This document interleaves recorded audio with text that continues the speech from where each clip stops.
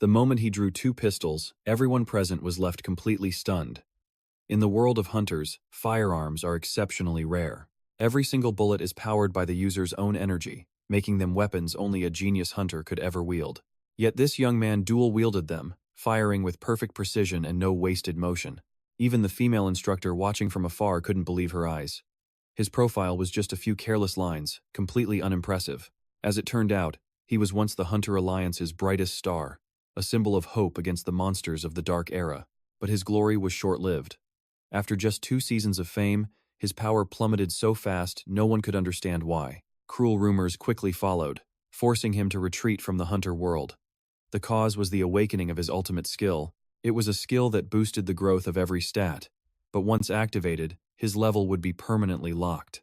Unable to level up any further, unaware of this cost, he had activated it at just 18, leading to his current stagnation. As he was lost in these depressing thoughts, tragedy struck. A large truck suddenly came hurtling towards him. The sounds of the world around him faded to nothing. And just like that, he died at the lowest point of his life. He had tried so hard, but one mistake at 18 led to this fate. Yet just as he thought it was all over, the ring on his finger began to glow. A voice echoed in his ear. Verification successful. When he awoke, he was back in his 18-year-old body, on the day of his ability evaluation. An overwhelming joy made him want to scream out loud. This was his second chance, a do-over from the very beginning. Inside a lab sleeping pod, the handsome hunter, Lai Trang-hien, quietly inspected his skills. Normally, the awakened can only guess their skills or how they work. But Trang-hien was different. He possessed hypersense. Tossing in bed, Trang-hien sighed at his nerfed status window. Still, he was already figuring out how to adapt. His mother constantly disapproved of him being a hunter.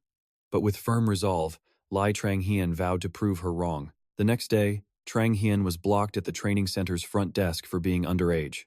Suddenly, Kim To-chun tapped his shoulder, flashing a smile as bright as the sun. He recalled To-chun's incredible achievements from his past life. Trang-hien felt respect, but for now, he acted like a stranger. To-chun introduced himself enthusiastically, only to be met with a cold stare. Even so, he quickly offered to get Trang-hien inside. The condition was that Lai Trang-hien had to let him watch. Trang-hien agreed, and To-chun was thrilled. They exchanged a few words while Trang-hien warmed up. The moment he stepped onto the training floor, a defense-type clone was summoned before him. Standing behind, To-chun saw the clone's powerful build and worried for his new friend. But Lai Trang-hien calmly took out a spear. He charged fiercely at the tank clone. With his vast combat experience, he instantly spotted its weakness, defeating it in seconds. This left To-chun in complete awe, wondering how Trang-hien beat it so easily. Unsure how to explain, he just let To-chun try for himself. The handsome Kim To-chun quickly faced the same tank clone. But no matter how hard he attacked, his strikes did nothing. This left the handsome To-chun completely shocked. Later that night, under a clear moon, the scene shifts to another large building. The sounds of training and clashing weapons echoed non-stop.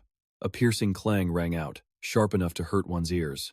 Wiping his sweat, To-chun thought with a frustrated look, "I must be doing something wrong." Just then, an arrogant voice called from behind, "Hey, To-chun." Senior Su leaned against the wall, taunting him. "Not going to greet your sunbae?" She slowly approached To-chun. He immediately bowed respectfully. "Hello, Senior Su." Her eyes landed on the training dummy with interest. She couldn't help but ask, "Why fight a tank clone?" To-chun scratched his head sheepishly. "Just warming up a little, ma'am." Senior Su waved her hand dismissively and scoffed. "Warming up with a tank-type clone? Seriously?" Then she poked his forehead condescendingly. "You can't hurt it even on the lowest setting. Ha, you're just an idiot." Her words crushed To-chun's pride. He gritted his teeth in anger. Meanwhile, on a riverboat, the scenery drifted by peacefully. Trang-hien gazed at the water, thinking to himself he was still too weak. The scene shifts to the public hunter center. Trang-hien was calculating everything. After To-chun left, I tested myself against monsters from the hunter tournament. Even with the 3D AI sparring partner, I concluded that I'm still far too weak. The boat continued to glide across the water. Trang-hien was lost in thought. My hypersense is only B rank, so my attacks are weak. He glanced at the analysis chart. My physical stats are barely above average. To get stronger, I need intense physical training. Trang-hien eyed the inactive notification. Ability Awakening. Once activated, leveling stops, but all stats get a massive boost based on its rank. Trang-hien decided, at least it boosts my recovery speed. He looked away, frustrated, but then hardened his resolve. The only way forward is to train. He ran a hand through his hair in frustration. But I don't have enough time.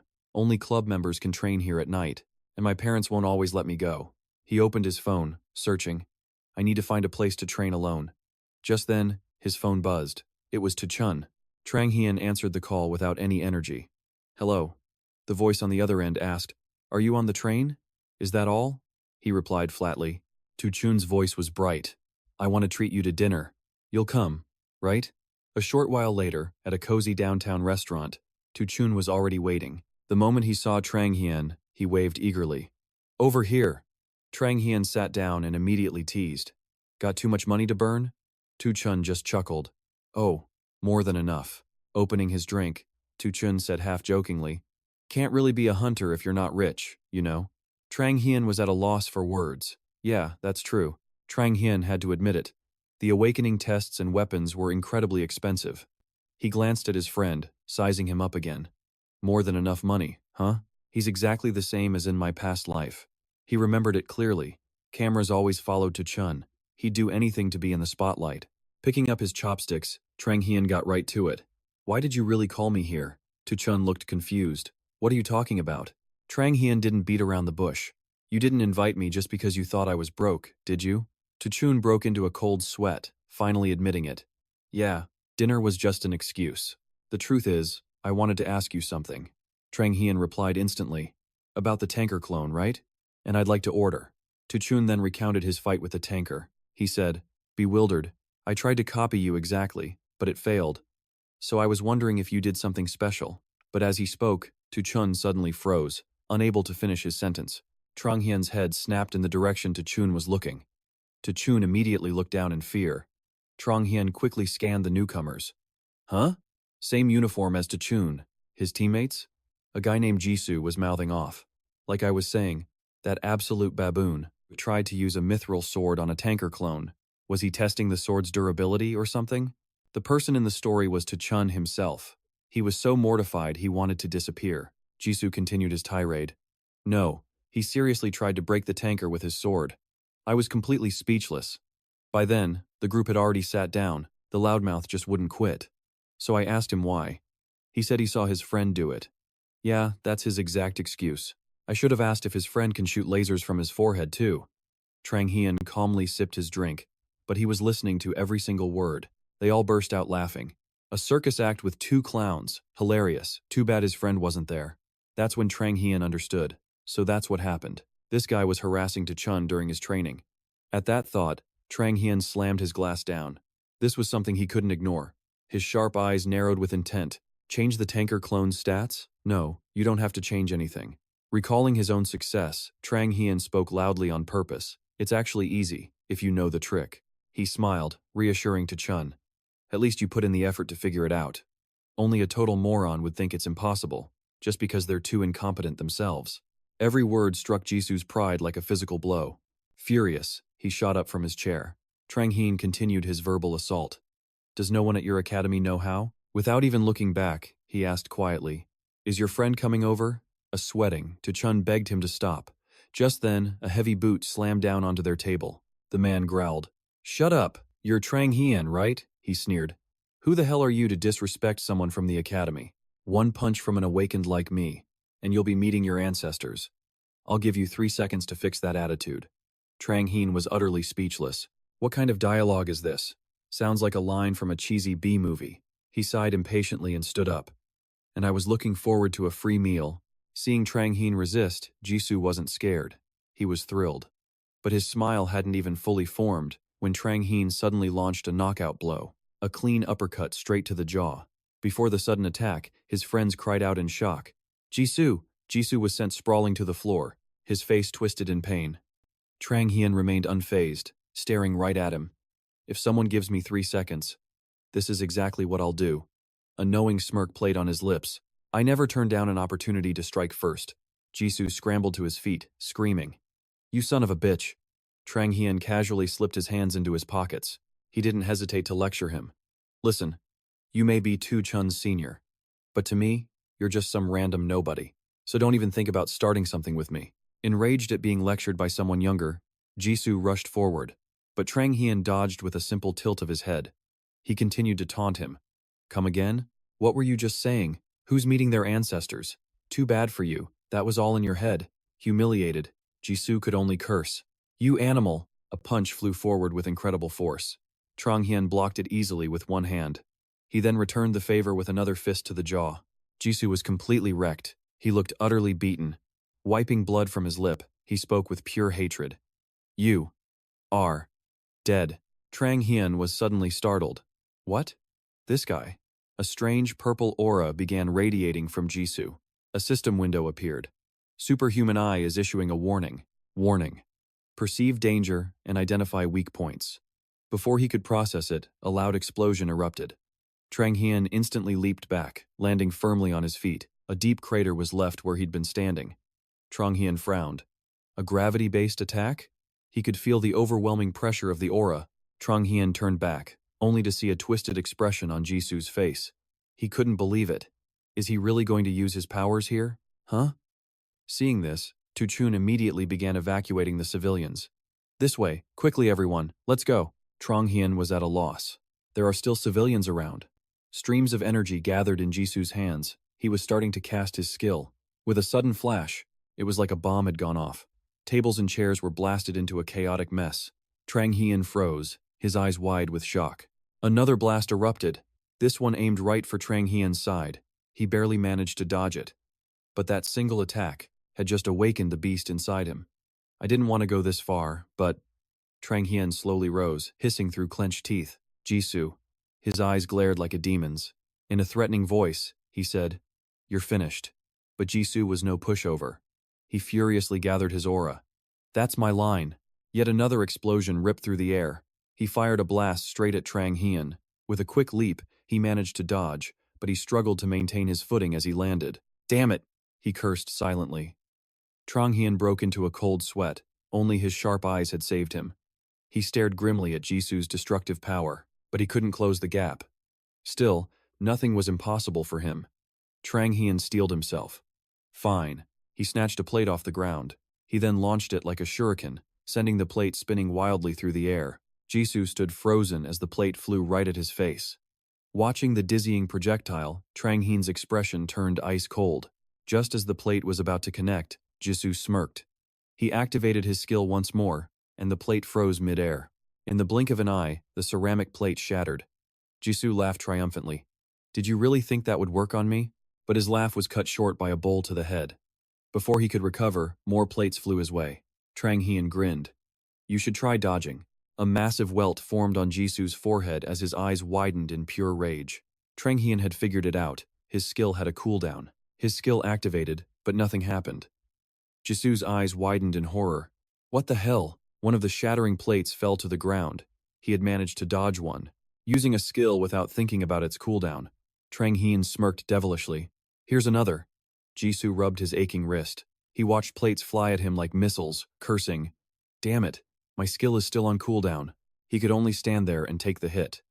A plate smashed right into his forehead, and blood sprayed from the impact. Ignoring the cooldown left him completely defenseless. He clutched his aching head, yelling, Damn it, stop messing around. But then, Jisoo realized Trang Hian was gone. Huh? Where did he go? A roar echoed out. Jisoo's head spun, and as he reeled in fear, a fist of steel struck. The force was immense, landing squarely in Jisoo's gut. Pain seared through him, and he could barely stand. He roared in fury. You bastard! But you said you were aiming for my head, Trang Hian shouted again. Head! Jisoo flinched in fear. Again? Where would he aim now? He prepared to guard his stomach. His gut again? But instead, a powerful slap landed squarely on his left cheek. Then Trang Hian appeared before him like a god, unleashing a flurry of blows to his head, all while chanting, Head, head, head. Jisoo was completely overwhelmed and collapsed. His face swollen, he lay sprawled on the floor. Trang Hian wiped his sweat, panting from the satisfying beatdown. But another problem made him whip his head around. The entire restaurant looked like it had been hit by an earthquake. Trang Hian thought to himself, Now what? I'm not the one who destroyed this place. He recalled throwing the first punch, though. This was getting complicated. His opponent was a wreck, while he didn't have a single scratch. He scratched his head. To Chun and his friend are gone. What now? Just then, sirens wailed from the street above. The police sirens grew louder. Crap, the cops are here. Trang Heen resorted to a desperate plan. He smeared some blood on his face to look beaten, then he propped Jisoo on top of himself, faking the scene. He splashed water on Jisoo's face, waking him. Ugh, what is this? Opening his eyes, he saw Trang Heen lying motionless beneath him. He had no idea what was going on, frozen for a moment. When he came to his senses, he saw red. He raised a fist to smash Trang Heen's face. You son of a bitch. But a sound from the doorway stopped him. Someone shouted, Officer! To Chun pointed right at Jisoo. He's over there. There was no way for Jisoo to explain this. He just stared blankly at his raised fist. Well, if life casts you as the victim, Trang Heen trembled and pleaded. Please, stop. Don't hit me anymore. The police drew their weapons. Hands in the air, don't move. And only Trang Heen knew he was hiding a triumphant smile. It seemed his top-tier acting had fooled the cops. He wouldn't face any charges. In the end, Jisoo was the one taken to the station. Jisoo would never tell the truth. He'd never admit a rookie beat him. And even if he did, admitting he used his gravity skill would only make things worse for him. Back in the present, To Chun's voice cut in. Ah, yeah. He's been having a rough time lately. Wiping his sweat, he explained Jisoo's situation. He's getting flack from the other members. Rumor is, he's about to be kicked out. Trang Heen didn't reply, simply thinking to himself that justice had been served. Seeing his endless stamina, To Chun asked, Aren't you going to take a break? Tapping the confirmation button on the system screen, he replied, I don't have time to rest. The words had barely left his mouth when a giant tanker clone materialized. Trang Heen drew his staff, a thrilled smile on his face. He gripped the staff tightly, his mind racing. The peak system awakens a skill after a remarkable achievement. He glanced at the system notification. Peak not activated. In other words, he thought, he had just obtained a new skill. Without hesitation, Trang Heen leaped into the air. He brought his staff down toward the tanker's head, and he yelled a single word. Head. The system called it the oral command skill. By calling out a skill name or a target location, your power is amplified. Trang Heen's words didn't even need to match his actions. Just as he shouted, Head, his weapon crashed down on the tanker's skull. Watching the perfect strike land, Trang Heen thought, I can't believe messing with Jisoo counted as a remarkable achievement. He was suspicious. He'd never seen this skill in his past life. Still, he was satisfied. It was the perfect skill to make everyone think he was just a weirdo. Later that evening, at the dinner table, it was a warm family meal. Trang Heen's mother asked gently, Are you joining the hunter selection competition? Trang Heen didn't say much. Sipping his soup, he answered simply, Yes. Just wait and see. I'll prove myself to you and Dad. Next, Generation Hunter, a TV show for discovering and training promising new hunters. Trang Heen stared at the computer screen. The selection round was open. Jang Hyun applied without hesitation, finalizing his registration. But his mother seemed anxious. A TV show meant fierce competition. His father, however, was supportive, saying, Just let him go. How will he know if he doesn't try? His mom jabbed back. Oh, is that from your experience with failed businesses? You try everything, don't you? His dad replied, embarrassed. Do you really have to bring that up? A truly typical family dinner. Jang Hyun could only force a smile as he began to persuade his parents. If I win, I'll get the academy's attention, or even join one of the top 3 teams. Plus, the prize money is huge, and they'll design a custom weapon for me. His mother still hesitated. It's just so competitive, you have to be sure. Jang Hyun clenched his fist, his eyes blazing with fire. I'll give it my all. His parents exchanged a silent glance, finally giving in to their reckless son. All right, but don't come crying to me if you lose. Here, eat up. Jang Hyun thought to himself, of course it's competitive. They're selecting candidates. They're choosing the best prospects from every national hunter championship. That's why the rewards are so incredible for those who excel. Even if they don't get first place, they're picking the best of the amateurs. Jang Hyun smiled to reassure his parents. Don't worry. He continued proudly. I've held countless trophies in my hands. With a confident smirk, he vowed to himself, I won't lose to a bunch of rookies. Soon it was time for the next generation hunter examination. Part 3. The written test. A 3-minute clone challenge. Jang Hyun stood over a pile of defeated tanker clones, twin guns in hand. He smiled brightly, wiping the sweat from his brow as a system notification appeared. Inside a quiet meeting room, 3 figures sat facing each other. A voice spoke up. The applications will be arriving soon. The short-haired woman on the left, next-gen hunter and Judge Azako, smiled. Mister, I thought you weren't interested in being a judge? What made you change your mind? The calm man beside her, Judge Lee Min Seo, answered humbly. Well, a few things came up. Despite my international success, I feel I haven't done enough for my own country. Who knows? There might be a hidden gem among the contestants. The last judge, Min Soo-hee, crossed her arms and sneered. If one existed, they'd already be in the pro leagues. The academy always nurtures fresh talent, after all. Lee Min Seo immediately argued back. That's exactly the problem. You see, it's the misfits, the ones who are truly brilliant with the right guidance, who have the real potential. Azako disagreed with a rebuttal of her own. Misfits? Lee Min Seo. What these kids need is a caregiver, not a tournament. Their debate grew more heated. The sounds echoed from behind the judge's waiting room door. You only say that because you haven't met Ethan. He's a true prodigy. Another sighed. Yeah. Say what you want. Everyone's vote counts the same. Meanwhile, behind the applicant's door, Jang Hyun was bored. He sat staring at the computer screen, scoffing at the tagline. Finding the next star to secure the future of the championship. A hunter, huh? Sounds pretty good. Then he saw the notification that the first round was a written exam. He was stunned. The first round is a written test? Are you kidding me? He typed seriously, internally laughing at the last section. Age, height, stats, and even relationships? I bet the academy students love this part. The info section next asked for the candidate's previous job and experience. Jang Hyun hesitated. In this life, I haven't faced many challenges yet. He scrolled down but froze, confused by the next question. Next, describe the difficulties you faced in a team setting and how you handled them. Teamwork? In my past life, my teammates followed my every word without question. Jang Hyun struggled, chugging the entire glass of water beside him. He gave a helpless, bitter smile, sighing inwardly. This is worse than I thought. I figured the start would be easy, but I have to deal with this. Jang Hyun frantically clicked random answers to get past it. He was determined. Whatever, I can just make up for it in the practical exam. Suddenly, he stopped as new text appeared. To proceed to the third part, please click here. It made him wonder, what's this? Without overthinking it, Jang Hyun moved the cursor and clicked as requested. Suddenly, the objects in the room vanished. The scenery around him shifted, as if he were in a simulated space. He was amazed. An awakened skills are often shaped by their unique experiences or characteristics. Jang Hyun looked around, a mix of excitement and admiration on his face.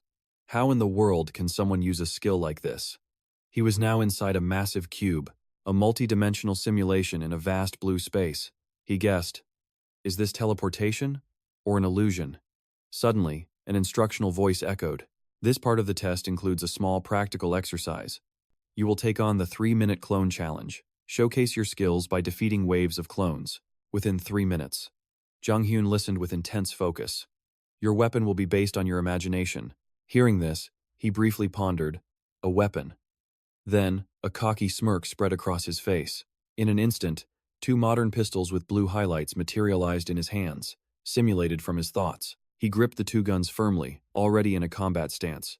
He stepped forward with confidence. A practical test, huh? Let's get started. To be safe, Jang Hyun paused, inspecting the guns. I chose dual pistols, the top choice for my mysterious weapon transformation, but it might not work with this particular skill. A sudden announcement rang out. The test will begin when you are ready. Jang Hyun immediately got into position. At the same time, a countdown began. 5, 4, 3. Just as the voice said 2, a light flashed in his celestial eye. The announcer declared, begin. Humanoid figures materialized on the far wall. He sized them up, noting they weren't high-defense tank clones. Trong Hyun raised both pistols, aiming without hesitation. A grin spread across his face, his red eyes glowing as he fired relentlessly. Gunfire thundered through the arena. Trong Hyun decided to end this fast. Meanwhile, a furious judge slammed the table in an observation room. Are you kidding me? That judge was Azra. She complained loudly. Soo-hee, you don't think this is some kind of mistake? Soo-hee was also watching Trong Hyun's test. She replied calmly, yes, there seems to be an issue. She watched his method with growing, unacceptable frustration. This wasn't our intention for this test, Azra declared. Anyone could pass using guns. This is basically cheating. She grabbed a large tablet from the desk. Frowning, Azra held up Trong Hyun's profile and complained. Just look at this guy's application. It's unacceptable. To their difficult questions, he'd given flippant, careless answers like, my life has been pretty smooth. So I've never faced a real challenge. I just make people do what I want, so there's no conflict. The frustrated judge slammed the tablet down. He's not taking this seriously at all. You don't see a problem with these answers? The other two were awkwardly silent, until Minor finally spoke up. Azra has a point. She snapped back. Of course I do. Meanwhile, he grabbed the remote and changed the camera angle on Trang Hien's test. As Trang Hien casually took aim, Minor remarked, "Guns aren't really a viable weapon for hunters, anyway." He tilted his head, deep in thought. "They're not practical in tournaments, nor for fighting monsters," he explained, visualizing it. When a weapon leaves an awakened's body, any mana it holds simply vanishes. For a gun, you'd have to infuse every single bullet. That's a huge challenge, and they can't hold much mana. He concluded, that's why most choose swords or spears. Minor added, "We see some ranged weapons, but only slow ones like bows or crossbows." Picturing a powerful figure with a gun, he mused, unleashing a barrage with that much mana. Only someone like Ethan could pull that off. Then he chuckled, pointing at the screen. "Still, I have to admit, this kid is interesting." Azra yelled in frustration, "Minor." Then Suhi spoke up. "I agree." This left Azra dumbfounded. "You too?" On screen, Trang Hien's powerful shots easily tore through the dummies. Suhi thought with admiration, he's showing deep understanding by exploiting a loophole in the rules. Intentional or not, the result is what counts. Minor laughed in agreement. Suhi's right. Besides, this isn't the final round, is it? We can always cut him later if he's not up to par. Azra was silent, rendered speechless. Minor glanced back at the screen, watching the candidate fire with relaxed, masterful skill. Maybe he has a different perspective on guns than we do, he guessed. Azra asked, "Different how?" He just chuckled and shrugged. Who knows? Watching the pistols, he wondered if the kid thought guns were viable in tournaments. Then he shook his head. No, that's not it. His gaze on Trang Hien grew intense. He has a plan. On screen, Trang Hien decided, maybe I'll just use one this time. Instantly, Minor hit a button on the remote. One of Trang Hien's guns vanished, startling him. Minor crossed his arms, a grin of anticipation on his face as he watched the candidate. But I hope he proves me wrong.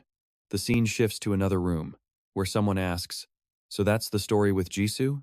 Tuchun replied with a smile. "Yes, sir. Luckily, my friend wasn't badly hurt." The coach stroked his chin thoughtfully, finding the story hard to believe. Strange. He remembered how strong Jisoo was. His hand-to-hand combat is average, but his skills are incredibly powerful. And the other kid barely got a scratch?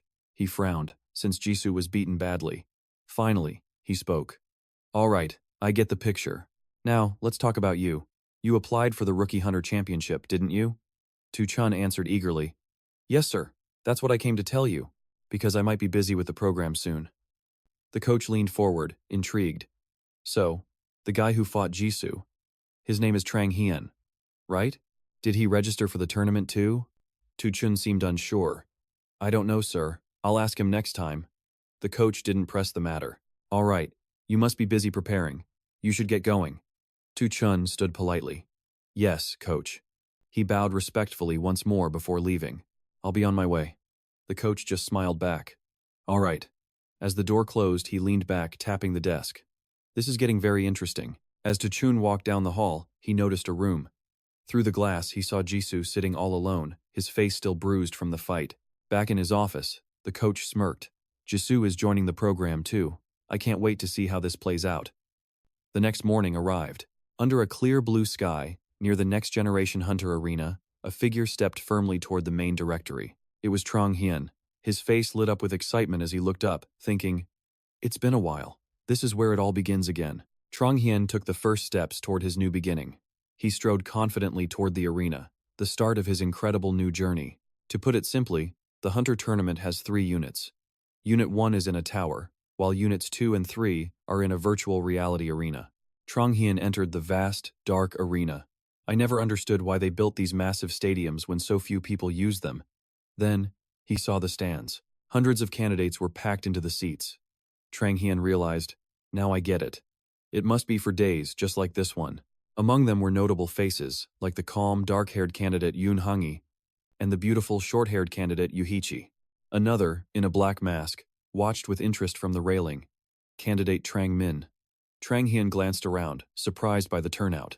This program happened long before my debut, so I didn't expect familiar faces. But seeing the dark-haired swordsman, he realized, There are actually quite a few I recognize. Model. Then there was the fierce girl with the giant hammer, and a few other promising faces. And that confident guy with the goatee. I wonder who will come out on top. But he just smirked to himself, because this time, the winner would be him. Suddenly, a cheerful voice called out, "Hey, Trang Hien!" In the row just ahead, he saw Chun waving eagerly. Trang Hien went to sit beside him and asked, "How have you been lately?" Chun grinned. "Still good, you? I thought you'd be in the hospital for way longer." Trang Hien just smiled, remembering. "Right, Chun still thinks I was seriously injured." Leaning in, Chun whispered, "Jisoo is under observation, and the diagnosis says it'll take 3 more weeks for him to fully recover." Trang Hien was a little surprised. 3 weeks? He glanced down a few rows. There, Jisoo sat with his hood pulled low, looking around nervously. He wondered, then why is he here? Jisoo looked extremely uncomfortable. Chun whispered again, "He has no choice. The pro teams are scouting. They're searching for talent among the academy's cadets, so he wants to impress them."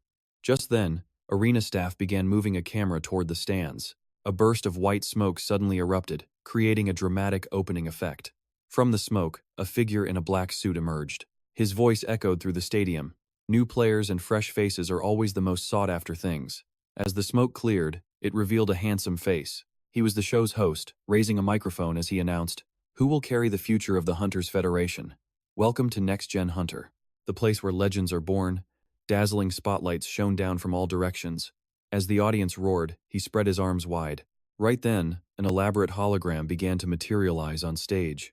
In a flash, it transformed into a grand, ornate tower that reached the ceiling.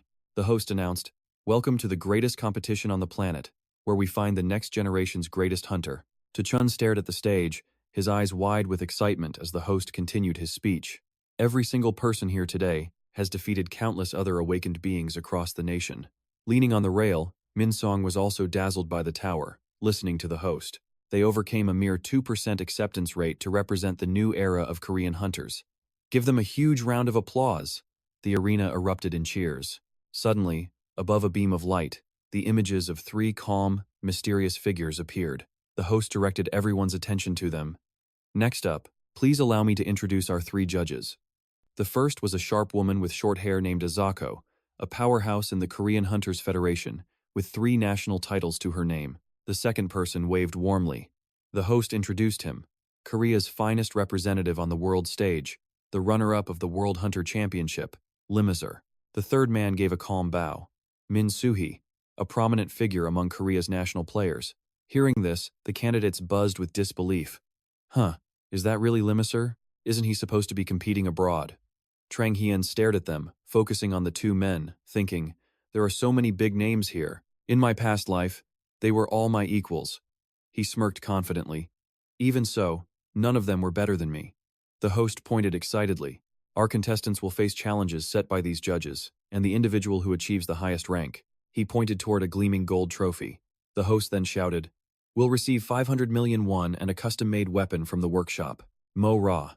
Hearing that last part, Trang Hien's face froze in shock. The Mo Ra workshop? He never expected to hear that name here. Standard items from Mo Ra were worth hundreds of millions of won, while their custom weapons were only for those deemed worthy. The prize was beyond belief. Trang Hien's excitement surged, a smirk automatically forming on his lips. "I'll regain my past strength sooner than I planned." Judge Azako took the mic. "Now, I will announce the first mission. The hundreds of hunters here defeated over 4,350 other contestants to earn their spot. However, that is still too many. We need a true hunter. Therefore, the first mission will be..." She paused, pointing directly ahead. She was pointing at the massive virtual tower, the one just constructed. Azako yelled, "A survival game inside a dungeon, where real hunters once fought. Inside the tower is an entire ecosystem, complete with a roaring waterfall." She explained, "You must survive until only 20 contestants remain." Another part of the tower contained a vast grassland and a seemingly endless forest. Azako declared, "In the land of lost souls." In addition, the top 5 contestants, with the most eliminations, will gain an advantage in the next stage. Finally, she announced, "Now, the mission begins." Instantly, all the candidates vanished. Chun and Trang Hien watched with excitement as their bodies turned transparent, preparing to teleport. It's finally starting. In a flash, he appeared in a dense green forest under a vast sky. Trang Hyun immediately went on alert, carefully scanning his surroundings. His eyes turned to a nearby waterfall as he calculated, the land of lost souls. In my past life, this was used as the final stage. He recalled his past. He had researched every detail of this place on his computer, thinking smugly, I know every nook and cranny of this place by heart. The dungeon structure, its core mechanics, its ecosystem, a flood of images and information rushed into his mind. Trang Hyun even remembered the secret dungeons. Information update complete. He let out a sly, amused laugh. Trang Hyun hummed, casually walking toward the waterfall. All right now, what should I do? This is a survival game. Judge Azacho scanned the monitor. He won't be able to bend the rules here. She thought back to his performance in the previous test. A flash of annoyance crossed her face. He passed the qualifiers without showing a single unique skill. They might see that as proof of his intelligence, but I don't. Her brow furrowed in anger, convinced Trang Hyun would have to face monsters now. She thought smugly, in a survival game, we can assess a hunter's essential skills. Skills like combat ability, adaptability, scouting, and survival. There is no chance for a fake here. Azako scoffed. Don't you dare underestimate the Hunters Federation. Meanwhile, Suhi was excitedly talking with Limaser. He remarked, the overall skill level of this year's batch is quite impressive, isn't it? Limaser agreed, it really is. Inside the survival game, Azra had a surprise planned. A perfect way to weed out the weaker hunters, and their lack of skill. Suddenly, a panicked shout echoed. Wait a second. Their eyes darted to the contestant locator screen. A single blue dot was slipping past the red boundary. The staffer yelled in alarm. We have a problem. A contestant is leaving the zone. Suhi shot to her feet. Her expression remained calm as she ordered, put it on the main screen. The view shifted, showing an indigo pattern. That blue dot? It was Trang Hyun. He stood before a mysterious door with ancient markings. A wicked grin spread across Trang Hyun's face. What was he planning at the entrance to this stage? Azra gasped and leaped from her seat. How could he possibly know about that place? The door bore a unique, massive crest.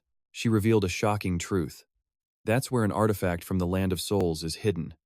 These powerful items are known as artifacts. Secret treasures found in dungeons take many forms. Only the most skilled can obtain one, and sometimes the artifact alone is enough. Anyone who claims one is instantly guaranteed victory. Azra's mind raced, her brows furrowed. A burning question filled her thoughts. This dungeon has never been an arena before. Not even Unit 1's players know of it, let alone a rookie. She stared at Trang Hyun, poised to enter. There was just no way he could know about this. Suddenly, Mincer's quiet voice broke through her frantic thoughts. Azra, what is going on? If this is a glitch, we need to fix it. Just tell us. She closed her eyes, a flicker of irritation showing. She replied with grim certainty. It's not a mistake. Azra then explained the secret of this place. This virtual reality is modeled on a real dungeon, and Trang Hyun has just entered a hidden area. No one knows about it, not even the Hunter Federation. That's why it was off the map.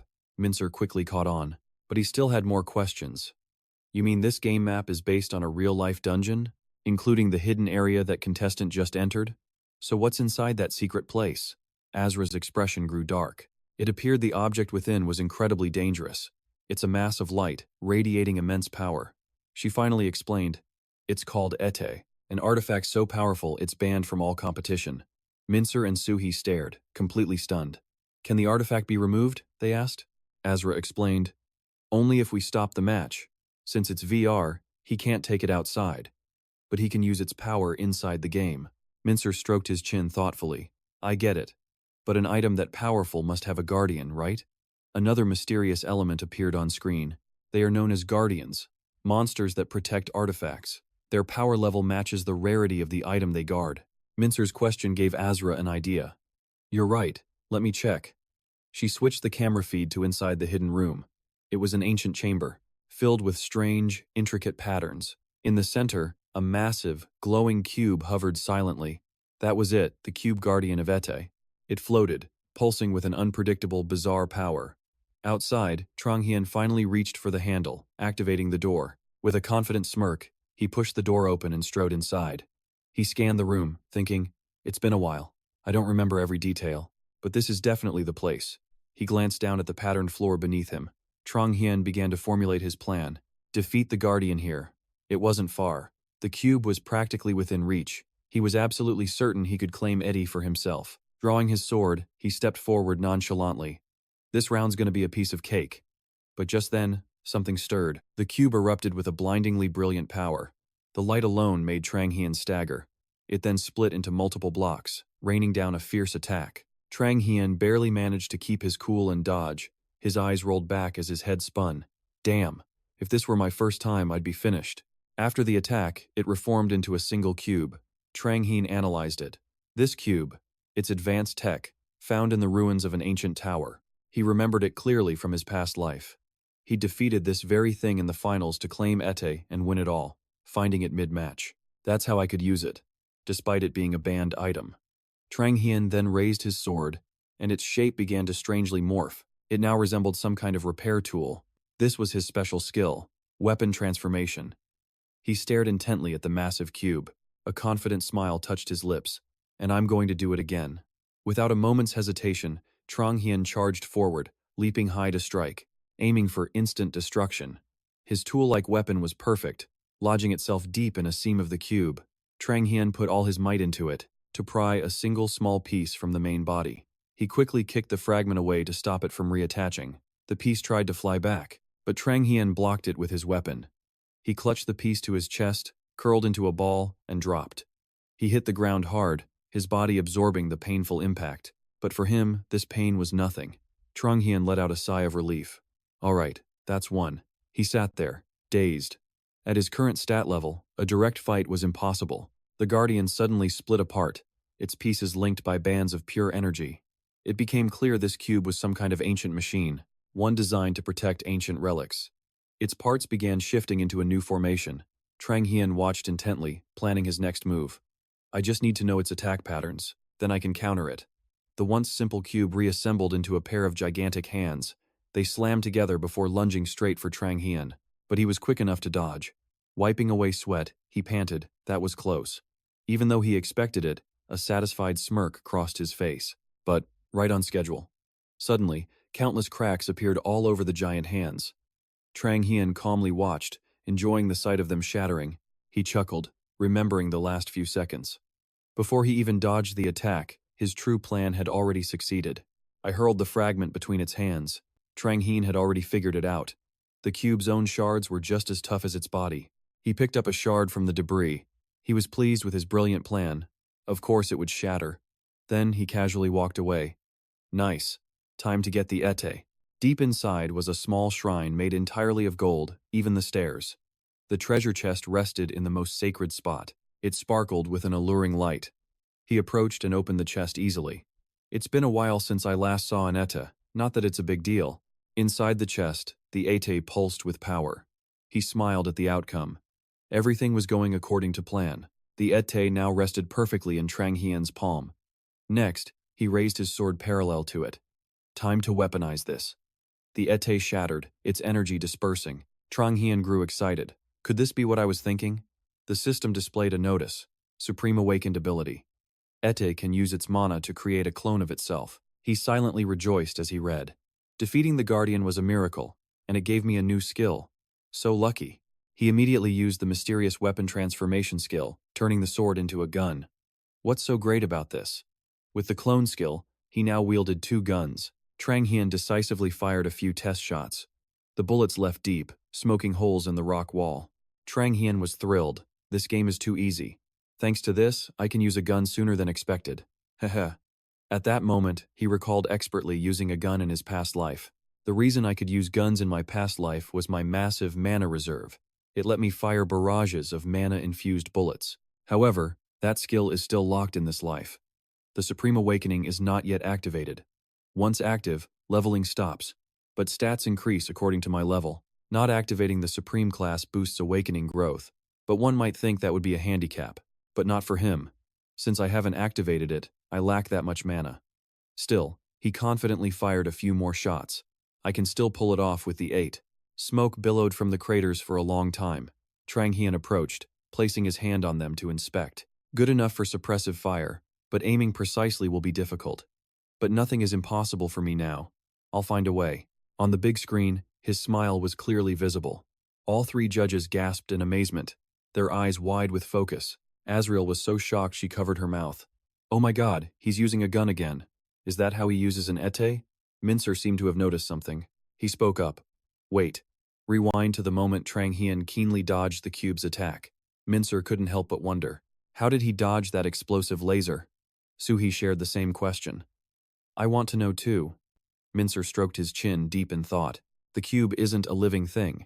I think it moves based on a set mechanism. But he still couldn't understand. But how could he have known that? The more Azrael thought, the stranger it seemed. There's no way a contestant would know that. Maybe a pro hunter like us, but him? She considered all possibilities. Or maybe he has a skill like clairvoyance, allowing him to predict his opponent's moves. She suddenly sighed and closed her eyes.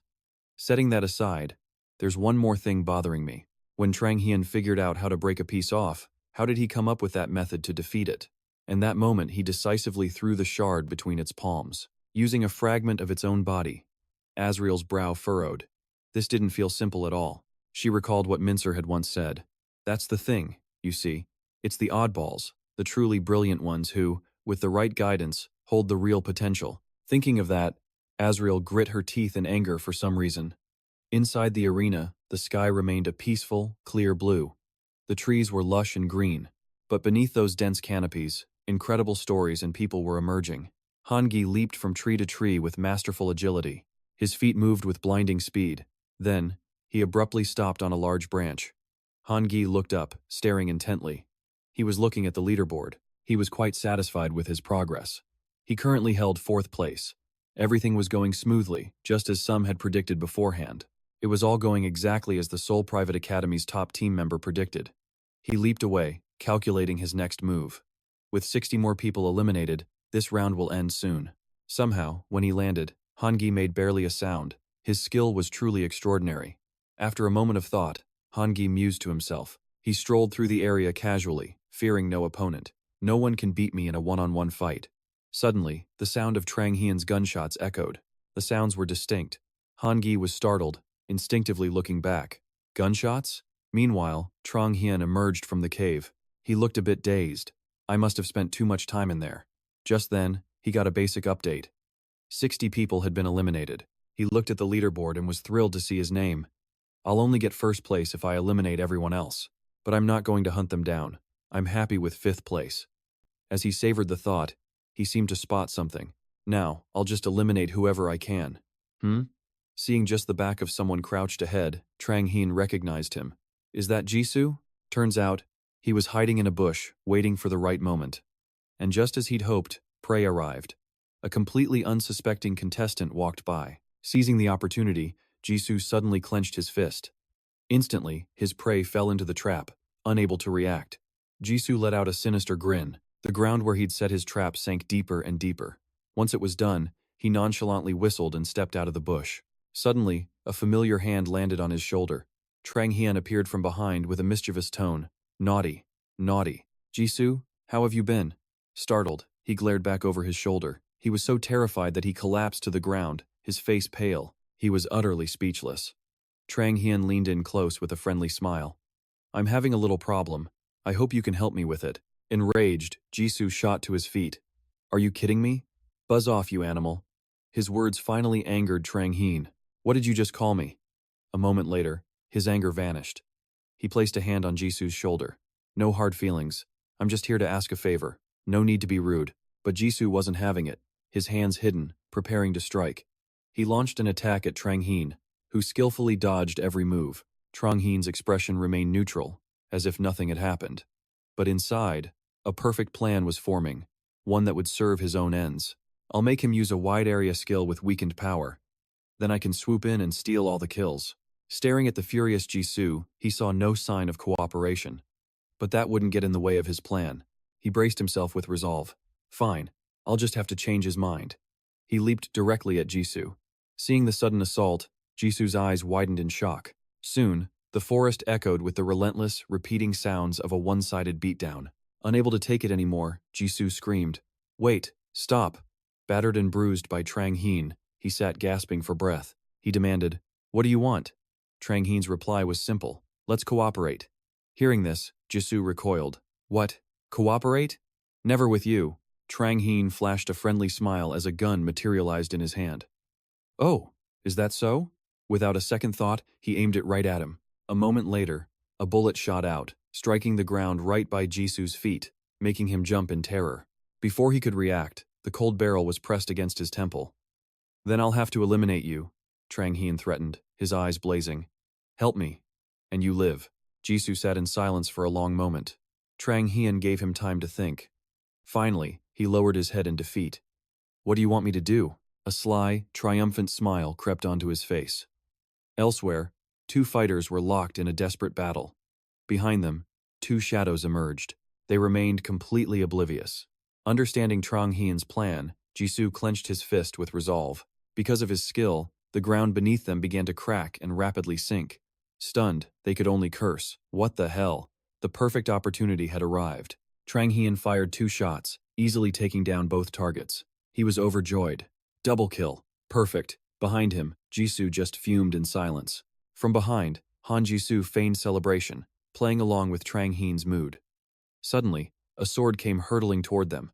Both Trang Hien and Jisoo sensed the sword's sudden appearance. They turned in unison toward the threat, their expressions instantly hardening. Han Jisoo clenched his fist, activating his skill. Gravity! The blade clattered uselessly to the ground. Both he and Trang Hien immediately took defensive stances. Their previous arrogance vanished, but after seeing the newcomers clearly, Trang Hien's tension eased, his confident smirk returning. "I guess those gunshots were a bit loud. Looks like we have some uninvited guests." A group emerged from the forest, led by the owner of that very sword. Behind him were 2 men with a long sword and a spear, and a petite girl carrying a bow. Junhan glared intently at the pair, and at Trang Hien and Jisoo, his gaze filled with anger and irritation. The Hunter Federation is a sports league, so not every player is an attacker. Though Han Jisoo has 8 kills and is ranked 3rd, his gravity skill is most effective in a battlefield support role. Judge Lee Min Seo observed the situation. Jisoo is performing quite well. Will Trang Hien be the one to end his streak? Judge Azuku lazily crossed her arms. "I doubt it. If he wanted him gone, he would have fired already. They must have made some kind of deal." She pointed at the monitor. "Is he planning to use Jisoo as support?" Judge Min Seo sounded doubtful. "It's possible. But how did he find him? I don't think they knew each other beforehand." He wondered if the kid had a skill to identify others' abilities, but he quickly dismissed the idea. "No, I'm overthinking it." Judge Min Soo-hee, who'd been watching quietly, spoke up. "They're going to be an unbeatable duo. Jisoo holds them down with gravity, while Trang Hien finishes them with his guns." Ether Minor rested his chin on his hands, thinking. He closed his eyes and spoke slowly. "That sounds good in theory." Then his eyes shot open, fixed on Hangi's image. A cunning smile played on his lips. But reality might be a different story. His opponents are no pushovers. Back in the forest, Hangi's and Trang Hien's teams were at a standstill, both sides sizing each other up. Neither side had made a move yet. Trang Hien studied his opponents, plotting his strategy. What's the simplest way to gain the upper hand? A powerful weapon? Perfect teamwork? No. The easiest, most effective way is to simply outnumber them. At that thought, his eyes scanned the area, where Hangi's teammates stood. Back in the moment, Trang Hien stood before Jisoo, gripping both of his guns tightly. He focused entirely on defense, still calculating. "I have Jisoo and his gravity skill, but he's just support. No matter what, the two of us can't win." But then, a confident smile spread across his face. A thrill ran through him. That's probably what they're thinking. Instantly, he kicked off the ground into the air, dodging a sword hurtling toward him. Trang Hien grinned at Hangi, speaking first. "It's been a long time since I've felt this. But this is your first time, isn't it?" Hangi quickly recalled his sword and shot back a reply. "I don't know what you've done, but that weapon of yours is unusual, and that's why I'll defeat you without mercy." With that, he swung his arm. The sword once again shot toward Trang Hien, slicing through the air. Trang Hien quickly dodged the attack. While dodging, he fired repeatedly at the sword, thinking to himself, "Perfect." In his past life, Hangi could control multiple blades, with his sword control ability. But not this time. Trang Hien unleashed a barrage of bullets, a vicious look on his face. He'll have a hard time blocking this. Facing the hail of bullets from Trang Hien, Hangi had no way to counter. He could only dive for cover behind a large tree. Trang Hien grinned, having predicted his every move. Instantly, he dove behind a tree. This wasn't his usual tactic. Jisoo could only retreat for the moment. Seizing the swordsman's opening, he rushed in, swinging his blade. With sharp reflexes, he sidestepped the attack. In a flash, he spotted an opening. Gripping his gun, he slammed it into the opponent's wrist, making the weapon fall as he uttered a taunt. "You've still got a lot to learn." He appeared behind his foe, warning, "Get this close to a gunman, and the shot never misses." Before the swordsman could even process the situation, a single gunshot rang out. With one down, he dashed into the forest, evading Hanji's relentless pursuit. Behind a tree, he activated his eagle eye skill to assess the situation. Spotting only the female archer, he decided to take them out while Han-gi played defense. He then leaped into the air, aiming his shot. Another one down. He landed softly. 7 kills. Turning sharply, his expression grew serious. "Now, the last kill is you, Han-gi." Trang Hien pulled the trigger. A powerful bullet flew out, striking the incoming sword and knocking it down. Han-gi growled, instantly recalling the sword back to his hand. Lai Trang Hien spun his gun, then unleashed a volley of shots at Han-gi with a thrilled look. Han-gi expertly deflected the bullets with his sword as steel clashed. Trang Hien observed with a serious gaze, "Jun Han-gi, your ability to deflect each shot is impressive. You even predicted my bullets would slow due to low mana. Unfortunately for you, I'm even better." He intensified his barrage, firing more rounds. Han-gi began to struggle under the onslaught. He was constantly on the defensive, breathless. They were locked in a stalemate, neither yielding. Seeing a deflected bullet, Trang Hien saw his chance. He fired again, knocking the stray bullet right back toward Han-gi. Lai Trang Hien thought with a smirk, "Gotcha." Suddenly, everything stopped. An announcer's voice boomed, introducing the final 20 survivors. The survival game was over. Camera flashes lit up the area. He stood on a stage with the others, all of them exhausted. They stretched their sore muscles after the fight, and he ignored the buzzing crowd. Lai Trang Hien clenched his fist in frustration.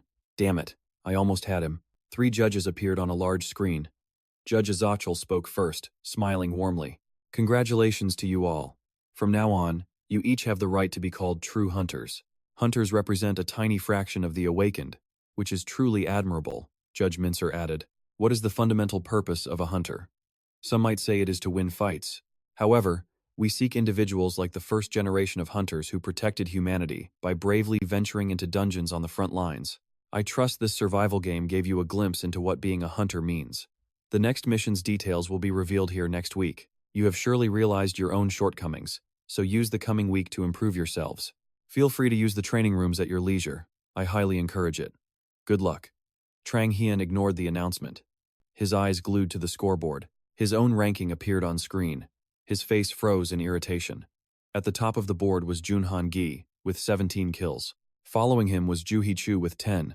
Han Ji-soo and Shin Han tied for third with 8 kills. Lai Trang Hien was fifth with a mere 7, and he was far from pleased. He growled in frustration. Only 5th place? Suddenly, the system window popped up, announcing his mission was complete. Just then, Kim Tu-chun appeared, slinging an arm over his shoulder. "Hey Trang Hien, I heard you ranked 5th.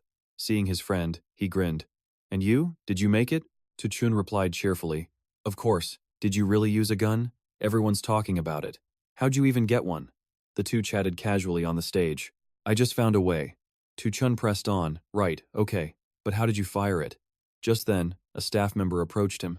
"Mr. Trang Hien, please prepare for your interview." At the interview location, a reporter and cameraman were already setting up for his session. Trang Hien awkwardly asked the cameraman, "Where should I look?" The reporter replied, "You can just look at me." He began, "All right, first question, why did you join Next Generation Hunter?" Trang Hien thought for a beat. "I saw no one more qualified." The reporter moved on. "Oh, but congratulations first. Congrats, Trang Hien, on advancing. Can you share your thoughts on the first round?" He answered bluntly, his words tinged with arrogance. "I could have done better. Still, I passed, so it's no surprise." The reporter continued, "You must have faced many other contestants. Who did you consider a worthy rival?" He replied coolly, "There was no one." Inwardly, he thought Han-gi was a slight concern, but not a rival. "Then why did you only place 5th? Trang Hien smirked, full of confidence. "If I dominated the show from the start, where's the fun in that?" After that claim, both the reporter and cameraman froze, visibly unimpressed. "This kid is something else. All right then." The reporter forced a smile and moved on with the interview. "I see. On to the next question." After the lengthy interview finally ended, Trang Hien and Tu-chun headed to the cafeteria, which was filled with food. While Trang Hien happily dug into his meal, Tu-chun let out a dejected sigh. Noticing this, he asked his friend between bites, "What's wrong?" Tu Chun confessed his troubles to Trang Hian. The interview. I just wanted to get it over with. What'd they ask? Trang Hian inquired. Tu Chun replied. They kept comparing me to Jisoo. It was awful. He wasn't surprised to hear that. He thought, that makes sense, since Jisoo is always on his case. As for Tu Chun isn't the type to badmouth his seniors, unlike me. But then he grinned. That's why I said my true rival isn't Jisoo. It's you. Hearing that, I was so stunned I almost choked on my rice. Seeing Tu Chun's excited face, I decided not to argue any further. I could only think to myself, great, this is even worse. I wish he'd just said Jisoo. Tu Chun then asked me, what about you? What did they ask? I answered while eating. Just the usual. Like who I thought would win. Oh yeah? And what did you say? Tu Chun pressed on. I played it cool, finished my bite, and answered with confidence, me, obviously. After hearing that, Tu Chun seemed to pause for a moment. For the same question, his answer was totally different from mine. I think I said it would be Junhan Gi or Chihan. You're good too, Trang Hian, but those two are on another level, even above the Academy's first team members. He then asked, have you ever seen them? You could say they're the aces, the absolute best on the team. I bet they could go pro right now without any problems. Tu Chun added while grabbing food, trust me, if you saw them at the Academy, you'd agree. But his words didn't sit right with me. Have you always thought that way? That they're in a league of their own? My question made Tu Chun's expression turn serious, a bit stiff. I shot up from my seat, grabbing my empty tray as I walked away, but not without giving my friend some final words. With that mindset, you'll never achieve anything. You'd better drop it. I'm going to train. You should think about what I said. Tu Chun just stared blankly as I left. Huh? Okay. The moment I turned, I calmed down, feeling a little guilty. Maybe that was harsh, but it needed to be said. Talent is just a matter of degree for most. But there's a rare few who surpass everyone else, the ones who always aim for the absolute peak. I gulped down some water, still thinking, what's the point of believing you're inferior, especially at his age? Suddenly, a hand landed on my shoulder, breaking my train of thought. It was Chi Han. He gave a friendly hello, and right behind him was Han Gi. Chi Han cheerfully said, my name is Chi Han. I heard you fought Han Gi in the first round.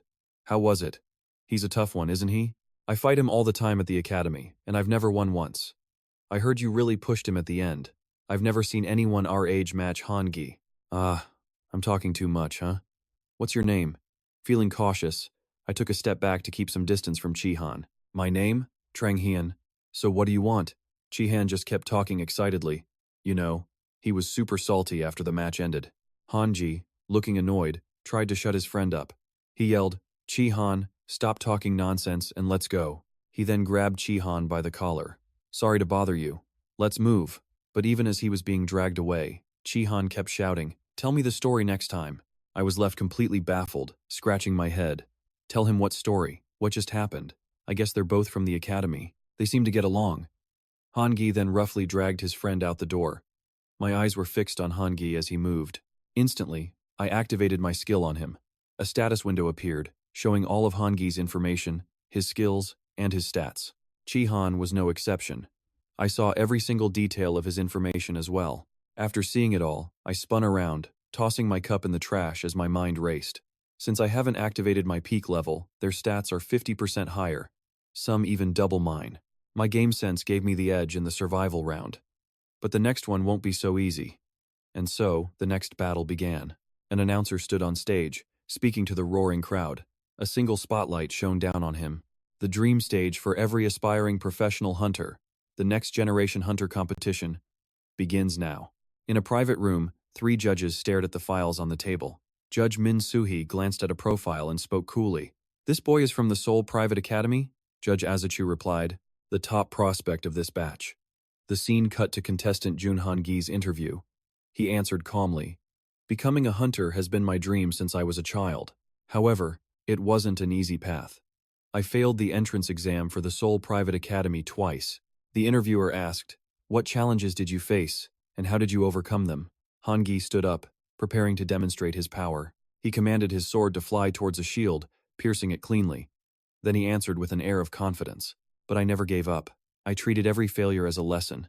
I learned that hard work is always rewarded, and how to analyze myself to improve. That is why I believe persistence and an unshakable will are the keys to overcoming any challenge. Tu Chun watched Han Gi's interview intently. I walked up quietly from behind him. It's already airing? I asked. Tu Chun nodded. Yeah, it's a surprise. I didn't think it would be on this soon. That's modern technology for you. The survival game just ended. I leaned in to ask about the broadcast's reception. How are the comments? Tu Chun answered honestly, pretty good. Many said Han Gi's answers were stiff, but they praised his humility. Then, Tu Chun pointed at the screen as my segment began. On the other hand, there was one contestant with a completely different kind of answer. I was shocked. Hey, that's me, the reporter asked. What challenges did you face on your path, and how did you overcome them? Looking completely blank, I ran a hand over my face and replied, I don't know. I don't think there were any challenges. The reporter pressed on, the hunter arena is a team sport. How would you resolve conflicts with your teammates? I replied, if they just let me make all the decisions, there won't be any conflict. Hearing that, Tu Chun burst out laughing and nudged me hard in the shoulder. Reporters fired the same question at both Trang Hien and Han Gi. Your reason for joining Next Generation Hunters? Han Gi's answer was perfectly by the book. To challenge myself and grow as a person. But Trang Hien's reply was far more arrogant. Because no other candidate is better than me. The reporter pressed on. Who do you consider a worthy rival? To that question, both Lai Trang Hien and Jun Han Gi gave the same defiant answer. No one.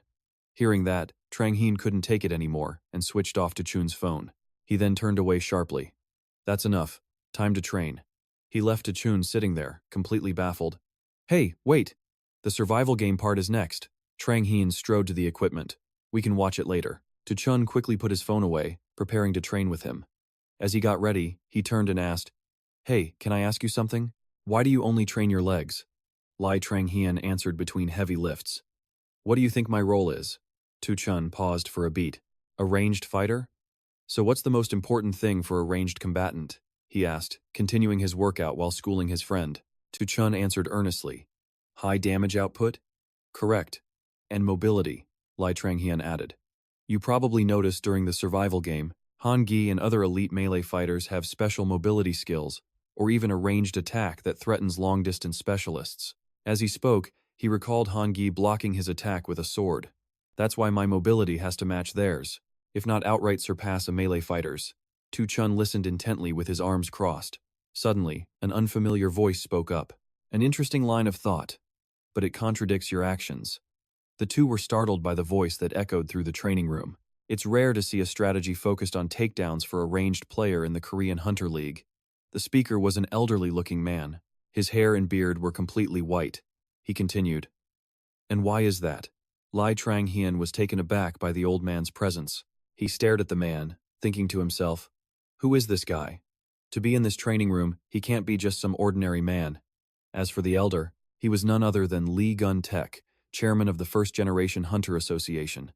After his question, he looked away. Trang Hien answered without hesitation, because it's always been the correct strategy. If you look at how teams fight England's ECG or France's ALD, you'll see they always target ranged fighters first. In other words, it all hinges on the enemy's ranged specialist. Trang Hien stood, answering with confidence. That's more than enough reason for me to focus on my leg training. Lee Gun Tek listened, then approached him with a grin. Ah, so you're saying being a skilled ranged fighter makes you the #1 target for the enemy's melee squad. Is that it? He broke into a satisfied smile, clapping his hands. Haha, how audacious. Very interesting. But then, his expression hardened, his gaze turning sharp. However, overconfidence is a primary cause of failure. Both Trang Hien and Tu Chun were stunned by his words. He turned to leave, offering a final piece of advice. That is wisdom born from years of experience. I'll be watching you, young man. Lai, Trang, Hien, and Kim Tu Chun were left dumbfounded, still processing what had just happened. They quickly resumed their workout. Tu Chun finally asked, what was all that about? Who was that old man? Trang Hien shrugged. Beats me. He resumed his leg training, speaking between reps.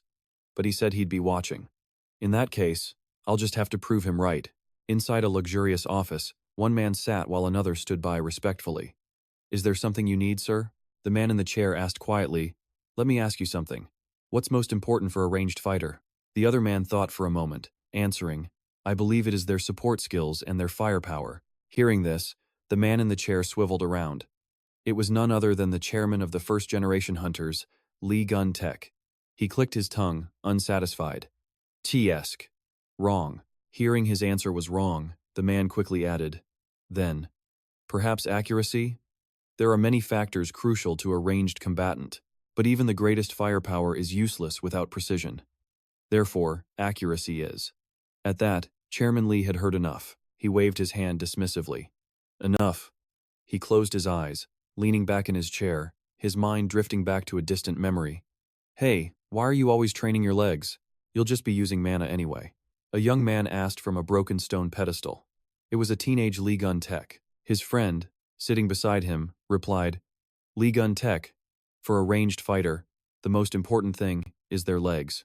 He then slapped his own thighs for emphasis. A confused Lee Gun-tek asked, What are you talking about? The chairman's friend explained with a grin.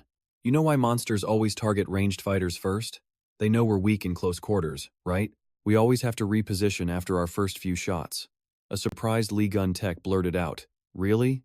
His friend let out a helpless laugh. He continued, What do you mean, really? If a ranged fighter's position is exposed, they're dead. It's something you close combat types just don't get. Chairman Lee was lost in thought. That's right. Ranged fighters need mobility. Of course, this principle also applies to the Hunter tournament. Not in the current Korean Hunter League, since most of our top hunters have already died. But in the higher-tier leagues, especially at the world-class level, it becomes critical. He slammed his hand on the desk and shot up from his chair, striding out of the office. He hasn't even entered the tournament yet, but he's already thinking about the international stage. His gaze hardened, staring into the distance, picturing Lai Trang-heen's arrogant confidence. Is it arrogance, or true self-belief? After his workout, Lai Trang-heen opened his status window to check his stats. His numbers had jumped significantly after his training. He wiped the sweat from his body, musing to himself, My growth rate is so much faster than in my past life. It must be because of the Apex skill. It seems the skill has two main features. It grants me completely new, fundamental abilities whenever I reach a new achievement, and it dramatically increases my physical stat growth rate. Once active, my stats skyrocket. This skill is truly terrifying. Beside him, Tu Chun was also training with all his might. He looked over at Trang Hien and asked, What are you doing after this? Can you give me some pointers? He watched Kim Soo-chun closely. Soo-chun's body was already conditioned by the academy, so he didn't need the same intense training. Lee Jong-hyun crossed his arms. A suggestion? I don't know you well enough to give one. Hearing this, Soo-chun nodded. Yeah, that's true. Suddenly, Jong-hyun's expression shifted to a sly grin. All right then, how about a spar? The two headed for the training room. They each equipped themselves with training weapons. Seeing Jang Hyun pick up a sword, Kim Soo-chun was shocked. Wait, you use a sword too? Lee Jong-hyun gripped the blade, stroking it gently. A little, he replied.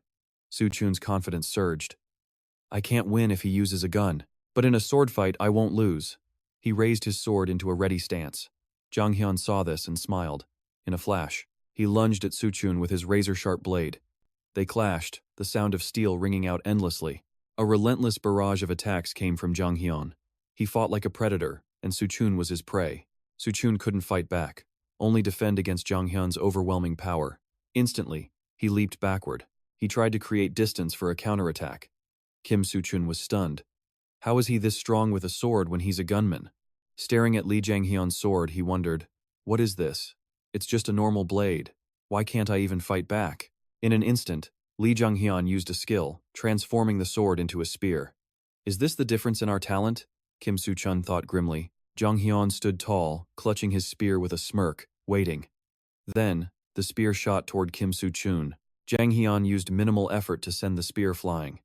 Soo-chun needed all his strength just to block it, forced to retreat. His mind raced. I can't keep up. He reads me so easily, damn it. Jang-hyun gripped his spear again, activating another skill. The weapon transformed, releasing a terrifying aura. Seeing this, Soo-chun's heart sank. What is that now? The spear in Lee Jong-hyun's hand had become a greatsword, so massive he needed both hands to lift it. Soo-chun stared in astonishment. A giant sword. The massive blade came crashing down on him. He watched in shock as the blade fell. How can I beat that? Kim Soo-chun collapsed, panting. He had given his all, but it wasn't enough. Jang-hyun calmly asked. So? Soo-chun looked up at the man who beat him at his own specialty. Jang-hyun smiled. What do you think of your opponent? Suchun gasped for air.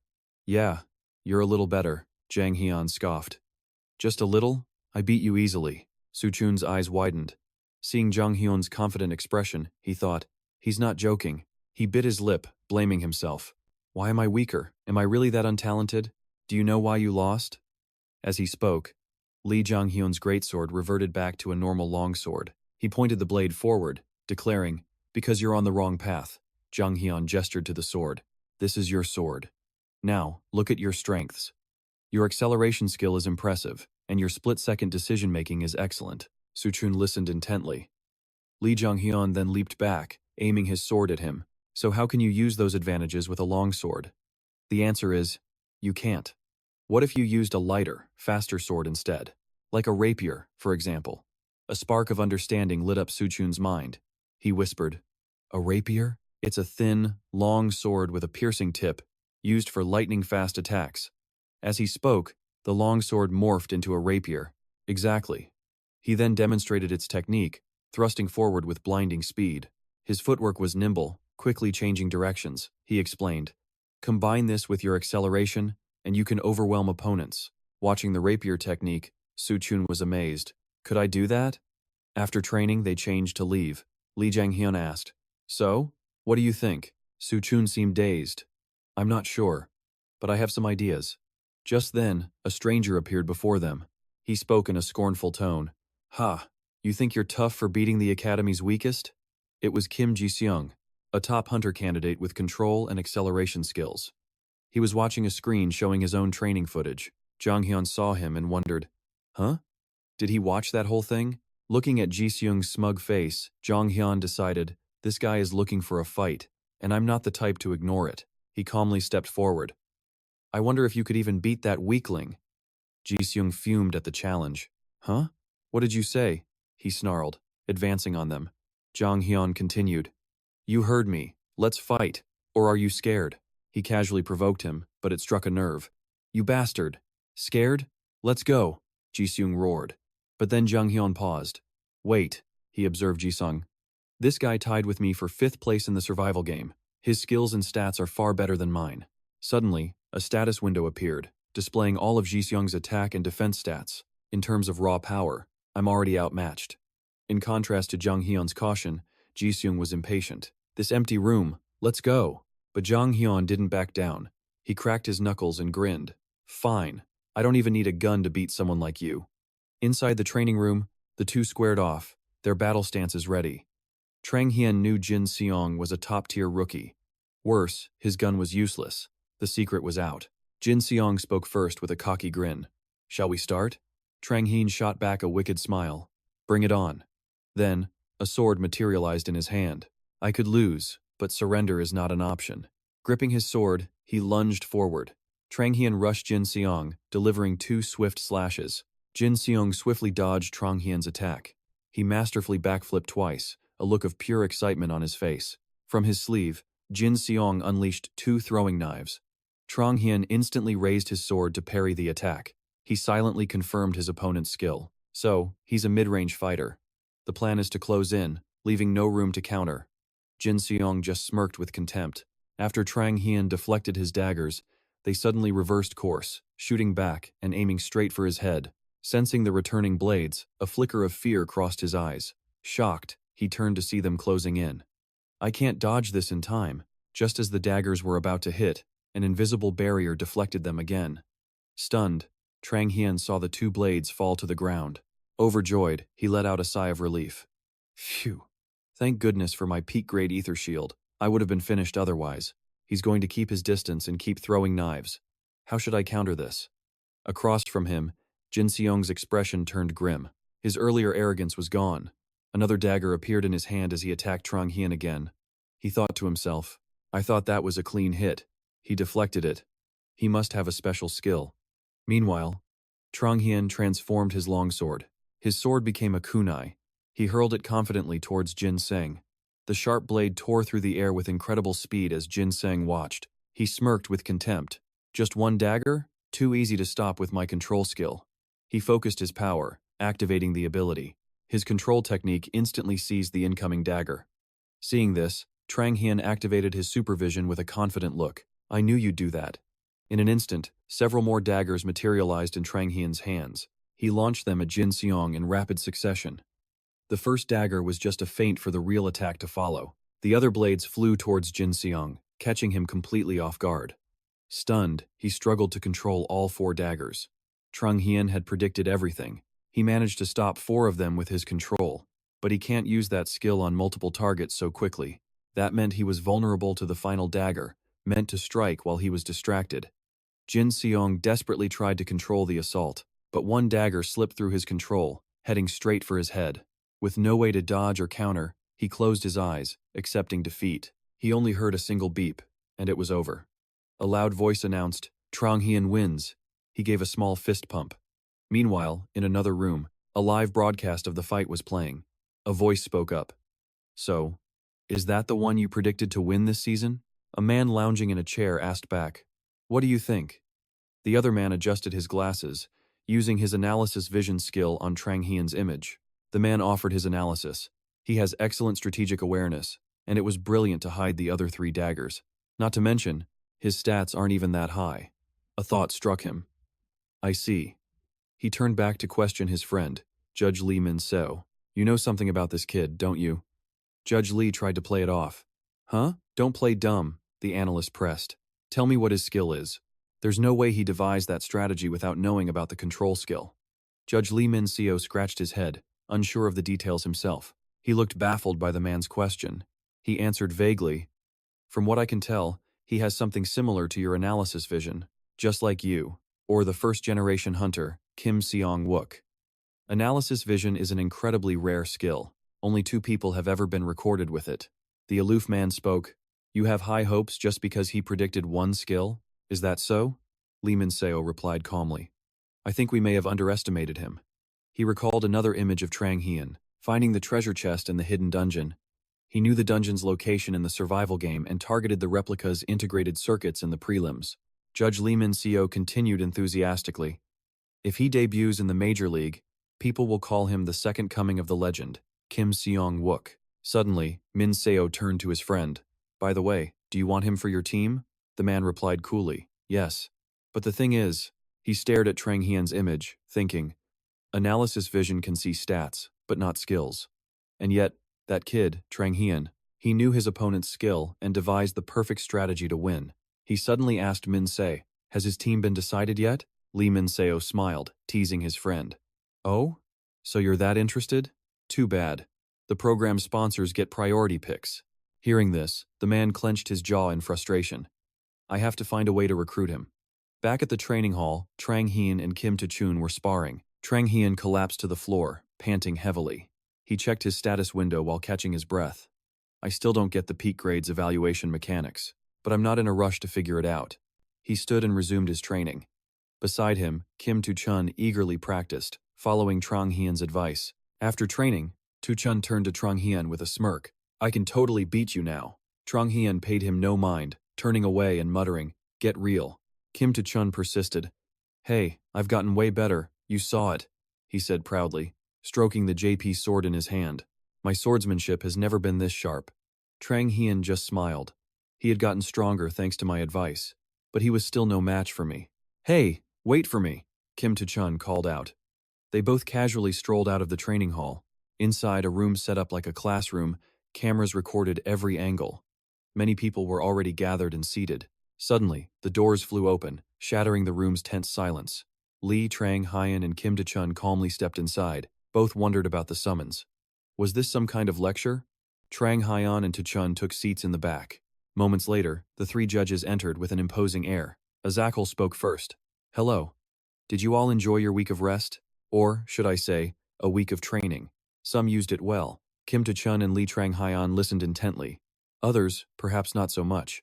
Regardless, I believe you all still have much to learn. Azakal's voice suddenly dropped, his tone turning sharp as steel. Judge Mincer continued. Each of you here is a budding talent, but a huge gap remains between you and the pros. That is why we have assembled a team of 5 mentors. The door slid open again, and 3 figures stepped inside. Their presence was completely overwhelming. Judge Mincer explained. All 3 have competed in the first league, with major wins and notable achievements. They will be tasked with both instructing and evaluating you. These coaches will train you for your role, and you'll be tested in a 3 versus 3 mini-hunter tournament.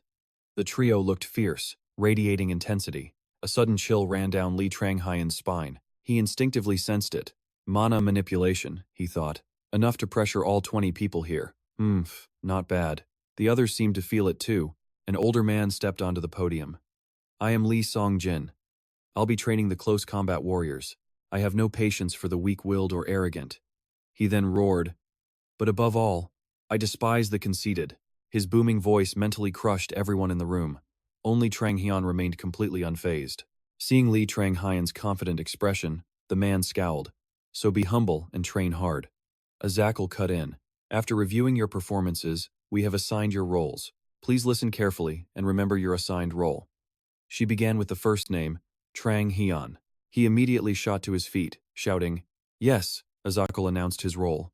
Melee combatant. He was stunned. His world turned upside down. What? He stammered in disbelief.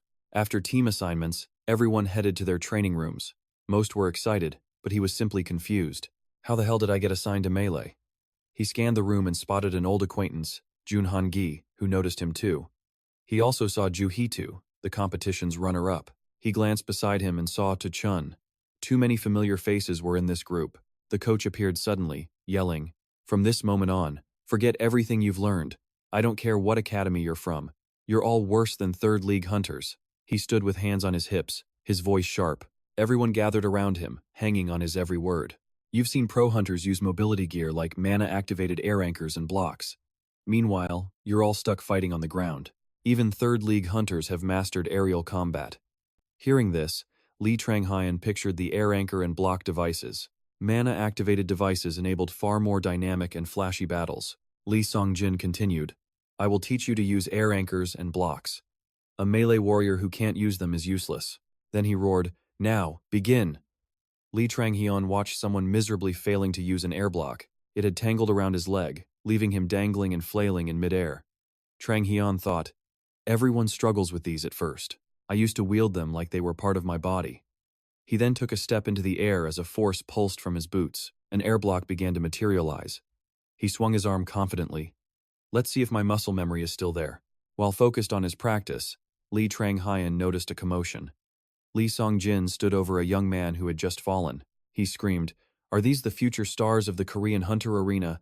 Is this all you've got? Get up! He pointed to another trainee, also tangled and dangling helplessly. They call the third league a rookie graveyard for a reason. It's a trap for useless fools like you who can't use this basic gear. The constant screaming was starting to get on Lee Tranghayan's nerves. Man, it's so noisy I can't focus. His attention then shifted. Tranghayan glanced at Tu Chun, who was also struggling with the new equipment. Lee Tranghayan noted, Tu Chun isn't doing any better. He closed his eyes to refocus, thinking, Of course not. He's not actually teaching, so how could they possibly learn? Tranghayan waved from below, calling out, Hey, Tu Chun, you're doing it wrong. Get down here. Tu Chun looked over, completely bewildered. He immediately jumped down. Tu Chun asked, Aren't you practicing? He said, We're being tested. Tranghayan simply crossed his arms with confidence. Worry about yourself. At this rate, you'll never get it. Kim Tu Chun pressed him. So what am I supposed to do? Lee Tranghayan gestured, forming an air block to show Tu Chun. First, decide on the length of your mana string, then maintain a stable flow. Otherwise, the string's length will fluctuate, which is why you're losing your balance. He pointed at Tu Chun. Also, focus on your center of gravity. Lee Tranghayan materialized an air anchor to explain. When you're airborne, your core acts as your center of gravity, the muscles in your abdomen, hips, and lower back. Those muscles work together to keep your spine stable and your body upright. He hurled the anchor skyward. It functioned just like a normal one, catching on some invisible point with impossible firmness. Tranghayan gave the anchor a few tugs, testing its hold, then launched himself into an aerial spin right before Tu Chun's eyes. He landed as light as a feather. Turning to Tu Chun, he said, This makes it easier to avoid falls. Always monitor your mana flow. First, you must focus on maintaining it constantly. Kim Tu Chun, stunned, nodded rapidly at Zhuang Xuan's guidance. Tu Chun was lost in the possibilities. Copying Zhuang Xuan's moves, he formed an air mass in his hand, murmuring, Use the core as the center and maintain a constant mana flow. Instantly, the air mass reshaped into an air anchor. He threw it hard, locking it securely onto a point in the sky. Kim Tu-chun pulled the line taut, testing its strength, then vaulted into the air. He flipped a few times and landed safely, then beamed at Zhuang Xuan with a wide smile. See that? Nailed it on the first try. I'm a total genius. Kim Tu-chun chattered on, his face bursting with pride. Zhuang Xuan calmly replied, yeah, but their moment was cut short by a booming voice. Hey, you two. It was Li Song-chin, shouting, Are you two just gossiping? Did you come here to play? It looks like you two aren't even training. He pointed at them, demanding, What's your name? Zhuang Xuan answered him with total confidence. He thought to himself, So he wants to make an example of us? Fine by me. Hearing Zhuang Xuan's bold reply, Li Song-chin's anger flared. He gritted his teeth. Very well. Zhuang Xuan, are you slacking off because you're so confident in your skills? Zhuang Xuan answered with a shrug. That's about right. He mulled it over. I could just apologize, but I'm curious about their test. Besides, if you count my past life, I'm his senior. He smiled. And a senior's duty is to discipline his juniors. Li Song-chin spun around, his voice dropping low. It seems I've given you all far too much time. We will begin the evaluation now. Everyone, prepare. In a separate room, the three judges were gathered. Judge Lee Mincer scanned the roster. He stopped suddenly. Wait, why is he on this list? Judge Azako spoke up. Who? You mean Zhuang Xuan? Mincer nodded. Yeah, he questioned. He's a long-range specialist, isn't he? Is this a mistake? Azako shot back. He can use melee weapons too, so he'll be fine. More importantly, the kid is far too arrogant. That's why I put him in the melee group, under Song-chin's authority. Lee Minseo sighed. Let me get this straight. You're going to teach a cocky rookie a lesson by pitting him against a first-rank hunter? Judge Azako gripped the list tightly. She said, her voice strained. I've made my decision. Besides, education is one of the main goals of this program. I believe this is the right thing to do. She pictured Zhuang Xuan, thinking that he needed a serious reality check for that overconfident rookie. Back in the training hall, Li Song-chin announced his test. The goal is to retrieve that anchor. Begin, he challenged them. Song-chin glanced over the trainees with contempt. And I hope that lazy, overconfident candidate proves his worth. Otherwise, he's not fit to be a hunter. Li Song-chin was obviously targeting Zhuang Xuan. Hearing this, the main character just smirked, thinking, they want to fail me with this test? Zhuang Xuan coolly accepted. Of course. But what happens if I succeed? Li Song-chin put his hands on his hips. You'll be free to do whatever you want in my classes, but only if you succeed, he sneered internally. That's impossible. That anchor is 100 meters off the ground, a height no beginner could ever reach with an air anchor. Truthfully, even an intermediate-level user would fail. He was certain his test was unbeatable. Watching from the side, Li Song-chin nodded in satisfaction, just as he expected. See? They're all struggling desperately to climb up and get the anchor. Suddenly, a sword shot through the air, slicing through the wind with such speed that even Li Song-chin was forced to pay attention. Is that Hanji's sword? In no time, he had used his blade to ascend high into the air. Li Song-chin was surprised but pleased. Not bad. Using a sword to fly, is it telekinesis? No, it's something more advanced. But a wicked grin spread across his face. Too bad he's only climbing and not using an air anchor. Li Song-chin was suddenly distracted when the crowd began to gasp in unison. Wow, and when he saw the source of the commotion, it was Zhuang Xuan, expertly climbing with his air mass and anchor. What? Li Song-chin was stunned. Zhuang Xuan simply grinned and leaped higher. He swung from the line of the air mass. Below, Li Song-chin was shocked. Isn't that kid afraid of falling? Zhuang Xuan confidently stepped on the air mass, launching himself toward the anchor. Suddenly, the air mass under his feet dissipated. My platform? Zhuang Xuan stumbled but expertly twisted his body in midair. Down below, Li Song-chin felt a wave of panic, terrified the kid would fall. Zhuang Xuan gritted his teeth and threw another air anchor into the sky. Once again he grabbed the anchor's line, flipping through the air to regain his balance. Another air mass appeared beneath his feet. He triumphantly stomped on the air mass, using the momentum to rocket upwards. He shot like an arrow toward the anchor fixed at the ceiling. With a deft movement, Zhuang Xuan had the anchor in his hand. He let out a breath. Phew, the view is much cooler up here. As for Li Song-chin, he was completely stunned by this feat. What the hell? How is that possible? It's his first time using this gear. Unbelievable. Zhuang Xuan nonchalantly sat on an air mass, floating in the sky. He shot a boastful look down below. Back in the lecture hall, everyone was seated properly. Li Songqin stood at the podium. He cleared his throat, ahem, and began his lecture. There are two main roles in close combat. The first is the initiator, tasked with starting the fight and tying down the enemy. While the others listened intently, Zhuang Xuan was slouched in the back, bored out of his mind. He let out a huge yawn and started to complain internally. A boring theory class right after a practical exam? He tuned out Li Songqin's voice. They often have special skills that let them support allies or immobilize foes. The other is the melee fighter, as you all know. Zhuang Xuan laid his head on the desk, thinking happily, perfect. Now he can't say a word no matter what I do. What could the old man do now? He shouldn't have challenged me. Li Songqin watched, completely powerless. He simply cleared his throat and continued the lecture. Their mission is to join the fight after the initiator begins, focusing on the enemy's main melee fighters or key warriors. There are many more positions if we study further. He then lowered his voice. But for now, this is all you need to know. As he drifted off to sleep, Li Tranghian recalled how he acquired the anchor. He sat comfortably on a block of air, thinking, I've used this gear to death. Using it again felt as natural as a fish to water. Then Tranghian's mood shifted, full of questions. When did this note get in my pocket? A piece of paper was in his jacket pocket.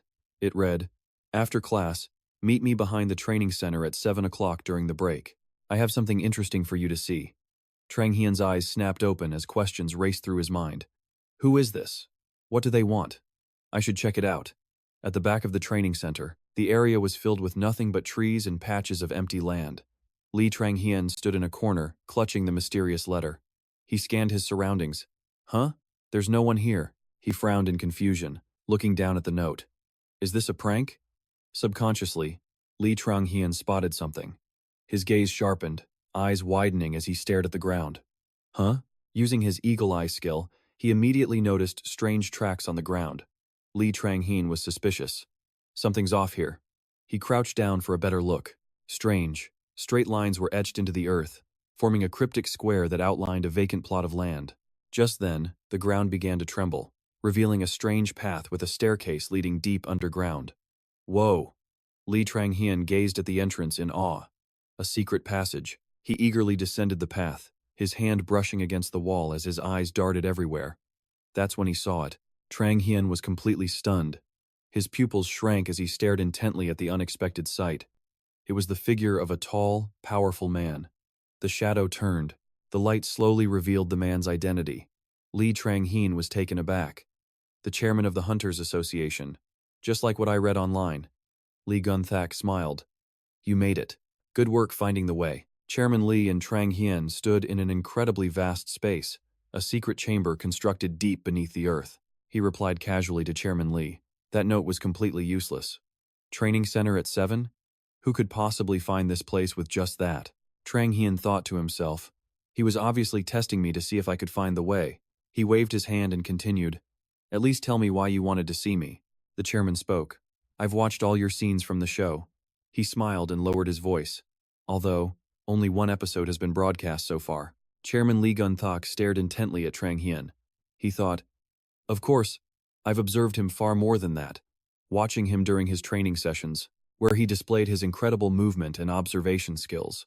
This kid has genuinely sparked my interest. Chairman Li offered a gentle smile. I've been trying to predict the winner of Next Gen Hunter, Li Tranghian asked with bold confidence. And you think it's me? Chairman Li pointed a finger upwards and casually replied to Tranghian. Yes. Not only that, I believe you will make it to the Premier League, even higher perhaps. Tranghian clutched the paper in his hand. All right. His face lit up with a mix of joy and excitement. So what is it you wanted to show me? Is it that interesting? Chairman Li Gunthak turned around. Indeed, I did say that. He then immediately placed his hand on a pedestal. The surface of the pedestal scanned the chairman's handprint, and a door instantly slid open, gradually revealing the incredible secret hidden inside. Inside were display cases of high-grade gear. Tranghian exclaimed in shock, F-rank weapons. He then looked at the support items nearby. And there's specialized mana equipment too. Li Tranghian looked at the chairman and asked, why are you showing me these things? Chairman Li replied, don't you want them? Tranghian eyed the equipment and nodded. Of course, I do. There's even a weapon I used in my previous life.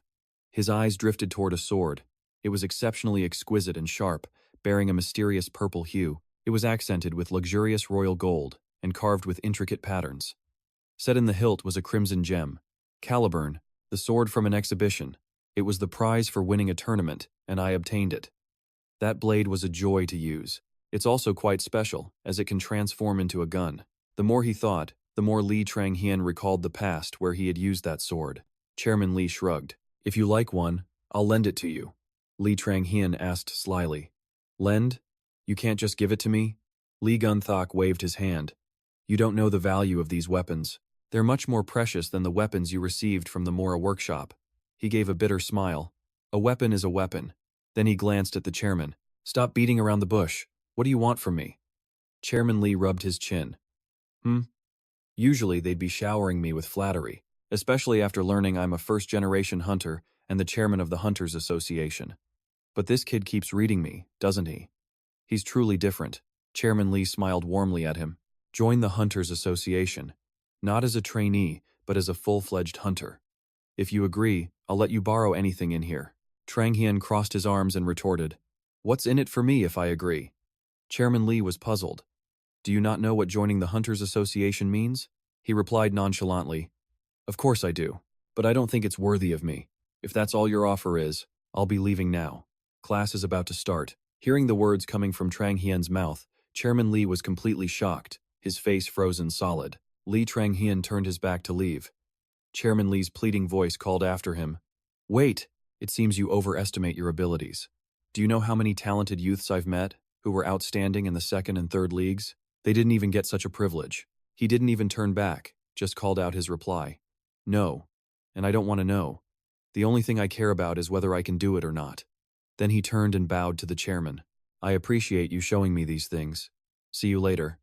In the end, he walked away with pride and confidence, leaving behind a stunned, bewildered, and utterly floored Chairman Li. He could only manage a single word. Wow. The classroom door slid open. Li Tranghian entered, seeing Kim To-chun already inside. Seeing him arrive, his friend smiled. Where were you? I was starting to think you'd be late. Tranghian calmly pulled up a chair. Relax. I'm not that irresponsible. To-chun continued to ramble behind him.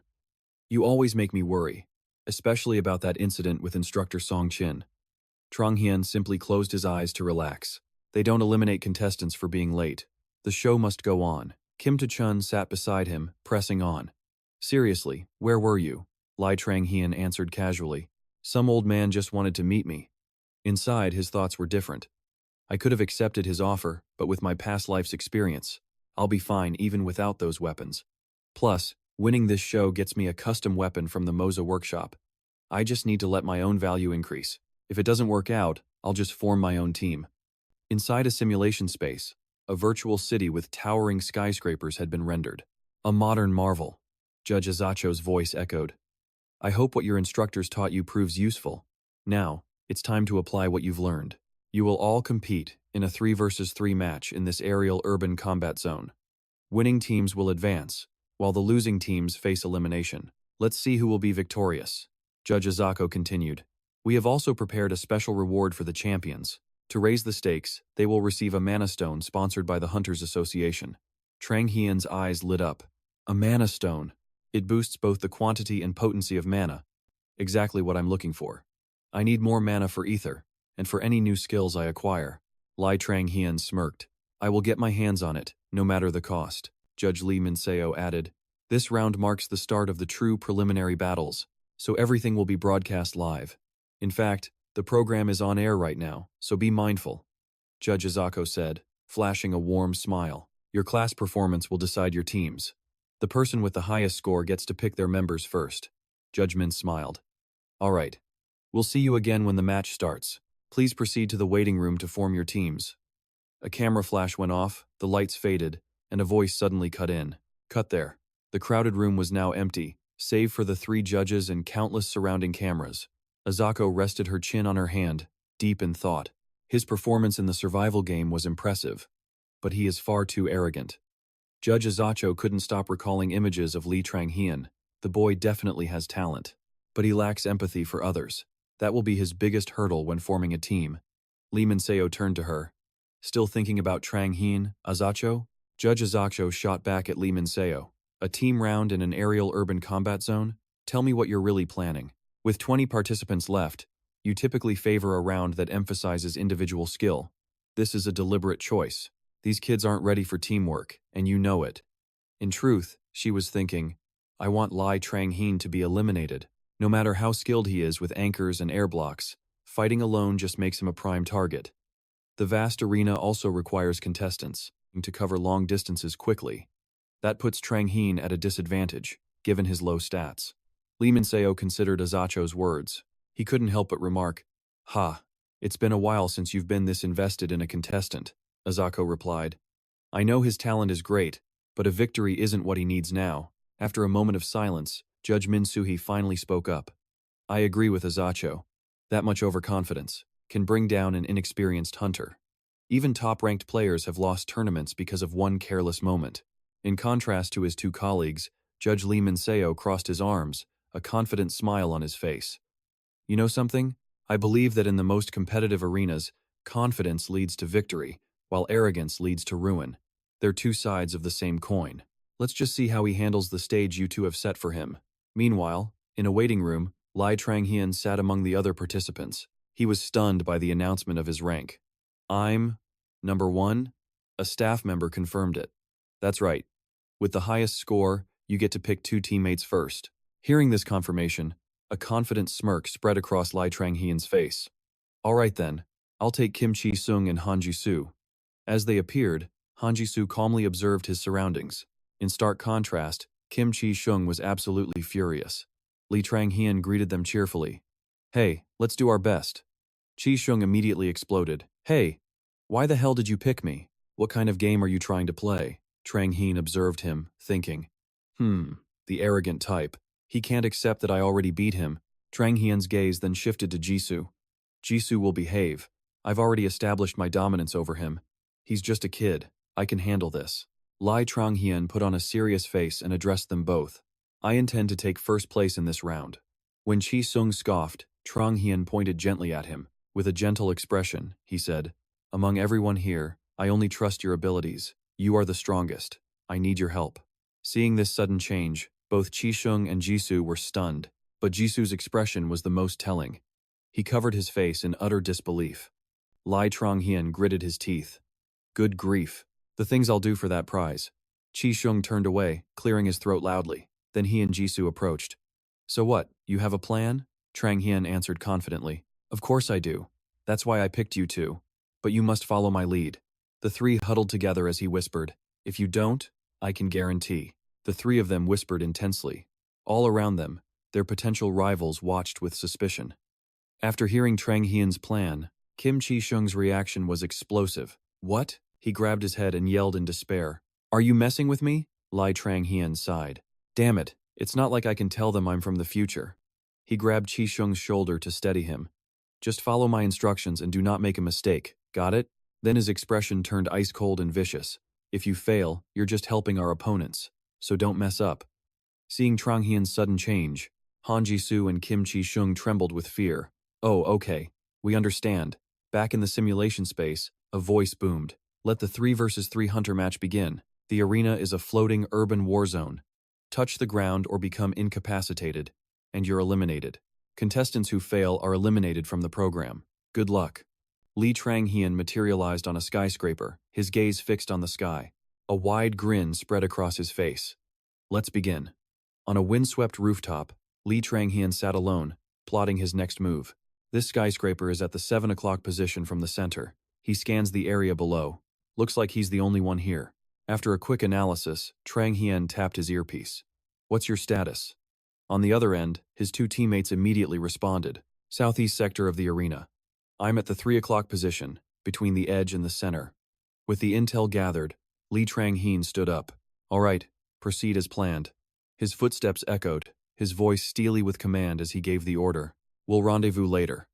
Head towards the center now, and stay hidden. If you encounter anyone, retreat immediately." The voice on the other end replied sharply, "Roger." Trang-heen gripped his gun and moved out. He leaped from the rooftop onto a suspension bridge. He felt a slight unease.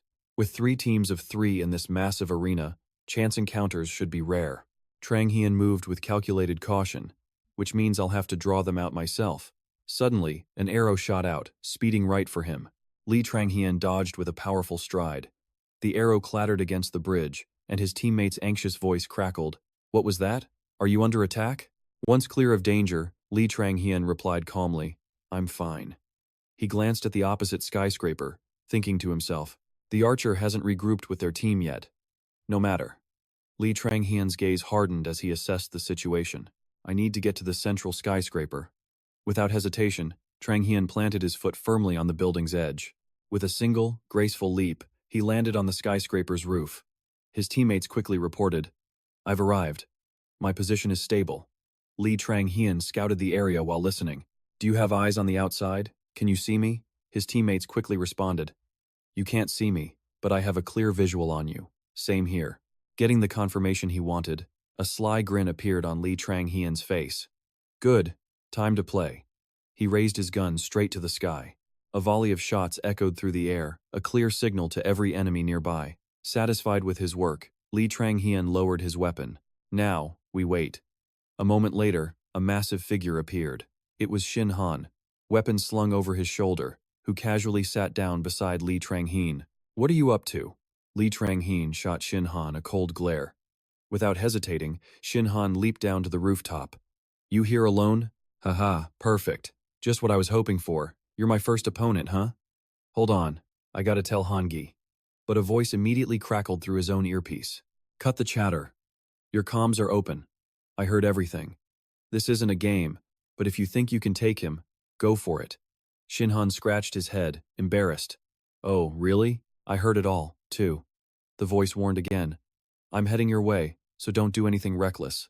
Li Tranghian's mind began to race with calculations. If I waste time here, I'll have to face two of them, or more. But Shinhan wouldn't let him go, stepping closer with probing questions. Why are you here alone? Where are your teammates? I heard you ranked first in close combat, but I'm pretty confident in a one-on-one. I've also done my research on countering mana guns. Li Tranghian just stared, dumbfounded, internally cursing him out. Is this guy a mind reader or something? You think that'll work? He raised his gun, aiming it straight at Shinhan. What makes you so sure I'm alone? Shinhan replied honestly. Because you and your team would have attacked me already. I just know they aren't here, that's all. In the next instant, he charged forward, weapon raised. Sorry, but I'm afraid I'll have to ask about your fight with Han Gi after this is over. He launched a powerful attack, aimed straight at Tranghian's gun. A thought crossed his mind. Just as I suspected, he's much stronger than me. Tranghian immediately leaped backward to create distance. I have to maintain distance. He began weaving a thread of mana in his hand. Without a second's hesitation, Li Tranghian swung up into the air, but Shinhan gave chase instantly. In just a few leaps, he was right behind him. Where do you think you're going? Li Tranghian shot a cold glare over his shoulder. A cold chuckle escaped him. Not bad at tracking. In contrast to Tranghian's calm demeanor, Shinhan's mind was a storm of anxious thoughts as he pursued him. I won't let you get away, I'll prove myself to you. Do you have any idea I can't even measure up to my seniors? But in the mobility test, I surprised everyone. Are you heading for the plaza? Stop running, Tranghian. Fight me properly. I know you've got some special skill. Let's make this a real battle. Up ahead, Tranghian just kept running, utterly exasperated. Geez, he's still spouting nonsense even up here. Suddenly, he gripped his mana thread and yanked it hard. Li Tranghian executed a stunning mid-air spin. Witnessing the maneuver, Shinhan could only stare in stunned silence for a moment. Snapping back to his senses, he turned to face him. At that exact moment, Li Tranghian fired a single shot directly at him. Shinhan swiftly brought up his weapon to block the bullet. Seeing his attack parried, Li Tranghian turned to flee again, a hint of admiration in his eyes. He's one of the top prospects, after all. A simple shot won't distract him. His hand tightened on his gun. My ether can't match a real survival game weapon. As he thought, Tranghian moved as fast as he could. This gun isn't strong enough to stop him, not with my low mana reserves. Suddenly, something made him freeze. From high above, Junhan John spotted him. He raised his sword, blocking the path ahead. You've lost. Li Tranghian remained perfectly calm. He tapped his earpiece. Chisung Chisu. Nearby, Han Chisu was hidden, awaiting the signal. A small figure slipped through the glass door's gap. A sharp voice cried out, Ready! Just then, Shinhan rushed to their position. Li Tranghian frantically screamed, Chisung! Chisu! At that moment, their opponents froze, unable to move. Hanji gritted his teeth in fury. A fiery blast erupted from across the field. Chihan desperately scanned the area. Where Where are they? In a rage, he unleashed a volley of his swords forward. Li Tronghian instantly spotted the attack, dodging the blades with a tilt of his head. A wicked grin spread across his face as he shouted. Jisoo and Han Gi kept up their focused assault. He retorted coldly, "You can't fool me again." But just then, a chilling sound made him freeze. Wait a second. An immense weight suddenly crushed down on everyone. A gravity attack. In that instant, Li Tronghian floated up effortlessly. He executed a spectacular flip in midair. Li Tronghian landed with a supremely confident smile.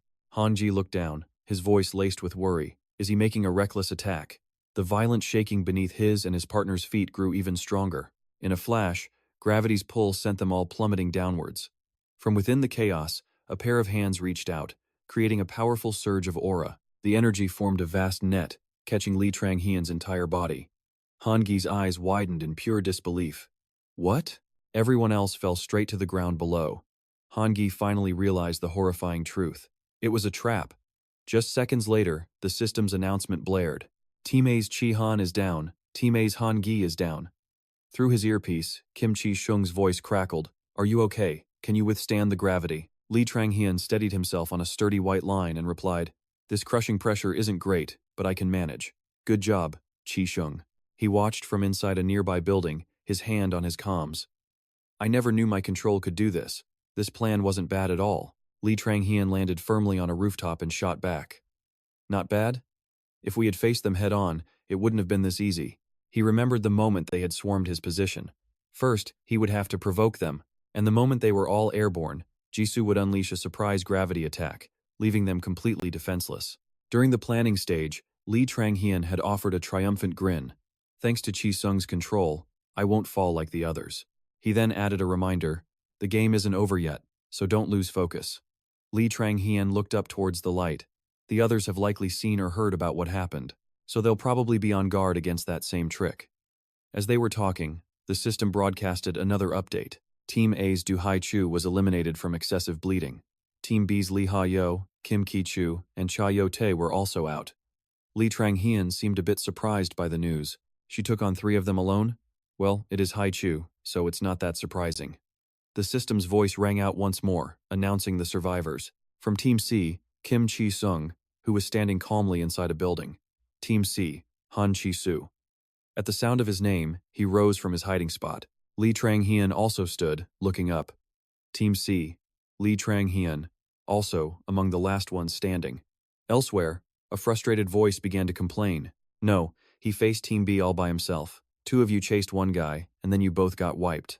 Du Haichu looked at her teammates, exasperated. Is this your first time in combat? I was just completely frozen. I couldn't believe it. Shin Han tried to explain, looking flustered. That's not it, Sunbae. When we found you hiding, Tronghian looked like he was about to lose to Sunbae Junhangi. But his tactics were sharp, targeting both of our weaknesses. So we had no choice but to charge in. Even without a strategy, Sunbae Junhangi is still far stronger than those guys in terms of raw power. Right? He continued loudly, ignoring the glares from his teammates. But that's just my personal opinion. Even if Sunbae Haichu had been there with Sunbae Hanji, the result would have been the same. That's what I'm saying. Sunbae Haichu, you didn't see how incredible Sunbae Tronghian was. Beside them, Han Gi nervously scratched his head. Sorry, it was my fault. I should have been more cautious. Even though he had experienced their abilities before, Li Tronghian watched from afar, thinking, I went through that same feeling before my regression. Instead of getting depressed over a failed mission, you should analyze your mistakes and reflect on your performance. Sometimes, being a little shameless helps. A voice suddenly cut through his thoughts. Hey. Turning around, Tronghian saw Chi Shung standing there, waiting for him. He was blushing and avoiding eye contact. Sorry for saying those harsh things to you. Li Tronghian was stunned, completely confused by the sudden apology. But before he could respond, Chi Sung had already turned to leave. If you already forgot, then never mind. Li Tronghian watched his retreating figure with a thoughtful gaze. He's the type who would die before ever apologizing. A classic tsundere, cold outside, but warm inside. In the observation room, Azako was a bit shocked by the outcome. I never expected him to defeat them so easily. Nearby, 2 judges began their discussion. This was a victory of pure strategy. The result was a complete surprise. I told you that kid was special. Azako chimed in while watching the feed. This wasn't meant to be a test of tactics from the start, even I'm surprised. Her eyes regained their sharp focus. Even knowing the abilities of Han Ji-soo and Kim Chi-shung, coming up with that strategy on the fly is incredible, and the fact he persuaded a former enemy to cooperate is remarkable in itself. She looked at his confident expression and silently concluded that this must be what makes him special. In another location, the sound of rushed footsteps echoed. The announcer's voice boomed, creating a dramatic flare. And now, for the next generation of hunters, the first round of the main competition has concluded. Next up are the rewards for this round's victors, proudly taking first place with 3 points for survival and 2 points for 2 eliminations. Team C, Lee Trang-hyun, Kim Chi-shung, and Han Chi-soo, please come to the stage. His voice echoed as the stage lights began to dim. Each of you will receive 1 mana awakening stone. Lee Trang-hyun bowed respectfully to accept the reward, a quiet joy blooming within him. I've passed the first trial since a sparkling mana stone rested inside an ornate box. He stared at it, overjoyed. With this, I can upgrade a top-tier skill. As the awards were being presented, the announcer continued to hype the crowd. The Mana Awakening Stone will increase your mana pool, making you all the more powerful. Use this chance and forge ahead. Carry the future of Korea's hunters. Conquer the tower as a top-tier hunter. No, become a hunter on the world stage. He paused, his voice dropping low. However, there are some who are not qualified to be hunters. The losing team from the 3-on-3 hunter match will face an elimination mission. Among them, any player the judges deem unqualified will be cut from the program. Lee Trang-hyun listened in silence to the host's words, lost in his own thoughts. Since this was a competition, an elimination mission was inevitable.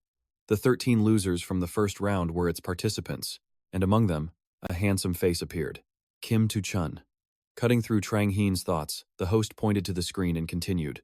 I will now explain the elimination mission. This elimination mission is a 2-person flag capture battle, where 2 hunters must work as a coordinated team. Images of high-rise buildings with flags flashed on the screen. The rules are simple. To pass this mission, your pair must capture a point within 1 minute. If you fail to capture a point, there is another way. The screen turned dark, splashed with a dangerous, bright red. The host's voice grew sharp. That way is kill points. You can collect 10 kill points by taking down other hunters to get on the leaderboard. Though it didn't concern him, Lee Trang-hyun watched with intense focus. Because of the odd number of participants, you can invite a teammate from those who already passed. If you team up, the passing contestant will not be eliminated, even with a low score. Finally, to conclude, the host raised his voice. The match begins in 1 day. After hearing the rules, everyone headed to the waiting room. Lee Trang-hyun stood silently in a corner, dazed. I knew it. His eyes shifted toward Joo Hee-chu and Han Gi in the corner. Those two have already partnered up. I'd do the same. Partnering with the strongest is the easiest path. He then looked worriedly toward Kim Tu-chun, who was still scrambling alone. Hasn't he found a partner? Is he going to be eliminated? Suddenly, the guy turned and looked right at him. Who knows what the future holds? But right now, this elimination mission is incredibly risky. A delighted Kim Tu-chun ran straight toward a stunned Lee Trang-hyun. Huh? Just as I thought. Tu-chun rushed over to him. Hey Trang-hyun, we're classmates. You'll help me, right? There's no one else. But his attitude was not friendly. He refused bluntly. No. A panicked Kim Tu-chun grabbed and shook his arm. Aw, come on, please. Oh, right, you taught me how to use a sword. So that makes us master and disciple, doesn't it? Huh? What master would watch their disciple get eliminated and do nothing? This whole situation was giving Trang-hyun a headache. When did I become your master? If I'm the master, is your academy coach the grandmaster? A sparkly glint from his side was honestly creeping him out. Kim Tu-chun was staring at him with eyes full of desperate hope. Unable to just let him fail, Lee Trang-hyun pushed his hand away but agreed. Fine. He thought, I'll just help this one time since I'm free anyway. His hand touched his pocket, a plan forming. Besides, I need a place to test my new skills after using that Mana Awakening Stone. Lee Trang-hyun started to leave, then turned back. He held up one finger toward Kim Tu-chun. But you have to follow my plan exactly. This is the last time I help you, understand? The guy nodded like an obedient puppy, watching him. Kim Tu-chun happily chased after Trang-hyun, cheering, I knew I could count on you. Walking ahead, he could only seem defeated. What are you even talking about? A while later, Trang-hyun was back in his room. He reached into the reward box for the Mana Stone. It glittered within. Lee Trang-hyun eagerly clenched it in his hand. This is it. Should I use it right now? The mana stone in Li Tronghian's hand began to glow brightly, and the system displayed a notification with its details. By possessing it, mana is gradually absorbed and increased. By ingesting it, you can upgrade a skill's rank. Li Tronghian stared at it intently. Just as I thought, the effects are the same as before. Without hesitating, he quickly put the mana stone in his mouth. Tronghian swallowed, feeling it slide down his throat. His skill attributes began to upgrade accordingly. With the increase of top-tier skill levels, the effectiveness of newly developed keyword skills will be enhanced. In just a moment, Li Tronghian awakened the abilities language and reinforcement. At the same time, the eat skill also awakened. Li Tronghian smirked as he looked at his status window. The ranks of my important skills have gone up. My mana also increased by 1. Each line from the system seemed to illuminate a path to survival for Tronghian. Furthermore, my top-tier keyword skills were enhanced instantly. He was incredibly excited for what would happen next, now that he had this new power. At this level, 80, which was once only for restraint, will now have destructive power just like it did in the survival game. Having sorted through his thoughts, Tronghian waved the system screen away. Nice. He lay down on the bed, satisfied. I have a plan for tomorrow. Time to sleep. Li Tronghian rolled over and fell into a deep sleep. Tomorrow is going to be a busy day. As he slept, a dream began to form in his mind. It began with a strange, lingering sound. The story started with a small guild, a guild on the verge of bankruptcy after the First Awakening. Not long after, his own powers manifested. That was when director Lee Hyun-gun made him an offer. He approached him with a proposition. Join my team, and I will cultivate your talent. His sharp tongue was like that of a venomous snake. In return, how about unlocking your top-tier skill? You can't compete with your current skills. Li Tronghian hesitated deeply. Unlocking it now felt too rushed. The effect is still weak. I want to wait and see. He agonized over the decision all alone. They accepted him to the team, but because he wouldn't unlock his skill, he never got a chance to compete. It was the director's invisible control. The director's dreadful voice always clung to his memory, haunting him. Hey, Tronghian, do you really think you can go out there and compete? Players are just tools to be used. You think you're special just for being better in practice matches? Those words haunted Tronghian as he bowed his head in utter despair.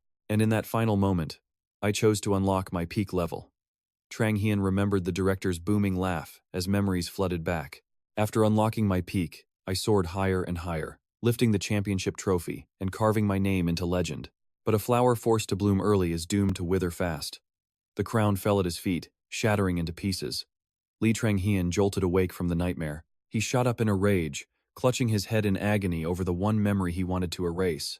He slowly lowered his feet to the floor, making a vow. The past will not repeat itself. With firm resolve, Tronghian stood and left the room.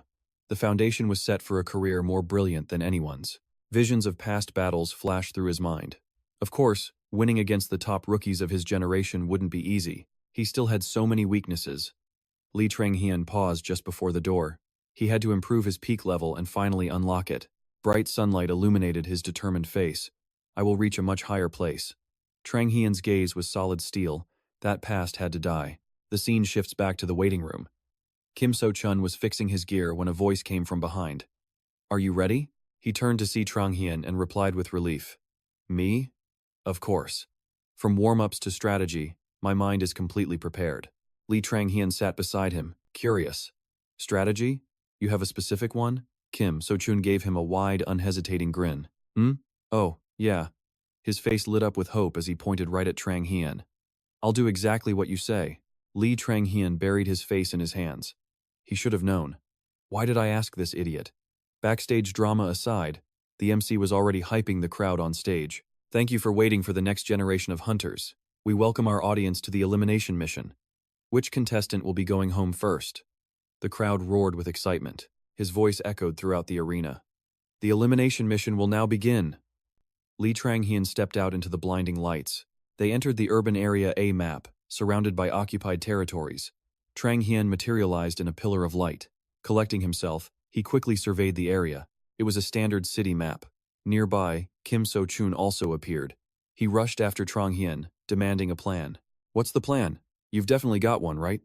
Tronghian pointed confidently at the building ahead, laying out his strategy. The target is the center. We need to capture the central hub, not the minor points. As soon as we start, we rush it and take control. Kim So-chun was completely stunned by this revelation, blurting out, For real? He was terrified by Trang Hian's bold plan. Our opponents are Jun Han Gi and Ju Hui Chu. They're a team. They'll stop anyone from taking that area. Are we really walking into the tiger's den? Li Tranghian ignored him, turning to leave with a wave. If you can't do it, just give up now. Kim So-chun could only scramble after him. No, I just mean let's reconsider. Tranghian stopped, looking up with renewed purpose. All right then. The waiting time is almost over. The second it ends, we have to move fast. Watching the countdown, his urgency grew sharper. Get ready. 10 seconds left. Run. In an instant, Li Tranghian fired a hook upwards, grabbing the mana rope and swinging into the air. Kim So-chun was caught off guard, yelling after him, "Hey, wait for me!" But Li Tranghian didn't listen, rocketing forward. He was absolutely certain in his heart. No one here could master air cubes and air anchors like he could. His face held a look of pure confidence. First, he'd approach the capture point and ambush them. In another part of the map, Jun Han Gi and Ju Hui Chu were on the move. He kept glancing around nervously, while she forged ahead, silently worrying. Li Tranghian. His sly, smiling face flashed in Hui Chu's mind. If that bastard wasn't here, she wouldn't have faced 3 others alone, and they wouldn't be in this stupid mission. Han Gi sensed Hui Chu's dark mood from behind and asked, "What are you thinking about, Hui Chu?" She clutched her head, seething with resentment. "What else? The fact you were beaten by Trong Hien." The air instantly turned ice cold. Ignoring Han Ji's shame, Hui Chu whirled around and pointed at him. "Stop sulking. Focus on your job. There's no room for mistakes this time." Jun Han Gi hurried to keep pace with her. "I know, but he's not as simple as you think." Hui Chu turned away, annoyed. "Everyone knows that. I've thought of everything." She recalled the last battle. If she hadn't held back certain skills, she could have survived after taking down 3 of them. Her gaze hardened. "This time, I'll use every skill I have to win. I won't be eliminated by a careless mistake." Her resolve now firm, Ju Hui Chu looked back to remind Han Gi. "He seems to be a mid-range fighter. From now on, use close-range attacks for one-hit kills, just like our basic strategy." Jun Han Gi froze, looking displeased, but he accepted reality with a dejected sigh. The two continued toward the central building ahead, the very place Tranghian was also heading. Li Tranghian spun the gun in his hand. "Are they here yet?" he muttered impatiently. Tranghian was perched by a windowsill, monitoring the situation. Kim So-chun rushed up, complaining, "Well, you were moving way too fast." Tranghian threw open a nearby door, briefing him. "I found a good spot. Let's block them. Once you arrive, we move straight to the capture point." So-chun worried. "The other teams will spot us. Will it be okay?" Seeing 2 figures walking below, Tranghian suddenly spoke. "I have an idea." A sly grin spread across his face. "Oh well, it's too late anyway. Let's just walk there. When using air cubes and air anchors, make your movements big to draw the other team's attention." His finger was already on the trigger, ready to fire. A bullet tore from Zhuangshuan's rifle, aimed at the target, moving cautiously below. The shot hit its mark flawlessly. His teammate had no time to react. Instantly, a system notification appeared. Team F's Li Han-chin, eliminated. Zhuangshuan himself was stunned. He glanced at the gun in his hands. A headshot of this caliber was just like the S-rank skill he got in the survival game's hidden dungeon. A satisfied, confident smile crept onto his lips. Like Ethan? No, he was even better than his past self. "You've surpassed Ethan." Han-chin's remaining teammate was terrified. He scrambled to escape, but a murderous glint flashed in Zhuangshuan's eyes. He raised his rifle once more, preparing the next shot. Team F was completely wiped out. On the comms, Kim So-chun sounded anxious. "I just heard a loud noise up ahead. Did you hear that? Is someone fighting there? Are we even going the same way?" Zhuangshuan put on his headset and replied, "Those were my gunshots." This did not reassure him. In fact, he became even more frantic. "Huh? You were just in a fight?" Zhuangshuan ignored his useless chatter and turned to go inside. "Take a right from your current path. 9 o'clock. Past 3 turns. I'm on the 2nd floor of the green glass building. Get here now." After he spoke, his expression turned utterly fearsome. Whose kill points to farm next? In the monitoring room, Azachu slammed her fist on the table in a rage. She had completely lost her composure. Impossible. Li Minxiong, watching beside her, grew intrigued. "What did I tell you? I heard he has a real gift with firearms, right?" She was still incredibly annoyed. "Perhaps, but in my opinion." Her lips parted as she voiced her doubt. "It's more likely a newly developed skill." Minor disagreed, turning to challenge her. "He's handled guns perfectly from day one." Azaku looked down in thought before sharing her own idea. If that's true, why did he need the survival game's hidden dungeon? Azuchu was firm in her logic. Even during training, his shots were only for suppression. He's never displayed this level of seriousness. The two continued their intense debate. So a peak-level skill can be enhanced under specific conditions. Only Suhi noticed the movement behind them, shouting, "Ah, Chairman!" Immediately, Azuchu turned to greet him. "Sir, what brings you here?" Leon Thosh strolled toward them. "Please, stay seated." "I came because—" He paused for dramatic effect, an excited smile on his face. "I heard there was an interesting character, so I came to see." Li Minxiong sighed in relief.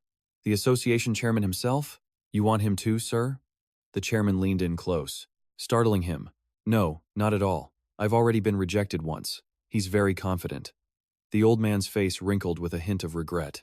"If I'd known then what I know now, I'd have made a higher offer." Back in the mission, Zhuang Xuan continued to push forward. In the monitoring room, they kept discussing him. "Do you regret it, sir?" "No, I don't dwell on things that are past. I only find ways to move forward." Leon Thatch gave a sly smile. "I just hope his future plans will include me." Everyone froze at his words, their eyes wide with disbelief. Then, Leon Thatch straightened up, stroking his beard with a chuckle. "Haha, a bit forward, am I? But I am serious."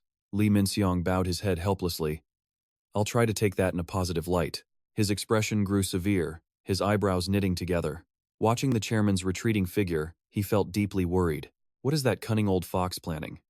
Back in the mission zone, Kim So-chun looked around. "I'm here. Where are you?" From a high-rise building, Zhuang Xuan's voice came over the line, room 1701 on the second floor. When Kim So-chun got there, Zhuang Xuan was still observing from the windowsill. So-chun gently closed the door and asked, "You've been here this whole time?" Getting no reply, Kim So-chun just moved closer. Zhuang Xuan looked up. "He wasn't worried like I thought. He has everything under control. There's no one here." Kim So-chun gave a helpless smile beside him. His heart was pounding. There must be tons of people waiting outside. Moving now would be too risky. He decided to break the suffocating silence. He turned to his partner. "So, what's the plan?" "Not gonna tell me?" Zhuang Xuan replied with ice in his voice. "Forget the others." Seeing his partner's anxiety, he asked quietly, "Junhongi or Juhichi? Who's easier?" "Kim." So-chun didn't understand his intention. He just stared back blankly. Then, a horrifying realization hit him, and he yelled, "Don't tell me you want me to stall them." His fears were right on the money. Zhuang Xuan turned with a smile, holding up one finger as a deal. "Don't worry, just for a moment." Still not convinced, So-chun yelled back, "What about you?" He grinned playfully, his gaze unwavering. "While you hold them off, I'll go capture the point." Hearing the strategy, all the color drained from Kim So-chun's face. He collapsed as if struck by lightning, falling in despair. Not letting him act any longer, Zhuang Xuan stood up to leave. "Let's go." Kim So-chun still couldn't believe this was real. He tried to protest. "What? No way, are you serious?" Zhuang Xuan just glanced back with a reassuring smile. In the end, he had no choice but to follow. Not wanting to be left behind, Zhuang Xuan turned to give the signal, only to find Kim So-chun sulking with his head hung low. My God, this is like walking to our deaths. One after the other, they entered the central building. So-chun was so defeated, he'd lost all his initial confidence. Zhuang Xuan's hand lightly touched the doorknob. He confidently threw the door wide open. Awaiting them was the objective point. The room was completely empty as the two of them slowly moved forward. They approached the control panel. As they stepped near, a system alert flashed. Point captured, Zhuang Xuan, Kim So-chun. The duo Zhuang Xuan and Kim So-chun have captured the point. The system's cold, mechanical voice broadcast across the entire map. If another player enters the point, or if you leave, the capture time will be reset. Hearing this, Juhichi's expression turned incredibly sour. Junhongi, next to him, remained calm and listened. Time remaining until capture is complete. 1 minute. A brilliant smile secretly formed on Zhuang Xuan's face. He was ecstatic for what was coming. The real battle starts now. Juhichi and Junhongi. Looking at the system board, Team Zhuang Xuan and Kim So-chun held the point. Juhichi ground his teeth. What is he planning? Isn't hiding and sniping from the shadows enough? Now he's taking the capture point too. Hangi wondered. Could this area have a secret dungeon? Haichu glanced back. Impossible. She explained. This survival zone isn't a dungeon tower. It's just a normal urban area with no secret zones. Haichu asked Hangi, "What's your combat instinct tell you?" "Entering that capture point now feels like a suicide mission." Hangi considered it. In a straight fight, We'd overwhelm him, but I have a bad feeling. His focus on mobility is exceptional. But Haichu recalled, we lost him because of that mobility trick. Otherwise, our trap would have worked. Her mind raced with possibilities. But entering the capture point means giving up his mobility, Haichu thought. Unless capturing it isn't his real goal. He could be drawing attention, planning to escape midway. Suddenly, it clicked. Haichu turned.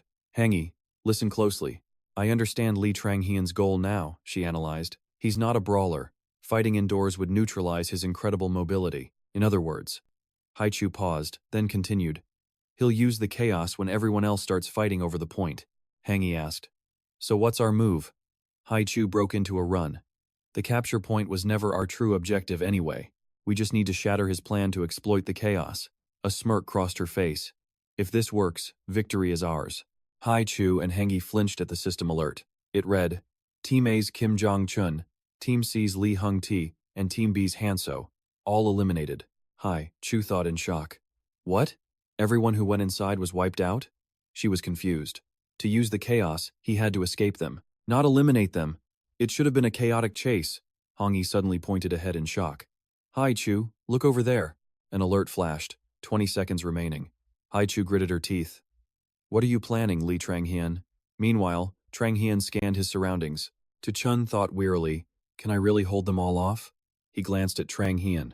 When anyone entered, Tranghian would fire. And if they dodge, I'll ambush them. Chun sighed. Is this really going to work? Suddenly, the door was kicked open and a figure charged in. Come out and fight me fairly. Instantly, Tranghian pulled the trigger. A bullet pierced the man's head. Chun could only stare, speechless. The system announced, Team A's Kim Jang-chun has been eliminated. Suddenly, a spear shot towards Tranghian, but he dodged just in time. Tranghian raised both pistols, firing relentlessly at the wall. He thought in frustration, damn, I can't see through walls. A player with a club emerged from behind the wall. A smirk formed on Tranghian's lips. Perfect, he thought. This is why Kim Tu-chun is here. Tu-chun leaped out, swinging his club before the enemy could react. Tranghian glanced back as a woman with a knife charged right at him. A red glint flashed in his eyes. A system window appeared. Hypersense. His vision locked onto both targets. Perfect angle, Tranghian thought. He raised his gun and pulled the trigger. Instantly, both of them collapsed. A system alert followed. Team C's Lee Hung-ti and Team B's Hanso eliminated. Tranghian checked the timer. How much time was left? System display. 32 seconds. Still half the time remaining, he thought. A thought crossed Tranghian's mind. At this rate, we'll win on points. But that's not what I want. The goal is total annihilation. As Haichu and Hangi arrived, her eyes went wide with shock. Two figures emerged from the dust. Jun Hangi, she commanded. Hangi drew his sword. Understood.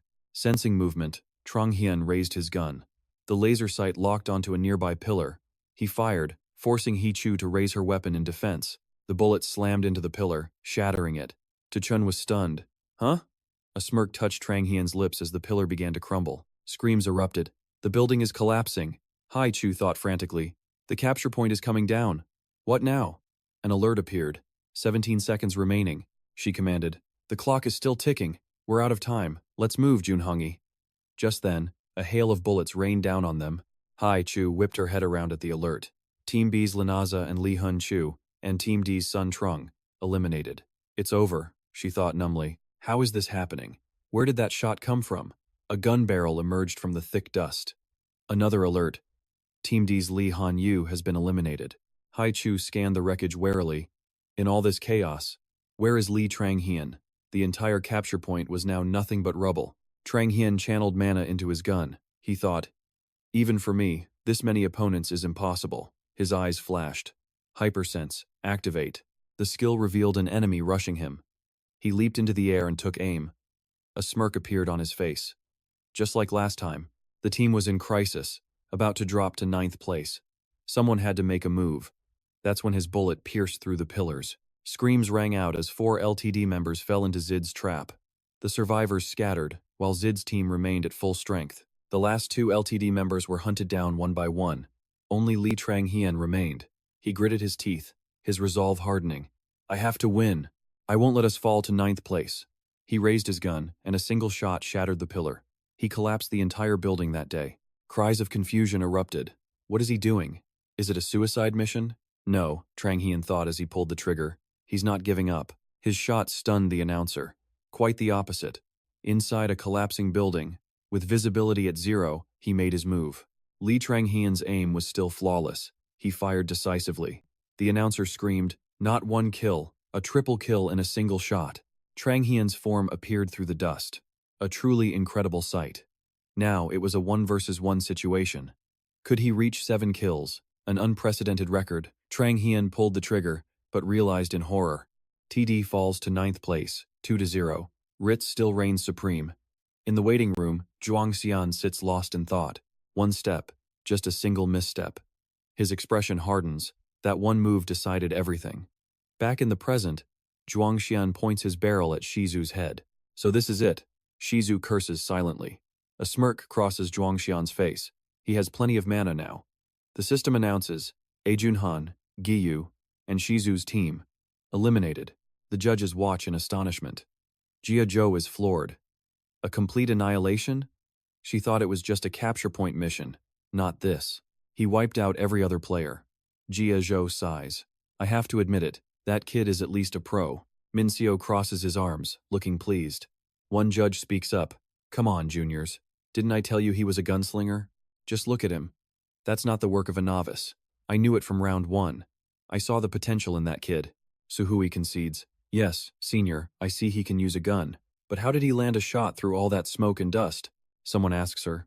To pull off a shot at his age, what kind of awakened skills are necessary? Min Seo explains. Precision is just as vital as mana. Perhaps Zhuangshan has some kind of accuracy skill. He gestures to Zhuangshan's on-screen profile. No. It's the sheer confidence to land a shot, no matter the situation. Meanwhile, Zhuangxian sits with Tuo Jun and the other contestants. He glances at his phone. The forums are exploding. Reading the comments, Zhuangxian can't help but feel a little smug. I'd be hyped too if I were watching. It was a clean sweep after all, but he lowers his phone. That's just the audience's take. It wasn't that simple. He recalls the moment. Having used that strategy before gave him a huge edge. If it had been a head-on clash, we couldn't have wiped them all out. Not even half. He grins at the new skill alerts. This achievement was a huge gain. My peak-level skill even ranked up. Suddenly, Tuo Jun nudges him. Hey, you've been holding back on us. Those plays were insane. Can I just hold your gun for a sec? Zhuangxian just sighs. Tuo Jun presses on. Come on, man. You have that much mana. Good enough to solo carry with a gun? You should have told me sooner. Besides, how did you aim through all that dust anyway? Zhuangxian replies flatly. Instinct. Tuo Jun whines. Hey, is that any way to treat your one and only friend? I never took you for the type. Zhuangxian asks coolly. So what type am I now? Tuo Jun grins. A total cheapskate. Internally, Zhuangxian pauses. Wait, did he say only friend? He pictures Tuo Jun's face in his mind. Thinking back, since his regression, he really didn't have anyone else he'd call a friend. Zhuangxian sighs. Is my social life really that pathetic? On stage, 3 figures emerge from the shadows. Jia Zhou's voice rings out. Not just anyone can become a hunter. In this world, talent is everything. It's a brutal reality. She continues. The next generation program is looking for talent that can lead the world. This tournament makes that reality even harsher. The crowd listens intently. You have all survived and earned the right to proceed. Congratulations. A slight pause. Should we set off fireworks? No. You're only at the starting line. Welcome to the Hunters Tournament. Minceo's statement is short and powerful. We select only the best. This is the next generation of hunters. It hasn't been long, but the judges have already selected candidates with the potential to be the best. Below, Zhuangxian and Tuo Jun listen as Minceo goes on. Therefore, this next evaluation will be the final trial. His words hang in the air, a standard 7 versus 7 hunter match. Tuo Jun tenses. Hearing the teams will be formed today. The match begins in 1 week. The MVP of the winning team becomes champion, and the runner-up will be their most valuable player. Minci adds, and for this final match, we will have a special guest. Please give them a warm welcome. Zhuangxian is taken aback. A special guest? After the announcement concludes, Tuo Jun and Zhuangxian head out. Suddenly, a voice calls, Zhuangxian. A man in a sharp suit approaches them. My name is Li He. I'm with the LH Club, recruiting new talent. Could I have a moment? He's cut off by someone else. Hey, don't you see I was here first? The man introduces himself. Zhuangxian. I'm Li Zhonggu, recruiting for the Wave Club. Zhuangxian considers it. Scouting offers, finding a team that meets my conditions would be ideal. He says aloud. Let's talk inside. Taking a seat, Zhuangxian's tone turns serious. All right then, so. A small smirk plays on his lips. Since so many of you are here, Zhuangxian states, let's start with your offers. Then we can talk. A new man speaks up. I'm Shin-Uchan, a coach from the SMB Private Academy. I've been following your matches, and your incredible talent caught my eye. Surely you've heard of us. We can debut you in League 2, League 1, or even internationally, through our school's exchange programs. Zhuangxian listens without a word. Join us, and we'll set up an exchange program for you, and get you a personal coach overseas. He cuts the man off, clearly annoying him. I'm sorry, but there are others waiting. Can you just get to your best offer? Uchian says cautiously, we'll offer a 100 million won signing bonus and a 200 million won annual salary. How about it? He's stunned as another man calls out a higher bid. 300 million won signing bonus, up front. Salary not included. We can't disclose the exact salary, but I assure you, you won't be disappointed. Zhuangxian thinks it over, a 300 million won bonus. That's a solid offer. He remembers his goal, but what I really want is the right to pick my own team. Looking at them, he thinks his best move is to join no one. Just then, He Yi shoots to his feet. We're offering a 300 million won signing bonus, and the salary is negotiable. Plus, we are willing to meet any additional conditions you propose. Trang Hian's eyes lit up. How about this? I want to build a team with members I choose myself. Can anyone do that? The room fell silent, the men at a loss for words. Well, that is. Trang Hian smirked to himself. Just as I thought. The men rose to leave. Let's end it here for today. Here's my card. Please call if you reconsider. I'll consult the director and contact you if we can improve the offer. Trang Hian closed his eyes, contemplating. For a rookie, the offers were impressive, but when he opened his eyes, he saw Donggu still seated. Trang Hian wondered, is there something else you wish to discuss? The man presented a business card. Allow me to introduce myself. I am Li Donggu, a scout for Team Butter. We can meet the condition you just mentioned. Trang Hian took the card, his gaze sharpening. Butter? If they were in the first or second league, he would have heard their name. Otherwise, they had to be some mediocre team in the third league. Donggu spoke. We don't have a huge budget, so we can't offer a large signing bonus like the others, but I can guarantee this. We can build a team centered entirely on you. Trang Hian pressed him. Is that possible? What about your current players? Donggu was honest. Most of our players' contracts expire next season. I'm not sure if they will choose to renew. He went on. Because of that, we're ready to consider your opinion when we recruit new members. Trang Hian processed this. I see. They had no budget but offered him a degree of control. He questioned, you'll consider my opinion? That sounds vague. It's not exactly a promise, is it? Also, I'd only be able to pick rookie players, right? That means the whole team will be newcomers. Donggu grew anxious. Perhaps you could speak directly with our director. He seems to admire you a great deal. He insisted that I recruit you at all costs. Trang Hian was lost in thought. Donggu stood straight. We would be very grateful if you consider our offer. If possible, please at least meet our director in person. Trang Hian replied. Of course, I will think about it. After he left, Trang Hian was alone in the large room. Gazing at the cards on the table, his mind raced with possibilities. He could choose a third league team, a reputable one with a huge signing bonus and one or two hand-picked teammates, or Team Butter, a bottom-tier squad that would let him build a new team, a team of rookies. He mused. Ultimately, it all depends on how well I perform. A voice from outside called, and he moved to open the door. How did it go? Tu Chun rushed over excitedly. Did you get any offers? Trang Hian asked. Have you been waiting? Tu Chun admitted. Yeah, I'm at the Seoul Private Academy anyway, so I just waited outside. He followed behind Trang Hian. So, did you pick a team? What was the offer like? He answered. Well, Trang Hian closed his eyes. 300 million won signing bonus, salary not included. That's about the average. Tu Chun was so shocked he yelled for his mother. Trang Hian figured it was far more than Tu Chun received at the academy, but the academy was a place for nurturing talent, while his benefits were for competing in the third league. Tu Chun wondered. So which team are you picking? Trang Hian said slowly, I'm not sure yet. The words stunned Tu Chun. What? That's an incredible offer, he replied. I told them I want to pick my own teammates. Tu Chun questioned him. Seriously? You're a standout, but still a rookie. That's asking for too much. Trang Hien was unconcerned. Yeah, I admit the request is a bit difficult. Trang Hien's mind was at war. Am I being too sure of myself? For his current position, he thought, but what if I prove my skills even more? Then the teams will have to accept my demands. Trang Hien conceded. Perhaps you're right. Tu Chun looked hopeful. So you'll reconsider, right? Trang Hien's voice went cold. Of course not, he said. If my demands are too high for my current position, then I just need to reach a higher one. Han Gi shut the door. He let out a long, exhausted sigh. Han Gi remembered the words. Mr. Han Gi, what are your thoughts?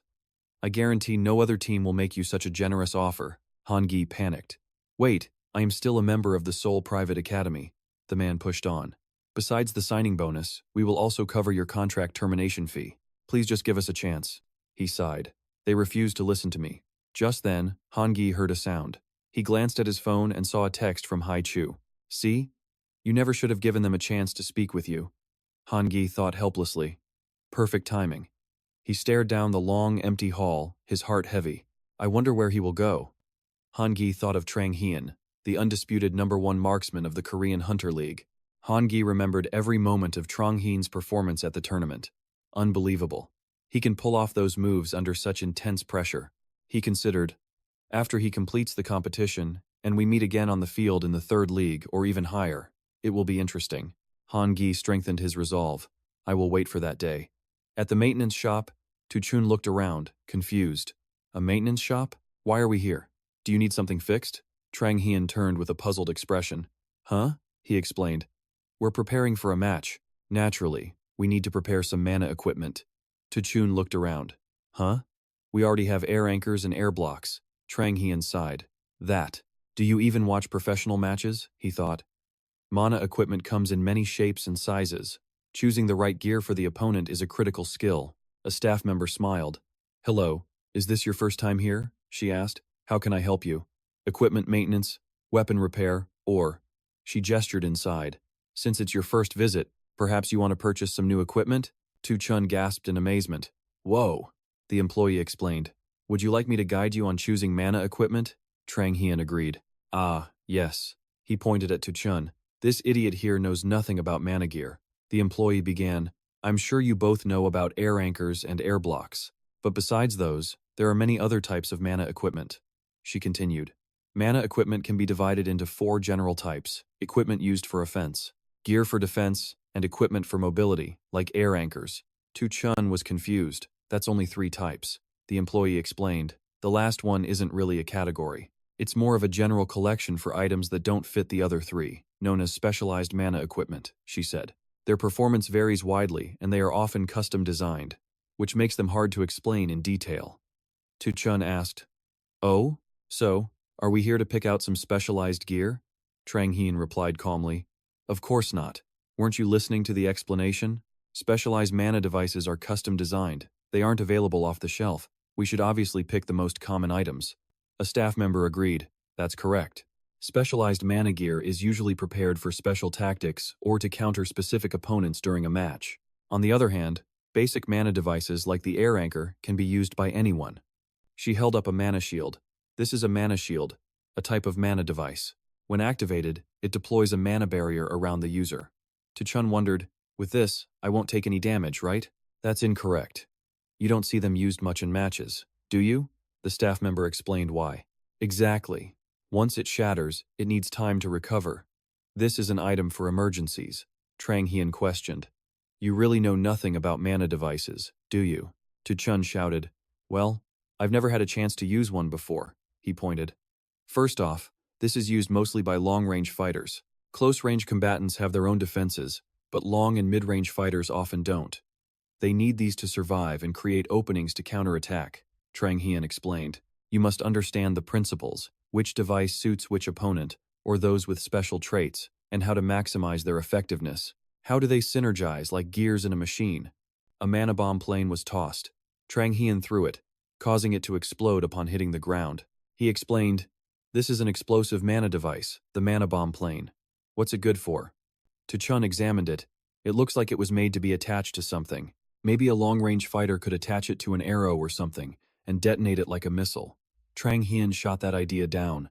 No, at least, I can't fire it from my gun. How could I attach something this big to a bullet? Tu Chun finally realized. Oh, right. But then, Trang Hian had a thought. Wait a second. It's impossible with a normal bullet. But I shoot with ether. It can take any form. In that case, it might be possible. Tu Chun excitedly held up another mana device. What about this one? Did you say it can teleport? Is it for a ranged fighter to maintain distance? Nope. The system displayed. Air throw mana device. Trang Hian took it. Ah, this one's good. But then he suddenly moved behind him, much to Tu Chun's surprise. Trang Hian aimed his gun right at the back of his neck. He stated clearly, this one is better. You can use them for mobility in close combat, without needing a mana shield. Tu Chun was amazed. Whoa, they have everything here. Can we just take it all? Trang Hian twirled his gun. There are limits on mana usage and the number of items you can bring into a match. So, no, that's why we can only take 1 or 2 items. Tu Chun asked. So, what are you getting? Trang Hian replied, the air throw is enough for me. Now you choose. Tu Chun began to ponder. Right. I have a few ideas, but it's so hard to choose. I'm not a long-range user, so I don't need a mana shield. Maybe the mana bomb plane. But the air throw feels a bit weird. Trang Hian watched helplessly as Tu Chun agonized over every choice before him. Suddenly, he noticed something. Trang Hian asked, what about this one? At first, Tu Chun didn't get it, but then he panicked. That thing. Meanwhile, at the main stage, on the tournament display, Hunter Jia Chao spoke up. Thank you to our audience for waiting. The final match will be held in 6 days from now, she announced. We will now announce the team members and the map for the final round. Jia Chao introduced. The finals will take place in a rugged forest, with vast and diverse topographical features. It will be held in the battlefield of the gods. Trang Hian looked up at the screen and thought, this is going to be fun, a dungeon inspired by the tower. He recalled fighting here a few times, so he already knew its layout. Suhai pointed. Next, based on the results, we will introduce the members who have been split into 2 teams. First up, the blue team. The screen showed the names Juhi, Chu Han Chin, and Han Chisu. Suhai continued. And next, the red team, featuring Li Trang Hian, Jun Han Hai, Kim Tu Chun, and Kim Chim Sung. Jia Chao announced. Now that the teams are set, we look forward to seeing some amazing teamwork. Trang Hian thought helplessly. Teamwork with a squad that was just formed a week ago. The announcer continued. And next up, we have a surprise announcement. Suhi declared. This match will have a special rule. Participating as the monster will be a first-generation hunter, the chairman of the Hunters Association, Recruitment Co. The entire stadium erupted as his name was announced. Trang Hian was stunned. Spotlights converged on a single point on the stage. Recruitment Co walked out with a commanding presence. He announced, I have high expectations for the next generation of hunters. So, this old man has decided to participate, to give you all some experience as a small gift. Don't be too nervous, and give it your all in the finals. The audience panicked when they heard Recruitment Co's words. See you next week. Han Sion, the stage is set for you. Trang Hian calmly listened to his declaration. I hope you will be the one who shines the brightest. But as Recruitment Co was heading backstage, a voice called out, Wait. He turned toward the sound of the voice. Recruitment Co asked, What is it? It was Trang Hian. He held out a business card. I'm returning this to you. Recruitment Co wondered. For me? Trang Hian said calmly. Mr. Lee Jonggu told me I should meet the team owner. He remembered Team Po, a team that was dead last in the 3rd league for years. Even before my regression, I couldn't recall this team. But thinking carefully, I do know them. A newspaper headline flashed in his mind. The owner of Team Po is Chairman Recruitment Co. Much later, it was revealed that Recruitment Co himself founded the team, and it became a huge topic of discussion. Recruitment Co let out a hearty laugh, haha. But suddenly, his eyes turned cold, making Trang Hian flinch. He interrogated him. The owner on paper is Hunter Lee Jonggu. How did you know? Trang Hian remained calm. Because I can see everything. He thought. That phrase has multiple meanings. Seeing the shocked look on Recruitment Co's face, Trang Hian's mind raced. My ability can see right through you. It shows me your detailed personal information, so it's not wrong for me to say that. So, what will you do now? Hearing this, Recruitment Co simply smiled. He said with delight. Excellent. So that's your skill. Lee Kuteker then began. Allow me to formally introduce myself, though I'm not appearing before you with a kind face. He went on. I am Lee Kuteker, true owner of Team Per and chairman of the Hunters Association. I thought my recruitment attempts with Lee Jong-gu had failed. But you've had a change of heart? Hearing this, Lee Jong-hyun smirked internally. He made his demand without hesitation. In return, I want the team. In his office, Lee Koo-taeker was tapping his fingers in thought. Lee Jong-gu, who was also present, asked, "Did you give him the card I sent?" Lee Koo-taeker replied, "I did." Lee Jong-gu then said worriedly, "But that condition. Isn't it a bit much, Chairman? It's uncertain if Lee Jang-hyun's current value is really that high." Hearing Lee Jong-gu, he mused that he never expected a demand for full control of the team's operations and business rights, not even from Korea's top sniper. That condition is too extreme. Thinking on Lee Jang-hyun's performance, he added, "He performed well, but that was at an amateur level." Lee Koo-taeker then stood up. "You're right. That's why he made a new proposal." Hearing this, Lee Jong-gu asked, "A new proposal?" Lee Koo-taeker turned to the cityscape and said, "He's betting he can beat me in the finals. Not just win, but defeat me personally." Lee Jong-gu was stunned. "It's insane." Lee Koo-taeker continued, "Of course I won't go all out, but if he manages it, perhaps that price isn't so steep after all." Hearing this, Lee Jong-gu was finally relieved. "If that's the case, then I understand." As Lee Koo-taeker poured tea, he recalled his talk with Lee Jong-hyun. "The best part? When I agreed to his terms, do you know what he said?" Lee Koo-taeker remembered Lee Jong-hyun's words. "Agreed?" he asked. "If that happens, it's not you recruiting me, but me scouting you." Lee Jong-gu was floored. "What? He really said that?" Seeing his reaction, Lee Koo-taeker roared with laughter. "Hilarious, isn't it?" he added. "If he actually does it, he'll be right. But does he think it's that easy? Let's see what he's got planned." The scene then cuts to a meeting room. Lee Jong-hyun stood before the team members and spoke. "So, are there any objections to me being the captain?" Seeing Jun Han-gi's silence, he thought, "I figured Jun Han-gi would want to be captain." The guy's sparkling gaze was unsettling. That earnest look. "The pressure is killing me." Shaking it off, he started the meeting. "All right, let's begin our strategy session." "Okay." Drawing with an artist's precision, Lee Jong-hyun presented his idea. "Everyone here agrees Jun Han-gi and I are the strongest, correct? Therefore, I propose a strategy centered around us." He continued sketching, naming it the neutral exchange. Lee Jong-hyun capped his pen and continued. "First off, the standard strategy on the battlefield of the gods is to farm and then engage in team fights, just like our opponents. We'll build our tactics on that. However," he pointed at the name, "because Chairman Lee Koo-taeker is on the field, a few of us, including me, will use a more unconventional tactic." Lee Jong-hyun then began to detail the main strategy. "As soon as we start, everyone except me, Jun Han-gi, and Kim Da-chun will farm by collecting 10 items or hunting monsters. The three of us will push straight into neutral monster territory. Our first goal is to find Chairman Lee Koo-taeker." Jun Han-gi was stunned. "Chairman Lee Koo-taeker?" Lee Jang-hyun replied coolly. "Yep, I'm going to take down Chairman Lee Koo-taeker." Believing the strategy was impossible, Kim Chi-sung spoke up. "You want to fight the chairman? Are you insane? What can three of you do to him, even if he's not using his full power?" He continued with scorn. "I know you dominated the elimination mission and did well on the survival one." Lee Jong-hyun calmly listened to Kim Chi-sung's scornful words. "But just because of that, you think you're one of Korea's best hunters?" He continued bluntly. "Don't try to show off in front of actual professionals." Hearing this, Lee Jang-hyun thought, "Looks like I made quite a few enemies in that mission. There's no time, so I'll ignore him and move on." Jun Han-gi then spoke up in Lee Jong-hyun's defense. "We all know how strong Chairman Lee Koo-taeker is. You think Jong-hyun doesn't? He led us through the elimination mission and more. He must have a plan." Lee Jang-hyun felt even more weirded out by this defense.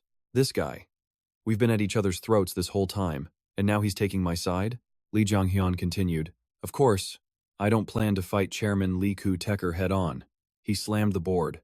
"Listen, this isn't some baseless plan." His eyes burned with confidence. At the broadcast studio, the judges were gathered to announce the rules and mechanics of the game. "Welcome, viewers. I am Judge Cho Aza. I will now give a brief explanation of the upcoming finals." The screen showed two figures, followed by the game's format. The Hunter League matches are 7 versus 7, depending on the map. Next, the game phases were shown. There's a farming phase for killing monsters, leveling up, and collecting items. The subsequent phases were then displayed on the screen. Next is the objective phase, where you capture neutral monsters or points, and then comes the final phase. Finally, the team fight phase, where the 7 versus 7 battle occurs. Judge Cho Aza then continued, explaining the game's dynamic nature. Because objectives vary by map, each match will unfold in a multitude of ways. Lee Min-seo added to her words. And for this final, we have a wild card. The current association chairman, Lee Kook, will also be participating. Min Soo-hui immediately asked, "We know the roles of the participants, but what role will Chairman Lee Kook be playing?" An image of Lee Kook appeared on screen. Lee Min-seo explained, "Interestingly, this time he has chosen the role of a neutral monster, so he's essentially playing the part of a monster." Min Soo-hee then asked, "But compared to the rookies, the chairman is a professional, a first-generation hunter. Can they truly even compete with him?"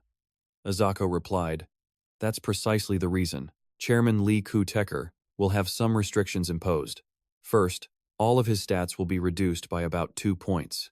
Min Soo-hee found this interesting, adding, "Even a 10% difference is significant at the professional level, so even if his stats are higher, he won't completely overwhelm the participants." Hearing this, Lee Min-seo nodded. Azako added, "Plus, there are 14 participants against only Chairman Lee Koo-tecker. I'm eager to see how this unfolds." Finally, Lee Min-se delivered his commentary. "Yes, countless viewers are hyped for this week's finals. We've prepared an epic showdown between the top rookies and the legendary veteran hunter, Lee Koo-tecker. This promises to be an absolutely thrilling match." With those final words, the live broadcast finally came to a close. "Great work, everyone." As Lee Min-seo gathered his papers, a voice called out, "Senior." It was Azacho, who asked, "What are your thoughts on the finals?" "Senior Lee Min-seo, you always support Lai Trang-hyun like you're his biggest fan, right? You think he'll win this time too?" "I'm not in the mood to argue today." Against her expectations, he replied, "No, I don't think he'll win." Lee Min-seo elaborated, "What do you think it signifies that Chairman Lee chose the neutral monster territory?" Hearing this, Azacho began to ponder. "I suppose he wants to face each opponent and personally evaluate each victor himself." Lee Min-seo didn't deny her words. "Yes, precisely, but that leaves no room for Lee Trang-hyun to shine." Hearing this, she asked, "Why not?" He explained Lai Trang-hyun's strengths and weaknesses to her. Lai Trang-hyun's strengths are his mobility and long-range attacks, but those are useless against the chairman. He then explained Lee Koo-tecker's advantages. Chairman Lee Koo-tecker's forte is his overwhelming close-quarters combat and his terrifying pursuit skills. A long-range fighter stands no chance unless they can take him down in a single shot. Despite Lee Min-seo's answer, Azacho was still doubtful, but Chairman Lee Koo-tecker placed limitations on himself to curb his power. "The stat difference won't be that massive. Isn't it worth taking the gamble?" Lee Min-seo replied, "The chairman being handicapped isn't the main issue. Even so, he won't hold back against them." Azako rested her chin on her hand, considering his words. "In the Hunter League, nothing is impossible. You never know what could happen." Min Soo-hee then chimed in. "I completely agree with you, Senior, but I believe the odds of victory in this match are still slim." The broadcast screen then displayed the map for the upcoming battle. This arena is the battleground of the gods. As the program went live, the countdown began. 9 seconds remaining. The broadcast began, and the familiar competition intro played. Instantly, the live chat exploded with fiery comments. A wave of comments flooded in, some annoyed by Chairman Lee Koo-tecker's participation, while others were hyped for his legendary performance. At the stadium, the roar of the crowd electrified the air, raising the stakes for the coming battle. From a corner, Azacho, Lee Min-seo, and Min Soo-hee watched as judges. Lai Trang-hyun had also appeared in the arena. He scanned his surroundings and thought, "Perfect. The arena is exactly as I remember it. The plan can proceed." Lee Min-seo then stepped into the center of the arena and began the opening announcement. "The time has come for the final match of the competition. The arena is the battleground of the gods, and the rules will follow the standard 7 vs 7 Hunter League format. The match will continue until one team is completely eliminated," Lee shouted, concluding the opening. "Now, let the finals begin." The stadium erupted in a deafening roar. Dungeons, known as towers, emerged across the globe. This ignited conflicts between hunters from different nations, laying the foundation for the Hunter League. The towers held powerful artifacts, making conflict inevitable. Hunters were forced to battle one another to claim treasures on monster-infested grounds. This was the very origin of the Hunter League. It's why most tournament arenas are exact replicas of real-world towers. Naturally, this means first-generation hunters possess a familiarity with these arenas that the newer hunters simply lack. Back with Lai Trang-hyun, he had already been transported into the arena. He immediately began assessing his surroundings. Just then, Jun Hongyi approached to speak with him. We're moving forward with the plan. Lai Trang-hian replied, right. He turned to his teammates, Hangi, to Chun, let's move out. With unwavering eyes, he set their plan into motion. There was no turning back now. In the broadcast booth, the match was underway as the commentators began. All right, let's check on the players. The live feed switched to show Ju Haichu's team. Team B, led by Ju Haichu, is clearing out monsters. It appears their strategy is to hunt monsters and level up before confronting Chairman Li. The commentators were highly praising Team Haichu's tactics. Exactly. It's the most basic yet effective strategy. Even with Chairman Li's stats reduced by 2 points, he still holds a considerable advantage over our contestants. The live feed then switched over to Trang-hian's Team A. Oh, and Team A is doing the exact opposite. They're employing a completely different strategy. Only 4 members are hunting. The screen shifted again, showing Lai Trang-hian's group. Ah, and there are the other 3 players. The 3 are heading straight for Li Ku-teker as planned. Seeing this unfold, the commentators were initially confused by the move. Lai Trang-hian, Jun Hongyi, and Kim Tu-chun have completely deviated from the standard route. Li Min-seo seemed to realize Lai Trang-hian's plan. They're heading for the chairman. Azacho turned to him. What do you think their next move is? He answered immediately. It's clear they're aiming directly for Chairman Li. Hearing this, Azako was skeptical. Considering their current stats, and with only 3 members, isn't defeating Chairman Li practically impossible? Li Min-seo replied, I agree, but let's wait and see what they have planned.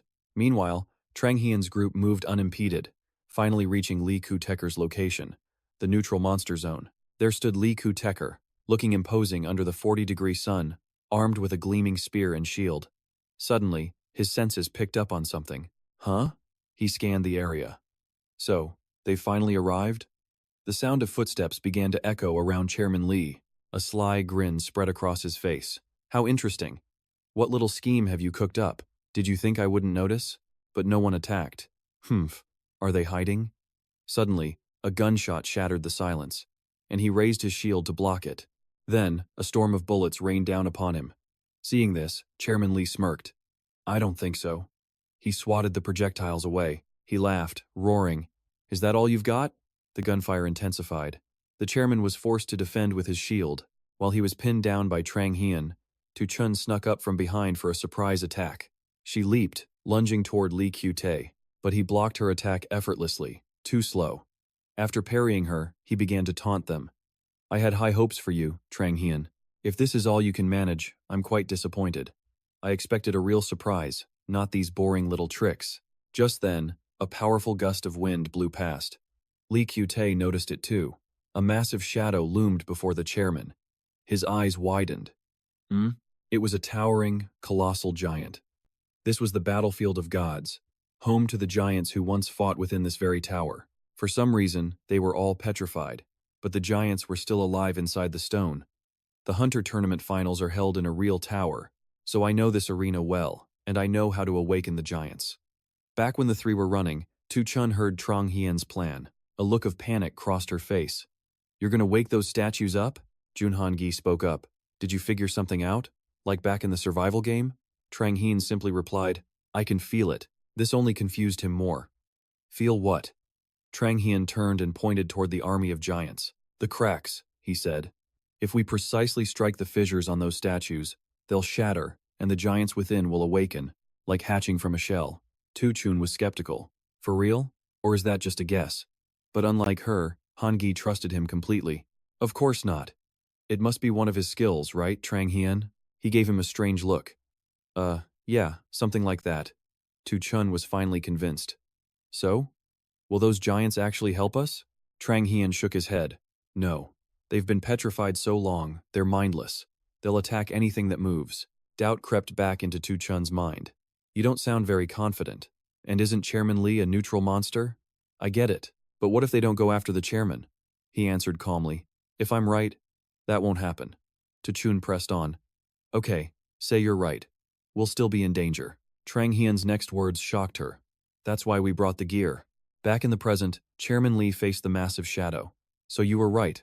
This might work. The giant's eyes glowed as it began to move. Li Ku-te finally understood. They weren't aiming for me at all. It was a feint. The resurrected giant stirred to life.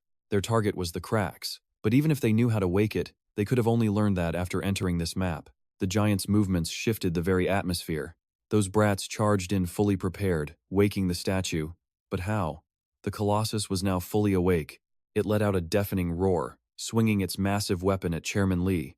With incredible speed, he dodged the blow. He thought back to Tu Chun's attack. Dodging is easy enough, but the real problem.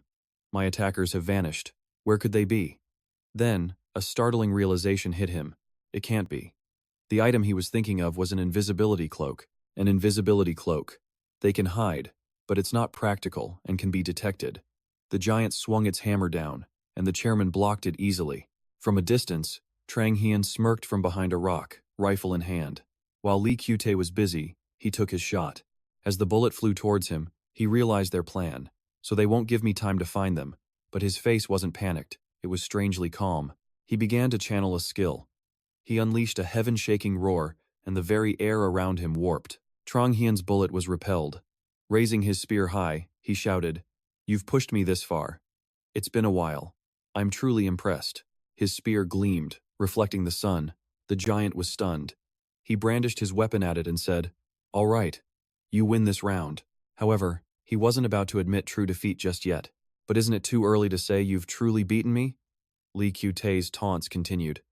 "Now, we're on equal footing. Let's have a real fight." In the stadium, the crowd erupted, thrilled by the chairman's power and Trang Hian's strategy. Li Minso was left speechless. Beside him, Azekol commented excitedly. It looked like Trang Hian was firing randomly, but he found the trick to reviving the statue. Chairman Li Qute dodged the bullets, but they were attacking the statue, making his situation more difficult. Hidden by her cloak, Tu Chun thought. He's shooting the statue's cracks to pressure the chairman while we hide with invisibility cloaks. He's directing all the statue's rage at the chairman. Meanwhile, Li Minso was beaming with pride. That kid actually pulled it off. He watched the screen, filled with pride. Back on the field, Trang Hian was focusing power into his rifle. He's a first-gen hunter, but that's not enough. Chairman Li was now overwhelming the giant. Seizing the opportunity, Trang Hian made his move. He fired a devastating shot, aimed straight for the giant's head. But just then, Li Qute shot forward, blocking the bullet. With incredible agility, he leaped up to intercept the shot aimed at the giant. He landed lightly on its head. Before he could think, the giant attacked again. Dodging, Li Qute yelled, "It only needs to learn once, but a second time, there won't be any more tricks," Trang Hian thought, hearing his boast. "Is that right?" Suddenly, his eyes locked onto something. Trang Hian activated his super sight, observing Chairman Li's movements. He noticed the shield, and the tiny red light glowing on it. Without a moment's hesitation, Trang Hian fired again. The bullet screamed towards Li Qute's shield, only to be deflected once more. Seeing this, he taunted, "I told you it was useless." But the deflected bullet was still soaring when a second shot suddenly struck it mid-air. The two projectiles split, veering off in new directions. The sound of the impact made Li Qute look up, but it was too late. One of the bullets had already slammed into a nearby giant. He stared in shock. A ricochet shot. Now, two giants were awake. Chairman Li grew anxious. This has gone completely wrong. From a distance, Trang Hian watched Li Qute's struggle, thinking, even a first-generation hunter like him can't handle both of them. Looks like they're trying to overwhelm him. He contacted the other two members, Tu Chun and Han Gi. "You two, do you read me?" Tu Chun and Han Gi were hiding in the bushes, awaiting Trang Hian's command. "Qian Shung is bringing the others. You know the plan, right?" They glanced at each other and nodded. "Yeah." Meanwhile, Kim Qian Shung and his three teammates hid behind a boulder. Before them lay a field of defeated monsters. He thought to himself, "Whew, I've grown so strong. What's next?" He recalled Trang Hian's words when assigning his mission. "Out of the four of you, you're number one, the one I trust the most." Kim Qian Shung was beaming with pride, but kept his composure. "If you put it that way, I guess I have no choice but to help." He then recalled Trang Hian's instructions. "He gave us 3 directives. Gather all the minions and resources you can, and preserve our numbers. Be careful not to enter Juhi Chu's territory. If you encounter them, just run." Looking at the map, he thought, he even planned an escape route for us. Right then, Juhi Chu's Team B arrived on the scene. Someone shouted, "They're close, find them." Seeing Team B, Kim Qian Shung thought, his guess was spot on. Juhi Chu appeared, a massive hammer slung over her back. "We won't lose this time." Meanwhile, Kim Qian Shung whispered the signal to retreat, but Juhi Chu had already spotted them. She screamed, pointing, "Over there, get them!" Kim Chien-shung was already on the move. The plan was to lure the blue team away during the escape, but he saw the crazed look in Ju Hee-chu's eyes from afar. Can I really pull this off? He wondered. Just then, Trang Hien's order came through. Keep running to the rendezvous point. Roger that. After a short chase, Ju Hee-chu's team suddenly halted. She stared in shock at the sight before them. A giant. A sense of dread crept over her. A neutral monster zone. Stones crumbled from its body as the second giant fully awakened. It unleashed a heavens-shaking roar. Suddenly, it swung its massive axe sideways, nearly cleaving Ju Hee-chu in two. She dodged just in the nick of time. Watching the chaos unfold, Kim Chien-shung was stunned. What the hell is going on? You said you were going after Chairman Lee. What kind of mess have you made? Right before his eyes, Chairman Lee was now battling two giants. Trang Hien's voice came over the comms. How long can you keep this chaos going? He replied, Not long.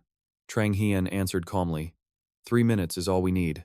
Puzzled, Kim Chien-shung asked, What can you possibly do in 3 minutes? You'll see, he replied. Then, he contacted the other two for the next phase of the plan. Tu Chun, Han Gi, this is our best chance while we're still concealed. Understood? The reply was instant. Roger. He continued. On my signal, we're taking down Ju Hee-chu's team first. The countdown began. 3. Tu Chun looked tense. The count continued. 2. In contrast, Han Gi appeared perfectly calm. 1. The two threw off their cloaks and charged Ju Hee-chu's squad. Caught by the surprise attack, her team was stunned. In an instant, one member was down. As chaos erupted, a flicker of fear crossed Ju Hee-chu's face. She barked orders to her team. Avoid the giant at all costs, and stick to the red team through the confusion. Ju Hee-chu slammed her palm on the ground, activating her magic. A sanctuary of light instantly formed, enveloping her and her teammates. Sanctuary. A healing zone.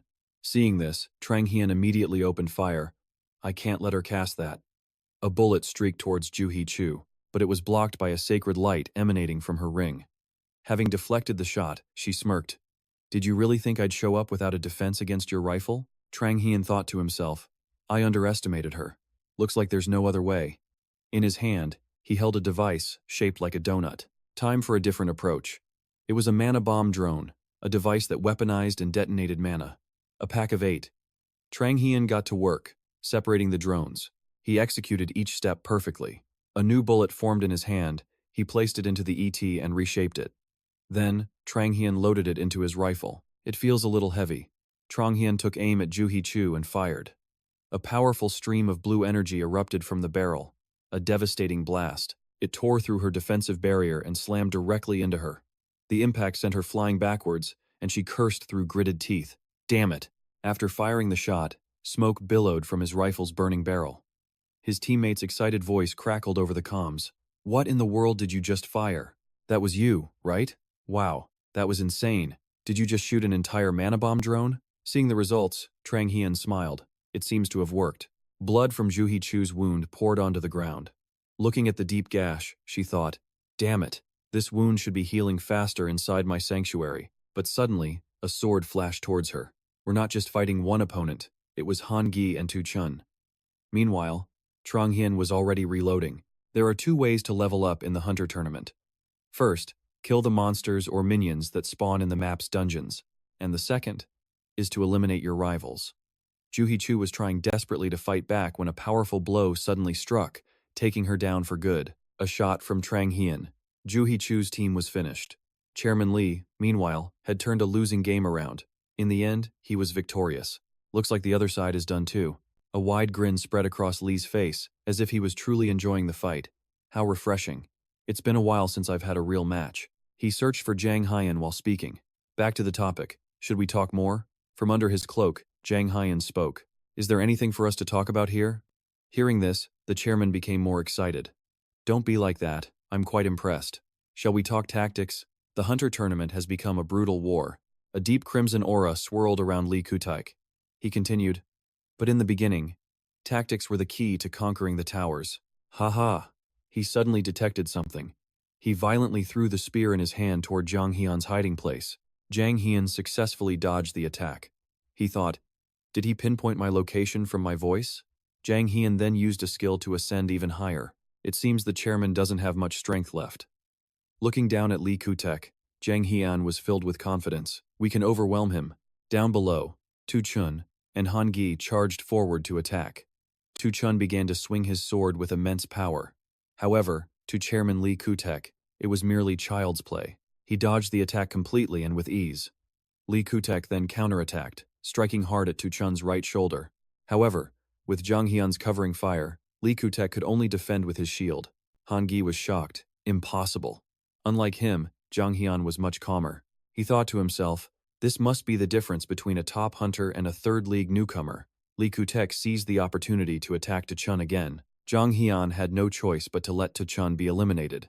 We tried our best to keep you in.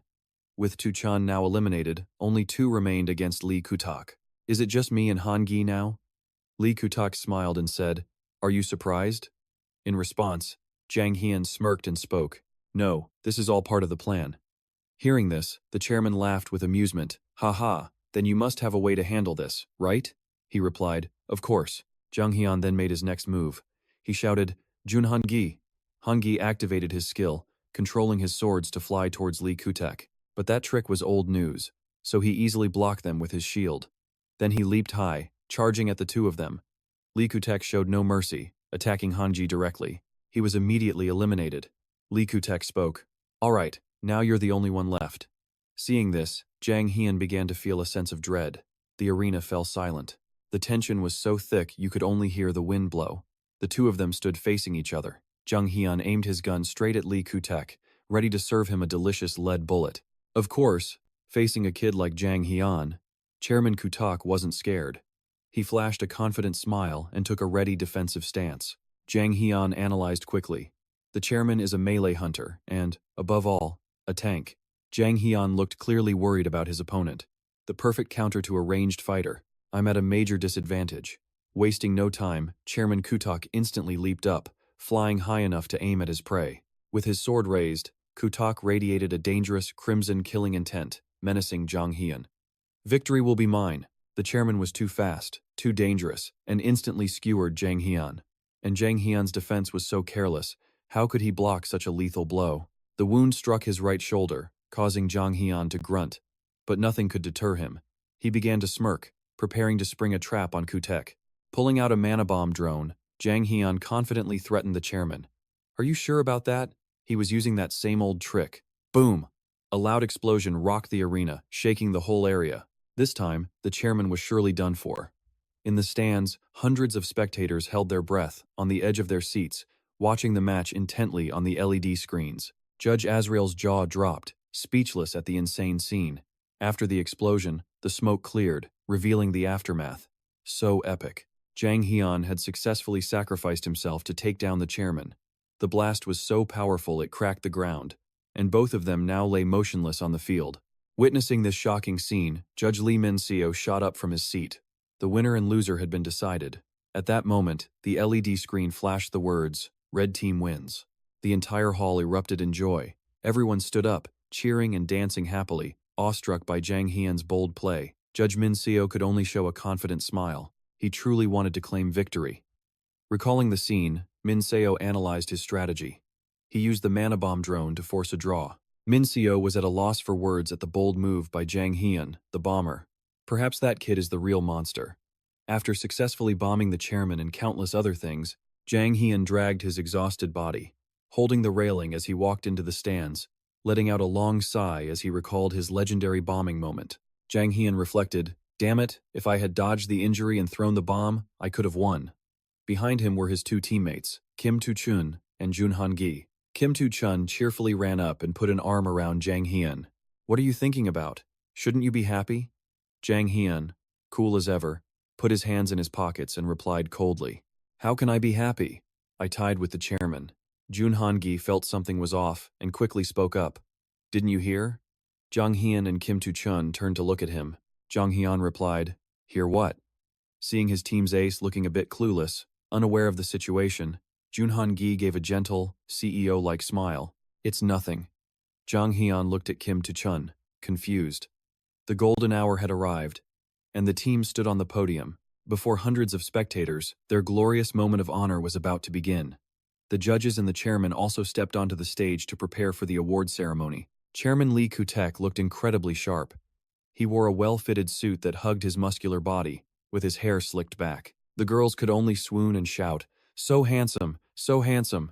He turned to look, giving a slight smile to Jang Hyun, who was completely unaware. His face was as innocent as a lost deer looking at the chairman.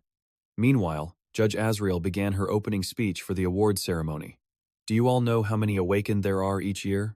About 100,000 people, regardless of age, and every one of them has dreamed at least once, "I want to become a hunter," she continued.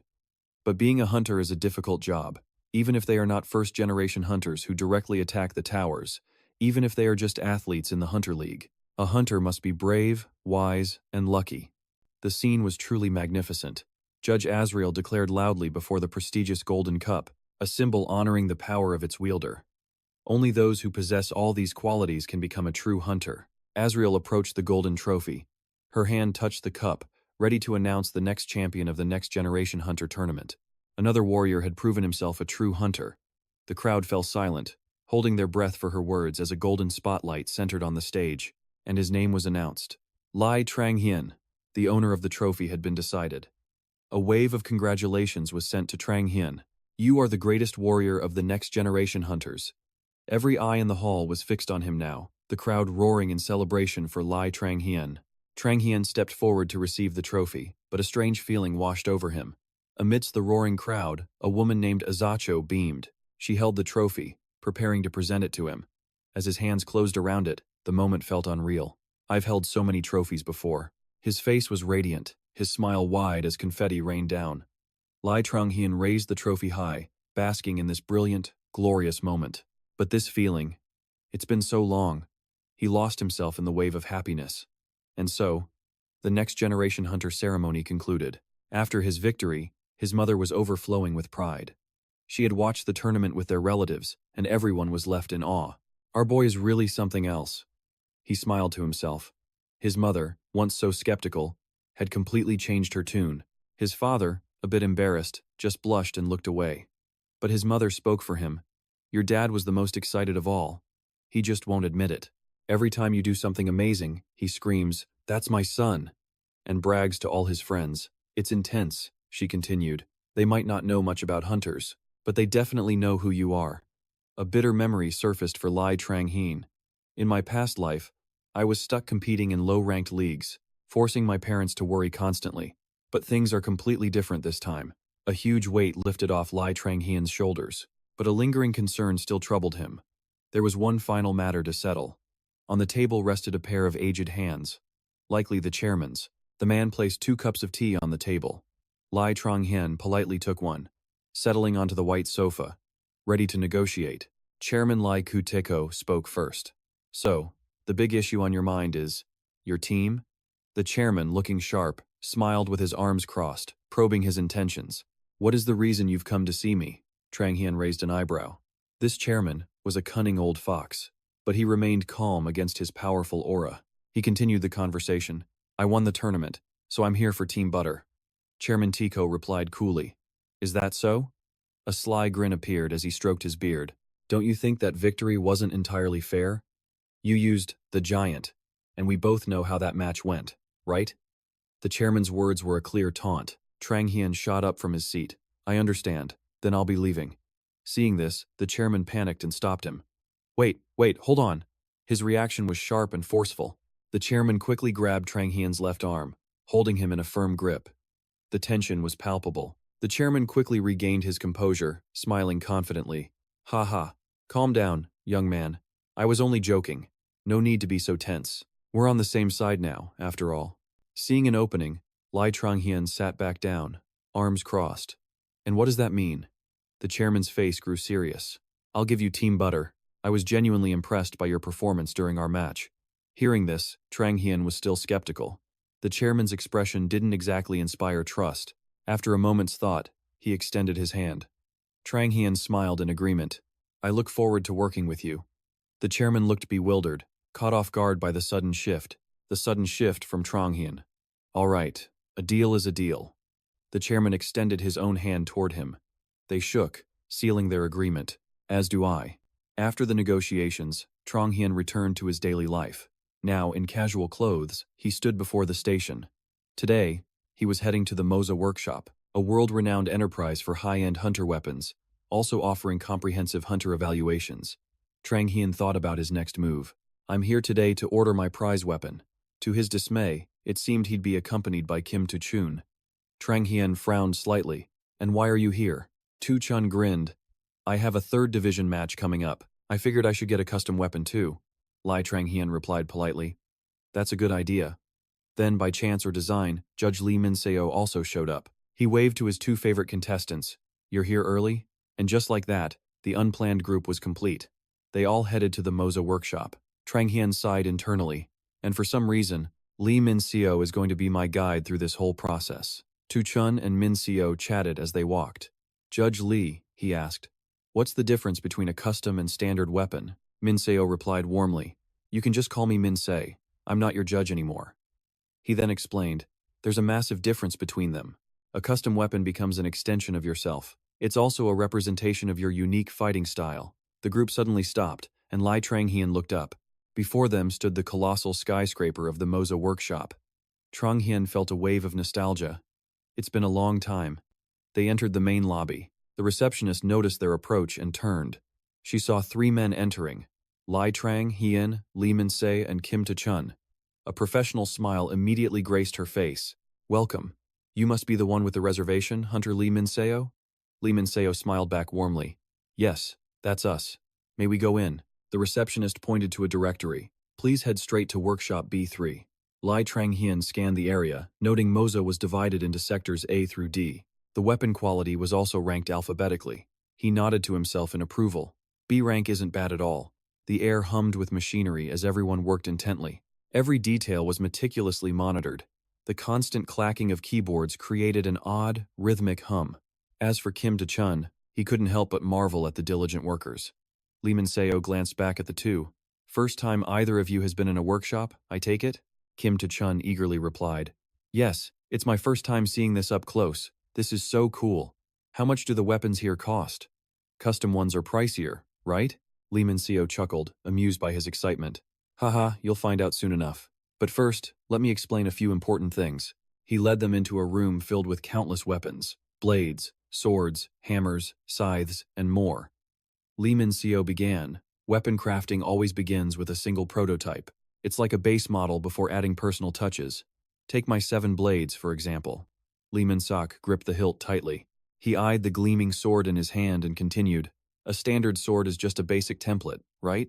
For a custom weapon, you add options based on your skills and combat style. Both Lee Trang Hian and Kim Tu-chun were amazed by this reveal. Kim Tu-chun's eyes sparkled brighter than a galaxy. Lee Min-seo grabbed some paper. For myself, I'd add 6 extra blades to the original sword. Let's sketch a rough draft like this.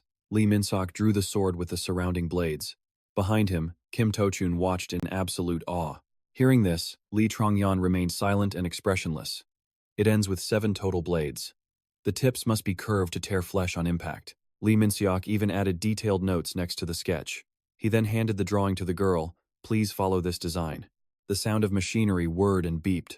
A completed sword materialized, gleaming with 6 blades just like the design. Kim Tu-chun stared at the final product. He couldn't hide his excitement. Wow, you can create something like this from a sketch? Lee Min-seo held the weapon born from his own idea.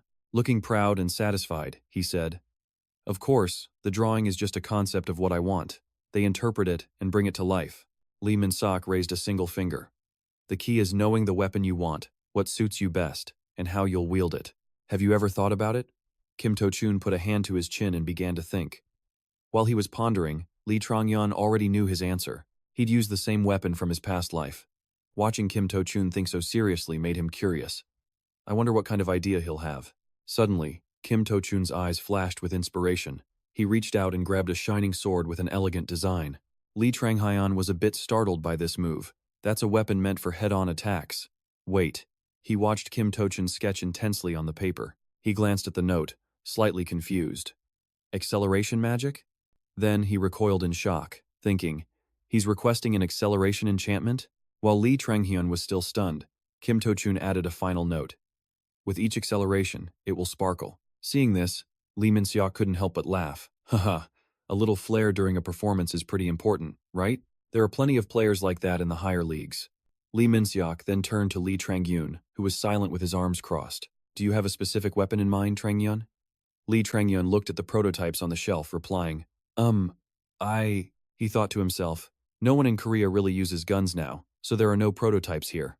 The options screen appeared.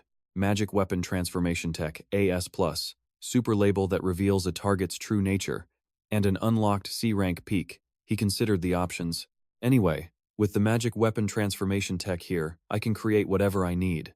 Lee Trangyun reached for the shelf, so a base model isn't really necessary. He pulled out a long rectangular bar and held it up. I can use this however I want, can't I? Kim To-chun watched, curious to see his plan. Lee Min-seok just crossed his arms and looked at Lee Trangyun. Of course. That's the privilege of the winner. The metal bar in his hand glowed as a system window appeared, a notification for Magic Weapon Transformation Technology. You can now transform the weapon into any shape you desire. The bar in Lee Trangyun's hand instantly became a gun. Lee Trangyun carefully inspected the black gun in his hand.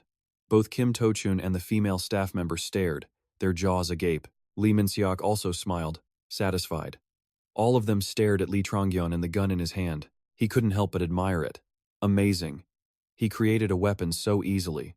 Hearing the praise, Lee Trangyun suddenly blushed, feeling shy. I've seen reactions like this before, but it's still embarrassing. All over the world, wherever a hunter tournament is held, there's a Moza workshop branch. Because of this, competition between branches is unavoidable. That competition boils down to two things. Who creates better quality weapons, and who is the one using those weapons? A girl sat in a chair, her fingers tapping nervously on the armrest. Actually, in this case, the Moza Workshop's Korean branch. Her face grew tense. Their performance has not been very good. Comments mocking their low-quality weapons and their unremarkable hunters flooded all of social media. They completely failed in the international tournament. Instead of being promoted, they were criticized for creating weapons fit only for mediocre players. She recalled the image of Lee Trangyun and the black gun sitting right next to him. But this boy, with him, there might be a glimmer of hope. She remembered the metal's transformation. Certain, he didn't just win the contest. He also revealed the potential for a new type of weapon. Her brow furrowed as she made her choice. I can't let him get away. Thank you for your time. Trangyun. With a serious face, she introduced herself. I am Park Juna, head of the Moza Workshop's Seoul branch. Let's get straight to business. Park Juna pointed to the rectangular bar he had picked. Are you satisfied with this weapon? I mean, something from the B-tier section. Lee Trangyun looked up at her, eyes wide. I was told the organizers only provide those weapons. Are there other choices? Park Juna turned to grab a box beside her. What if it wasn't a weapon, but a mana ingot? Our branch possesses something quite special. She opened the box, revealing a brilliantly shining blue ingot. Lee Trangyun's eyes widened in shock. Whoa. Park Juna looked at Lee Trangyun and said, I have a proposal for you, Trangyun. He responded cautiously. What is it? Park Juna immediately flashed a bright smile, gesturing to the box with the glowing ingot. I will provide you with something like a weapon lease. So you can use this ingot to create your own weapon. In return, you just need to craft and use a weapon made from it. And if you become famous after using it, then all the better. Lee Trangyun listened silently to Park Juna's offer. Occasionally, you'll cooperate with us by using the mana ingot, and creating weapons with that skill is simple, isn't it? After Park Juna finished speaking, Lai Tranghien finally opened his mouth to reply. The terms are quite tempting. But Lai Tranghien steepled his fingers, a smirk on his lips. Would it be a problem if people knew I was the weapon's creator? Hearing this, Park Juna calmly sipped her tea, her expression thoughtful as she considered his words. He's figured out my plan. Her eyes lit up. If Tranghien forges a weapon with this ingot, the public will believe our branch can refine top-tier mana ingots. Park Juna imagined it, a sword emitting a brilliant blue aura. She thought, then I'll have him forge more weapons to create a collection from A+ ingots. With her plan set, Park Juna finally spoke. My apologies, I forgot to mention. You'll have to sign a non-disclosure agreement. Tranghien simply replied, Oh, is that so? In that case, perhaps I should take my skills directly to the Mozart Workshop's main branch. Hearing this, Park Juna grit her teeth, her expression twisting as she asked, What do you want? Seeing her reaction, Lai Tranghien thought with satisfaction. Got her, he said. A sponsorship. Park Juna was confused. Sponsorship? Aren't we already sponsoring you by providing the weapon? But fine, Our branch can arrange a personal sponsorship for you. Hearing that, Trang Hian shook his head. No, not for me. He clarified. I mean for the team I'm about to join. Team P. I want you to become Team P's sponsor. Park Juna's face soured as she questioned internally. Team P? She pictured a team of failures in her mind. He wants us to sponsor a third-rate team that always finishes last. Then Park Juna asked aloud, May I ask why Team P? If you joined a different team, we might consider a sponsorship. Lai Trang-heen just laughed and replied, No, that won't happen. I've already signed with them. At his words, Park Juna's eyes widened in shock. Composing herself, she said, Sponsoring Team P won't do much to promote our brand image. Hearing this, he replied, Correct. But I believe that's what makes this a tough spot for you. He added, I am offering my weapon forging skill exclusively to your branch, am I not?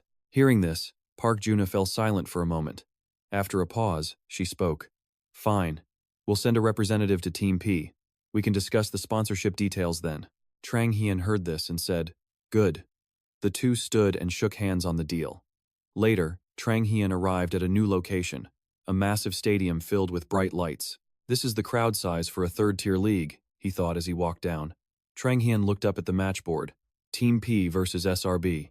The corner of his mouth curled up slightly. Last place versus ninth. This is doable. He took a seat in the stands, thinking to himself, no matter how much they've struggled, they can still make a comeback. P has a good chance against SP. They should win this. Suddenly, the flashbulbs went off. Trang Hian was lost in thought again. Unlike the first league, second and third league matches are held in virtual reality. The top league fights in actual dungeons, so the risk of injury is a serious concern. His eyes narrowed slightly, but the second and third leagues are different. On the big screen, players were running away in fear. Trang Hian wondered. Then what are they so afraid of? Strange noises and frantic screams echoed from the large screen. Seeing this, Trang Hian muttered, Seriously? Disbelief was clear on his face. They call this a match? I came here to see if Team P had any hidden talent, he thought.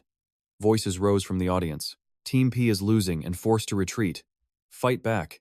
Oh man, they can't do it. It's over. What a tragic end for Team P. At this rate, they might end the season without a single win. Hearing this, Lai Trang-hian was stunned. What? He turned, looking at the stands in disbelief. Not a single win? The scoreboard appeared, showing 0 points for Team P. Lai Trang-hian thought to himself, Did I make a mistake choosing this team? Would it have been smarter to pick a team with good prospects and then aim for the first league later? Lai Trang-hian tried to think positively. He lowered his head in disappointment. No, he thought, I won't back down. He walked out of the stadium, step by step. I'll find a way. He headed for the exit, thinking, First, I'll get rid of all the players I can. I just hope there's at least one good player on the team. Suddenly, something appeared before Trang Hian. You've got to be kidding me. In front of him was a house. He stared at it, wondering, the team's housing is just a normal house? He remembered something from before, while lying in bed.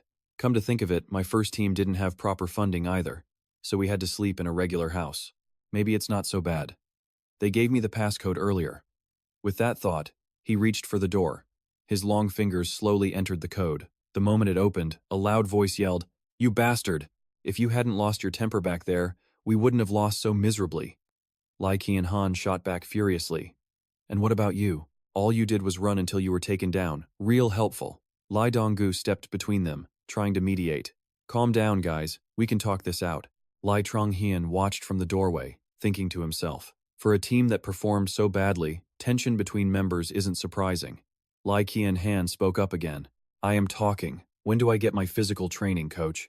Suddenly, Lai Donggu noticed him and was surprised. Oh, he pulled Lai Trang-hian inside to introduce him. Everyone, we have a new member. His name is Trang Hian, and he's this year's winner of Next Gen Hunter. Dan Chun stared in utter surprise. Lai Qian-han turned, his expression souring instantly. Trang Hian suddenly spoke up. I watched the match. You were all masters of being completely useless, he said. Enraged, Lai Qian-han stormed towards him, shouting, Who is this punk? Who do you think you are, talking to pros like that? You better take that back. Hearing this, Trang Hian touched a hand to his chest and said, Oh, did I hurt your feelings? Then how about a match? If I lose, I'll quit, but if I win, you're out, Trang Hian said. Li Qianhan didn't respond. He pushed further. Are you scared? They all moved to the training room. While warming up, Trang Hian thought to himself, A rookie dares to provoke them. It seems the three of you fell for my trap. He glanced at them, a plan forming in his mind. If you ignore an insult like this, you have no competitive spirit. He then spoke up. Oh, by the way, I did say I wanted to crush you. So you won't be turning off the pain sensors, right? I hope you set it to maximum. Hearing this, a furious Lee Qianhan replied, Ha! You better give it your all if you don't want to get destroyed. Hearing that, Trang Hian thought, now that I think about it, isn't this the guy who charged in alone and got wrecked before? A system window appeared. Lee Qianhan possessed Destructive Strike, a forward charge that creates a powerful shockwave. Trang Hian looked over Lee Qianhan's stats. Trang Hian thought, his stats are lower than the program participants. Looks like he's been slacking off. His skill is surprisingly good though, but he doesn't even know how to use it right. I don't get how these guys made it onto a professional team, he thought, looking at Lee Qianhan. With a sigh, he turned away. Inside the virtual arena, Trang Hian stood armed and ready. Suddenly, something caught his attention. An explosion erupted on a rooftop. Just as I predicted, he thought. Lee Qianhan charged forward with his Destructive Strike, and he prepared himself. I knew Qianhan would attack immediately. Lee Qianhan rushed straight at Trang Hian without hesitation, a smirk playing on his lips. However, Trang Hian easily dodged Lee Qianhan's attack. But then the pavement beneath his feet erupted. His expression shifted as he relied on his agility. Trang Hian quickly leaped off the ground. The shockwave's range is wider than I thought. A useful skill. Below, Lee Qianhan gloated. Ha! How was that? He probably thinks that little trick scared me, Trang Hian thought. Before he could reply, Lee Qianhan launched another attack. Seeing this, he thought, confident after that small victory, Qianhan is attacking recklessly. A small smile crossed his lips. Everything is going according to plan. His hands clenched into fists as he launched himself toward Lee Qianhan. The sudden move stunned his opponent. Huh? Meanwhile, Trang Hian's expression remained perfectly calm. Suddenly, the two spectators outside gasped in shock. The scene shifted to show Trang Hian standing victorious. Below him, Lee Qianhan was completely bound. As the two ran over, he spoke. So? Who's next? I promise this will hurt, he added. One of them cursed, damn it. Then, both were knocked to the ground. Trang Hian reminded them, we had a deal. The loser leaves the team. One of the two shot back, no, that was just you talking. Hearing them argue, Trang Hian's voice cut through sharply. Leave. The two reluctantly stood up and left, muttering, damn it. Let's see you manage without us. Lee Qianhan was lost in thought, so Trang Hian approached him. Hey, are you deaf? He placed a hand on Qianhan's shoulder. Why are you still here? Qianhan bit his lip until it bled, managing to say, I'm sorry, but Trang Hian pretended not to hear. What did you say? Lee Qianhan's face darkened as he repeated, I said I'm sorry. It was my fault. All of it was my fault. So can you let me stay on the team just this once? Hearing this, Trang Hian thought, how desperate. Then he answered, if you can't even beat a rookie who just became a hunter, what reason do you have to stay on this team? Lee Qianhan clenched his fists, hesitating. I have good abilities. Even if you countered easily, we are confident in our skills. Isn't that enough? He said. Trang Hian considered it. Of course, his skills are certainly good. He then said aloud, but what good are they if you can't use them right? I doubt you'd listen to me, Lee Qianhan. Hearing that, he shouted, yes, I will listen to you. Isn't that enough? Trang Hian replied, no, not just listen to me. You will obey only my orders. Do you think you can do that? Hearing the condition, he answered with resolve, yes, I will obey only you. Trang Hian looked at Qianhan, thinking, I'm not sure if this is the right decision, but on a team of useless players with no funds for new recruits, he could become the first pillar of my new team.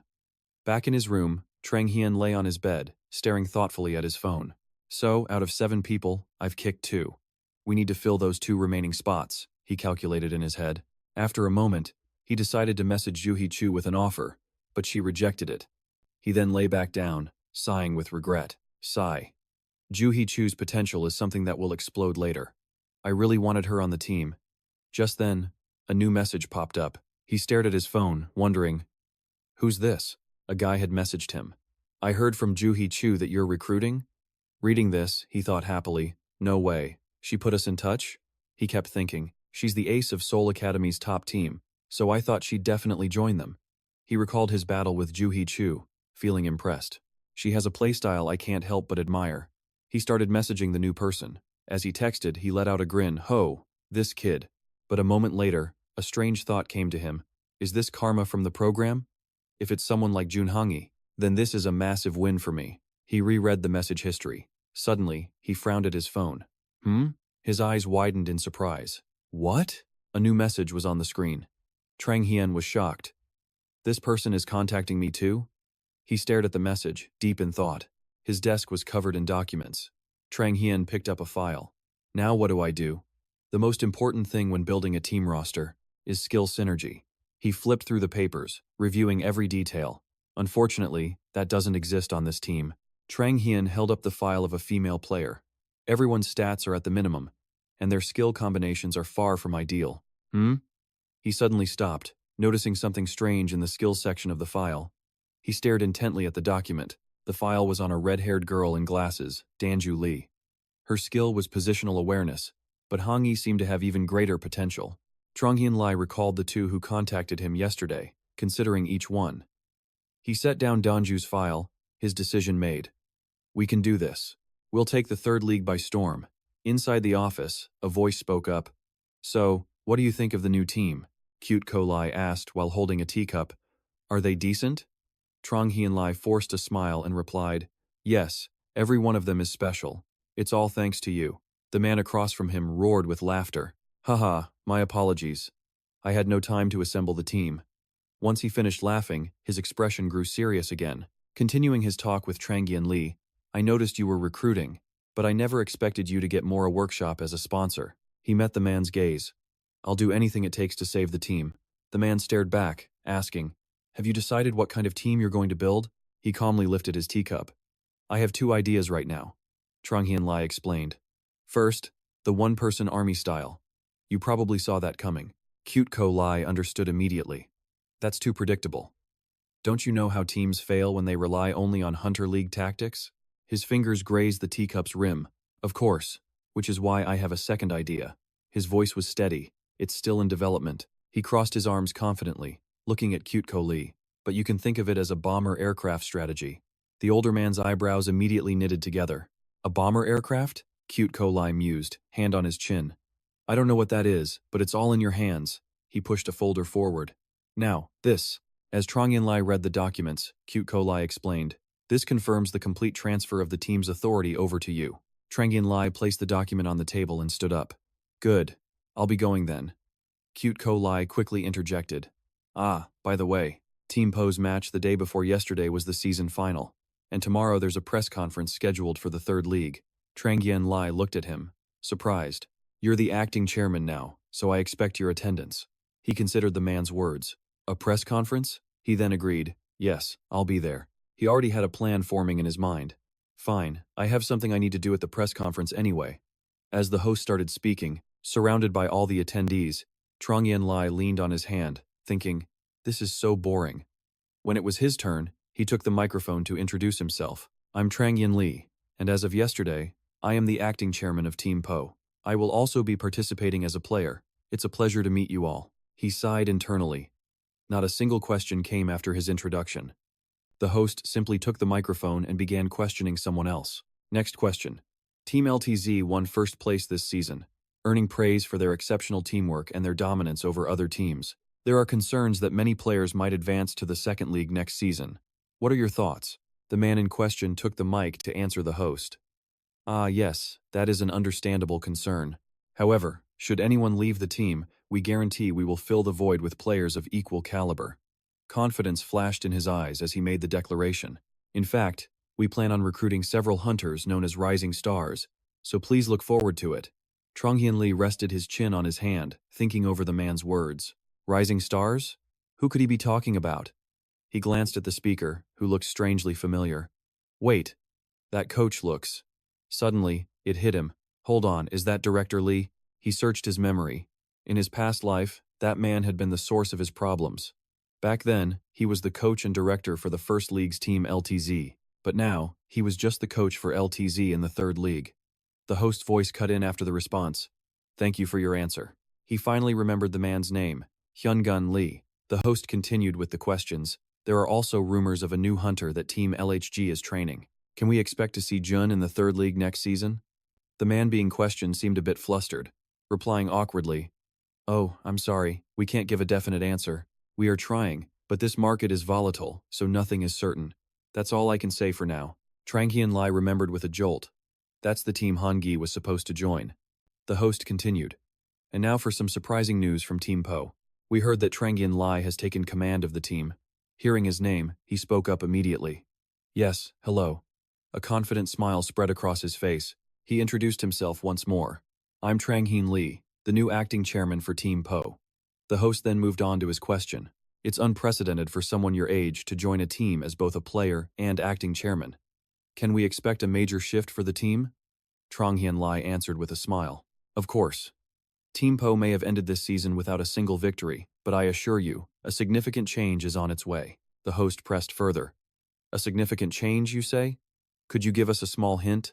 Trang Hyun Lai didn't hesitate to reply. "Well, first, we've had some roster changes. I'll be acting as both a player and the coach. We're also changing our strategies. We've brought on a new investor. A lot is happening." The host cut him off, his face filled with a hint of disdain. "I see. It sounds like a lot of changes. Thank you. Next." But Trang Hyun Lai immediately spoke up. "Oh, my apologies, but I have more to say." The host stammered.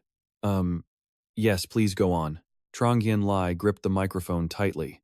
"I've been following the third league matches very closely." His face was still confident as he continued, and not one team truly stands out. The entire room seemed to freeze, as everyone was stunned by his words. Hyun-gun Lee gritted his teeth. "What?" Trang Hyun Lee paid no mind to their shocked faces. His voice was steady and held nothing back. "So you should all be on your guard. We're coming to take you all down." He added pointedly. "Oh, and LTZ especially will be humiliated when a top-tier team loses to a bottom-ranked one." These words were a direct assault on Hyun-gun Lee, enraging him completely. Having said his piece, he dropped the microphone. His expression was nonchalant as he thought, "There. That's how it's done." He remained perfectly calm, ignoring Hyun-gun Lee, who was practically steaming with rage. He had to leave a strong impression. Finally, he could relax his tense body. The sound of a door opening echoed. Lee Trang-hyun spoke cheerfully. "You're here?" Before him stood Han Jisoo, Jun Honggi, and Kim Tu-chun. He warmly invited them all inside. "It's been a while, come on in."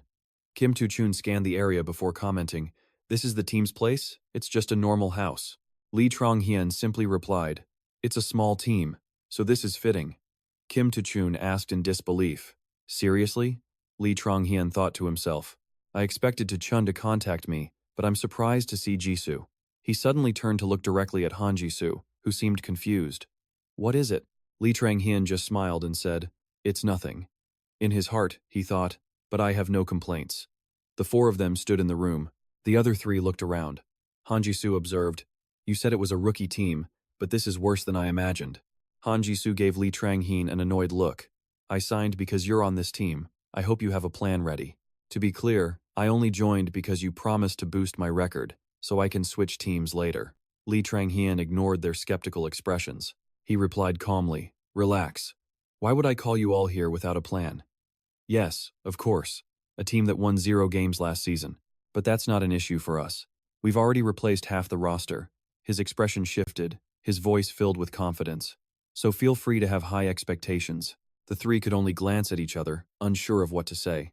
At the management office, Choi Hang-ju, manager of Team SB, sat bored, resting his chin on his hand. He thought, annoyed, "Our players aren't unskilled, but it's like they've forgotten how to win. How am I supposed to handle this?" Just then, his phone vibrated on the desk, displaying a message from the coach. Choi Hang-ju picked up his phone to read the text. "Mr. Choi, we received a scrim request from P. Should we accept? It's the off-season and our players need rest, so I expect complaints if we refuse." He read the message and thought, a practice match with P? He saw this as the perfect solution to his difficult problem. Yes, the only way to get back that winning rhythm. Choi Hang-ju immediately called the coach. "Yes, Coach Kim, it's me. About that scrim with P." He smiled and told the person on the other end, "Yeah, go ahead and schedule it. I think this will be very interesting." A young man complained while tying his shoes. "Why do we have to do a practice match?" Another stretched and replied irritably, "Yeah, we don't usually do these in the off-season." A purple-haired man pulled up his hood and said, "Did you hear what P's manager said? He just debuted and is already talking trash about the whole league." The other replied, unconcerned, "Yeah, He said a lot about LTZ. There's no way they can beat us. Let's give them a reality check. Footsteps echoed down the hallway. Lee Dong-gu followed behind Lee Trang-heen and asked, "Are you sure about this?" Lee Dong-gu was worried. "You guys just met. The new members need time to adjust." Lee Trang-heen understood his concern. "Besides, we don't even have enough players for a 7 versus 7 internal match." Lee Dong-gu reluctantly replied, "That's true." But Lee Trang-heen turned to look back at him. "Look, coach, is there any hope for this team if we continue on this path?" Lee Dong-gu was a bit stunned to hear him say this. Lee Trang-heen explained calmly, "We will just lose again." His tone was casual, but the implication struck at the heart of the matter. Our team will finish last again. Constant failure leads to helplessness, making them play passively. He looked straight into Lee Dong-gu's eyes.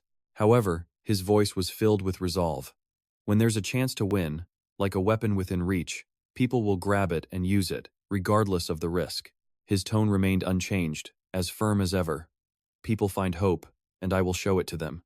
This might be my first time participating, but my presence alone can change the entire team." Lee Trang-heen flashed his usual confident smile.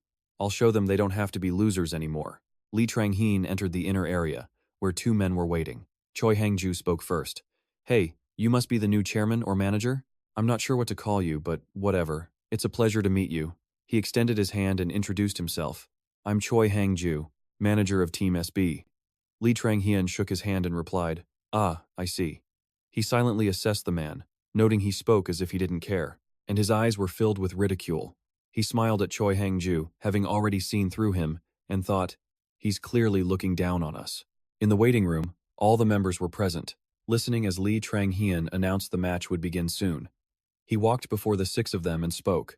"Is everyone ready?" Lee Trang-heen placed a hand on his hip and declared, "I'm the one giving orders, so you will listen to me and only me." Everyone remained silent, offering no objections. He looked at each of them, thinking, "I should be able to keep a good eye on them. There will be 5 original P members. With myself and 1 new member, I'll show them we can win even with this lineup." He took a step forward and called out, "Keen Han, you'll be the vanguard like last time, but never charge in alone unless I give the signal." Lee Trang-heen pointed at Keen Han. "If I don't say anything, hold your ground, even if a mana bomb flies right at you." Keen Han replied, "Got it." Then Lee Trang-heen turned to the red-haired girl. "John Chu, stick with me. Try to keep up with my movements." Startled, John Chu quickly answered, "Right." Kim Ta-chun raised his hand. "Hey, Trang-heen, what about me?" Lee Trang-heen made a circle with his hands. "You will stand in front of me, block anyone who approaches." Kim Ta-chun asked in disbelief, "You don't want me fighting the enemy?" Lee Trang-heen just smiled back. "You'll see." The announcement for the match to begin rang out.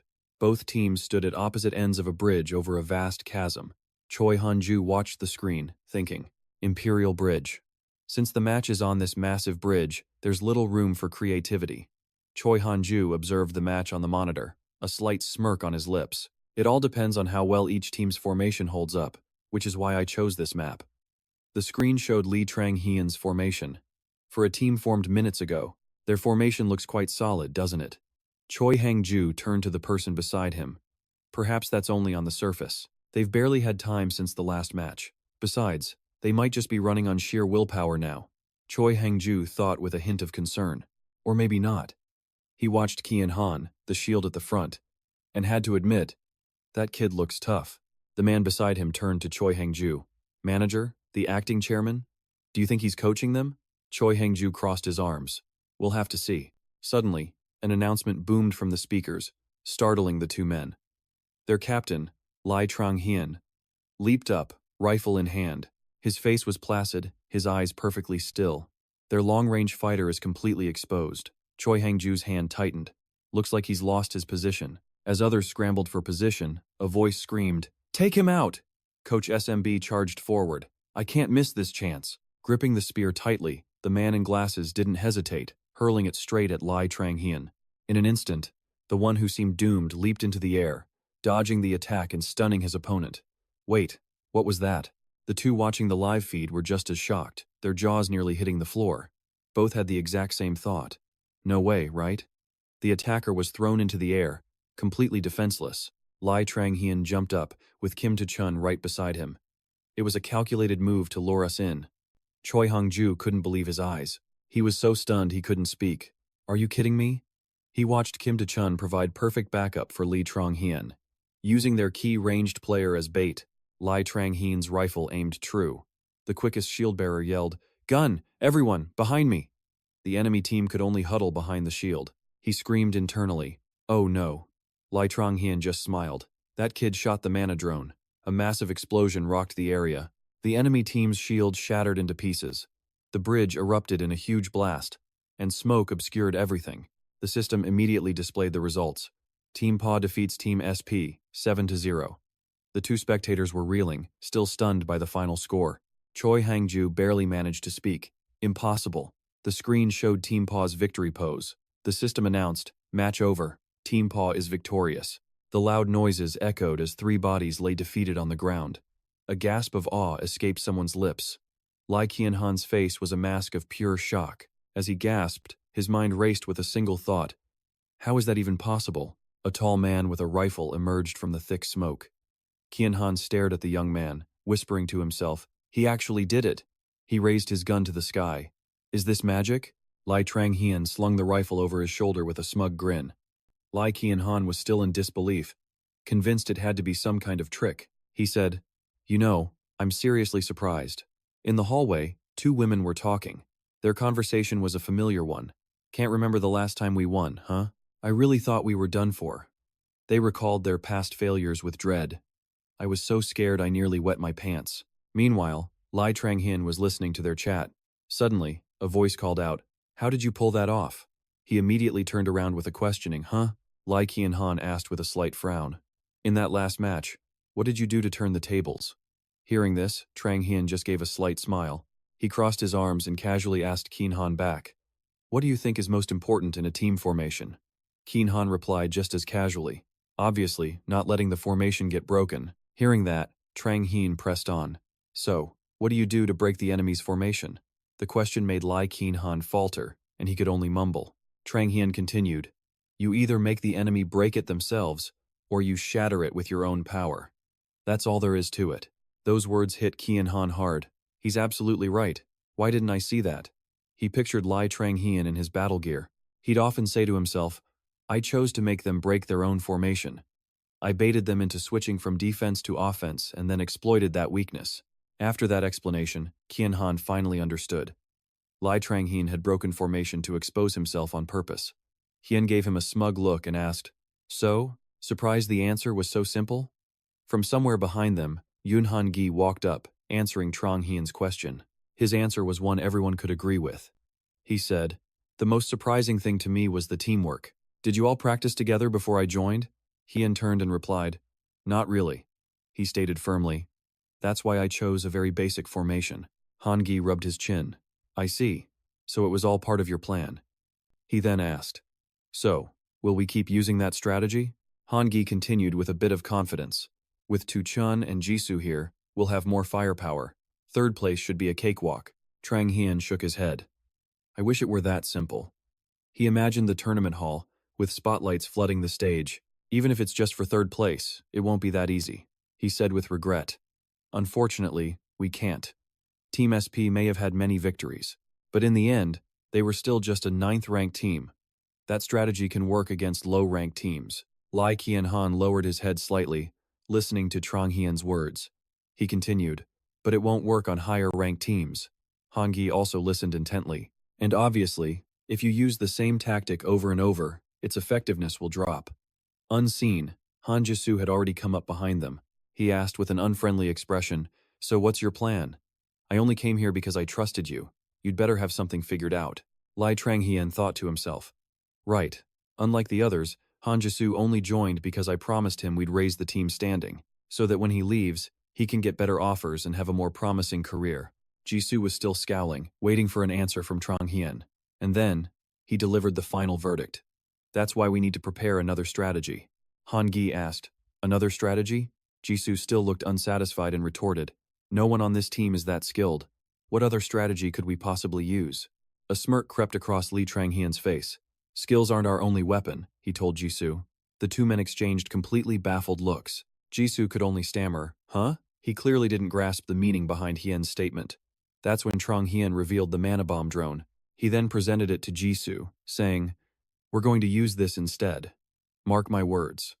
A slight, confident smile played on his lips. Our team is about to become mana-bombing specialists. From behind the door, a stunned Hanji asked, "What? You want me to control multiple swords at once?" Trang Hian simply questioned him back. "What's wrong? Don't like my training plan?" Hanji quickly clarified, "It's not that, but controlling so many swords, my accuracy will be completely shot." Images of swords filled Trang Hian's mind. He's right, he thought.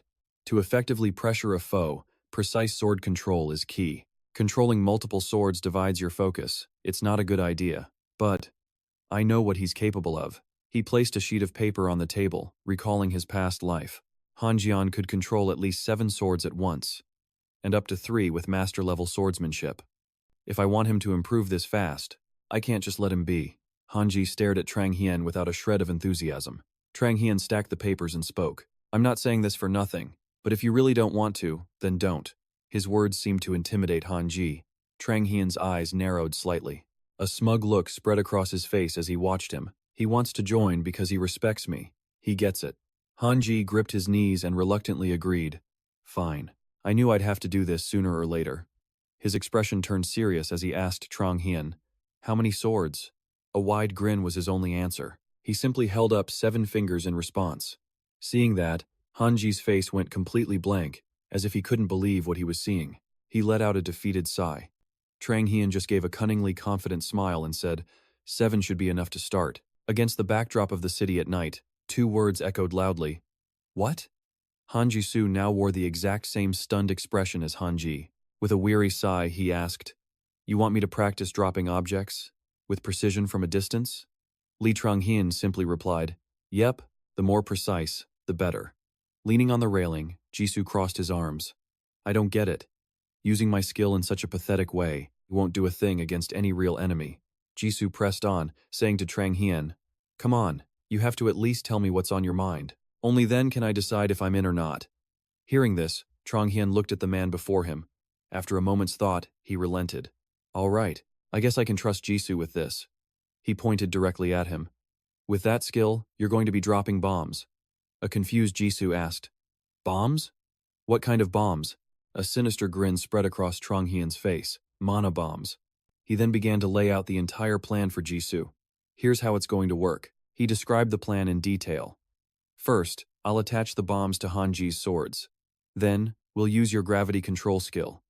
Trang Hian continued his vivid explanation. "You'll release the bombs from the swords mid-flight. You two will effectively become our team's artillery on the battlefield." He finished by holding up 2 fingers, signifying their partnership. Hearing the plan, Jisoo could only stare at Trang Hian, completely astonished. "So this is that new strategy you mentioned?" The sound of explosions seemed to echo in the air. With his 2 fingers still raised, he said firmly, "Yes, this is our new weapon. It's a flawless plan. I call it the bombardment tactic." The plan, known as the bombardment tactic, would begin with Hanji, controlling a barrage of swords, each carrying a fragment from the mana drone. We see an image of Hanji, his face set in concentration, controlling the swords, each blade carrying a deadly payload.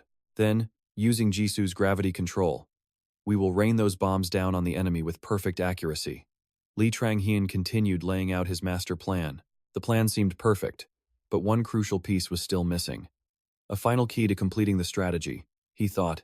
If we don't know the enemy's location, we can't inflict any real damage from a distance. A map unfolded before his eyes. Lee Trang-hyun looked up, a faint smile on his face. "And that," he thought, "is where she comes in." He was thinking of Lee Min-chu. She looked up at him, her eyes filled with a timid uncertainty. Her skill was positional awareness, allowing her to pinpoint nearby enemies. He finally broke the silence. "I'm going to need you to use that ability of yours to provide precise intel on the enemy's position. Can you do it?" Min-chu nervously clasped her hands together. I think so," she stammered. "But it will be difficult." Noticing her hesitation, Lee Trang-hyun gently placed his hand over hers. He looked at her with a reassuring gaze. "You are the key to making this entire strategy work." A faint blush colored Min-chu's cheeks as she gazed up at him. "Without you," he told her softly, "these bombs are completely useless." His eyes, full of hope, met hers. "Can I count on you?" Min-chu's cheeks turned an even deeper shade of red. Her flustered expression was impossible to hide. Hearing Trang-hyun's heartfelt plea, she turned away, perhaps out of shyness, and said decisively, "Okay, Seeing Min Chu's reaction, he wondered to himself, why is she blushing? He scratched the back of his neck, a puzzled look on his face. I really don't get it. Inside a studio, 4 people sat before cameras and a reporter. A man's voice called out, "All right, people. Next up is Team Butter. Please get ready." Trang Hyun sat with his legs crossed, hand on his chin. A photo shoot to kick off the season, huh? He remembered his outburst at the last press conference. I should probably just keep my mouth shut this time. Meanwhile, Min Chu stepped onto the stage for her photos, but her entire body was trembling with nerves. A mocking voice suddenly cut through Trang Hyun's thoughts. Team Butter? A man with a smug look answered the reporter. You see, a good manager needs age, knowledge, and real experience. But their manager? He posed the question with a sneer. Then he answered it himself. He's just some kid born with a silver spoon. That whole team is a house of cards waiting to collapse. Hearing his response, the reporter looked completely exasperated. But she had a job to do, so she forced a strained smile. Haha, I see. Model. That's one way to look at it, but I'm sure Team Butter has more to say. Trang Hyun watched their interview from the back. The reporter added, they had no wins last season, so maybe this is a new approach. From behind, Trang Hyun said, I admit I'm young. He stepped closer, face to face with the man. But Mr. IU, if we defeat you, the only thing you'll have left is your age. And what's that worth showing off? Hearing Trang Hyun, fury flashed across the man's face as he demanded, how dare you? To break the tension, the reporter stepped between them. With a forced smile, she said to Trang Hyun, haha, a bold challenge from Per, as bold as their complete team overhaul. This could be her next headline, so she added, the rivalry between these teams is one to watch. Mr. IU's veins pulsed as his furious gaze locked onto his opponent. Trang Hyun was done talking. They were praising an 8th-place team, just one spot above us. He turned away sharply. He was determined to show him what they could do in the very first match. Trang Hyun held a hook-shaped weapon. Beside him, Hanji asked, are you sure? Trang Hyun sat down calmly. Strategy isn't something you win with. He held up the weapon. Even if they see it early, it won't be easy to counter. Hanji didn't seem to agree with Trang Hyun, stammering, You're right. But Hanji closed his eyes, thinking, he probably thinks we can easily beat an 8th-ranked team with a normal fight. He pictured Trang Hyun holding a pistol with a confident smile. Thinking back, if that's the plan, I'll handle all the heavy lifting. But that wasn't what this team needed now. Trang Hyun got up from his seat, looked at Hanji, and smiled. You're the key to this strategy, don't forget that. He crossed his arms and nodded. Yeah, I'll do my best. Trang Hyun kept his smile, looking straight ahead. All right. The 4 members of PER stepped onto the massive stage waiting for them. Trang Hyun said to his team, firing them up, let's show them what we've got. A huge roar erupted from the crowd. Back then, in the Hunter tournament, the lower-ranked team chose the arena. Will the arena be the city's towering skyscrapers? Since we're ranked lower, the choice is ours. Trang Hyun stood at the base of a skyscraper, looking up at the clear blue sky and the blinding sun. The team captain made the simplest choice. City Arena A. Trang Hyun started moving, calling his teammates on his phone. Danchu, Jisoo, Hanji. He laid out the plan. Once you 3 are in position, we'll execute the strategy. The rest of you find your group and try to eliminate the enemy, if you can. He hid behind a wall, cautiously scanning his surroundings. If not, just focus on surviving. The voice on the other end replied, understood. Dan Chu was sitting by an office window, in contact with her team. 23rd floor of the 7-star electronics building, on the east edge of the map. She crossed her arms on her knees. I'll wait in the far left office. Dan Chu put a hand to her head, seriously preparing for what came next. She began using her location awareness skill for the mission. With her skill, she could easily pinpoint the enemy's location. She called out specific numbers so her teammates could confirm the coordinates. On the other end, Trang Hyun listened to her instructions. Be careful with those coordinates. He ran, unable to hide his excitement. Her ability truly shines in a large arena like this. Dan Chu transmitted, I've found the enemy's meeting point at 145, 255. Trang Hyun got the message and sprinted forward, checking his map to confirm the coordinates. He pressed his index finger on the map, circling a location in red. On the other end, they reported, I'm here. Me too. Hearing his team was at the meeting point, Trang Hyun accelerated. All right, we'll start by bombing the arena and collapsing the building. I'll pick off anyone who runs out. He was heading up the stairs, touching his earpiece to instruct his team. If they try to dodge the bullets, we'll attack them head-on with our formation. Trang Hyun stood on a high-rise balcony, asking his team, "Ready?" The other side replied, "Of course. Give the order and we'll release them." Trang Hyun raised his gun with a winning smile, ready to start. "All right," he said, aiming his scope. "Let's begin." The swords Han Ji controlled began to shoot forward. Trang Hyun aimed his gun out the window from inside the room. He had probably seen Han Ji's flying swords. He pressed his eye to the gun's scope, about to fire the first shot. A loud boom echoed, tearing through the space, signaling the match had truly begun. The opposing team was currently hiding inside a building. A young man with orange hair tilted his head to check outside. Remembering, he told us to be careful with this opponent. At that time, the coach had warned, that kid might just be an ordinary silver spoon brat. With a firm gaze, he advised, but don't let that make you careless. Looking at the empty street before him, he grew conceited. He didn't think he needed much strategy to deal with a rookie like him. The orange-haired man smirked. But I still have to try. He began planning. When our opponent appears, I'll use my skill before they know what's happening. While thinking, the orange-haired man activated his ravaging step skill, unleashing a powerful shockwave as he moved, making the ground shake. He couldn't hide his excitement.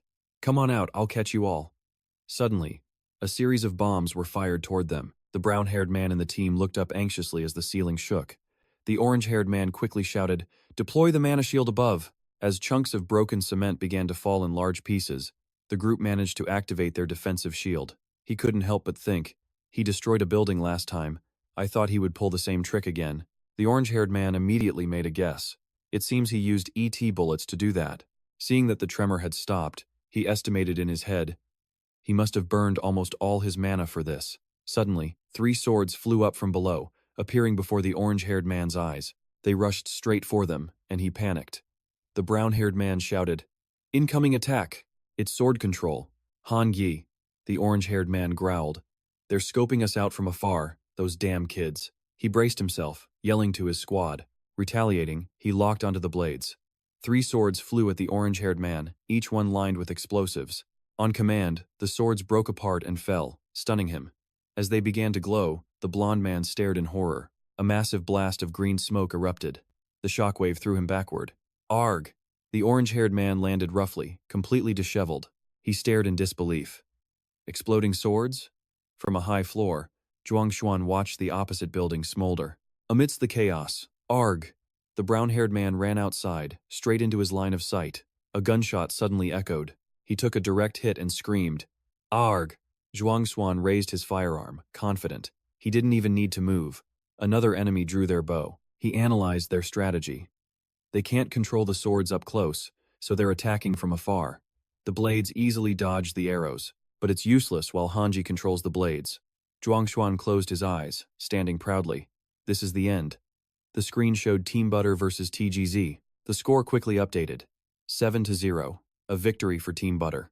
In the control room, a man in a suit was completely stunned. He was shocked, never expecting a strategy like this. He was Lee Jin-han, manager of LT, the Rank 1 team. Lost in thought, Hyun-gyun chuckled. For a Rank 3 match. Shin-han rested his chin on his hand, intrigued. Isn't that the kid who made waves in the 3rd league? Hyun-gun slicked back his hair. Yeah, seems he's got the skills to back up his talk. He watched Zhuang Xuan on screen. Impressive. Shin-han turned to him. Isn't he on our recruitment list? Of course, he replied quickly. Hyun-gun then added, but it seems he's already tied to Team P. We gave him the best offer in the business, and he didn't even look at it. Hearing this, he crossed his arms thoughtfully. Worrying about it now is pointless. Have our Rank 2 recruitment team reach out. He swiveled in his chair and replied, Understood. On the live feed, Su Chun had his arm around Zhuang Xuan, laughing. Fireworks burst in the sky, celebrating Team Butter's win. Jian Han looked up. We actually did it. The thought made him laugh. We won. John Chu witnessed it all, stunned. Wow. Zhuang Xuan walked over to her. This is just the first win. Don't get ahead of yourself. John Chu flinched and looked back. Oh. He added, we'll celebrate later. We have to do an interview. Zhuang Xuan already knew who'd be chosen. I bet Han Gyo will be the representative. Later on the broadcasting stage, the MC welcomed the viewers across the nation. He glanced down at his notes. We're here today to interview the winning team's representative. The MC quickly passed the mic to Han Gyo. Jun Han Gyo, it's an honor to have you.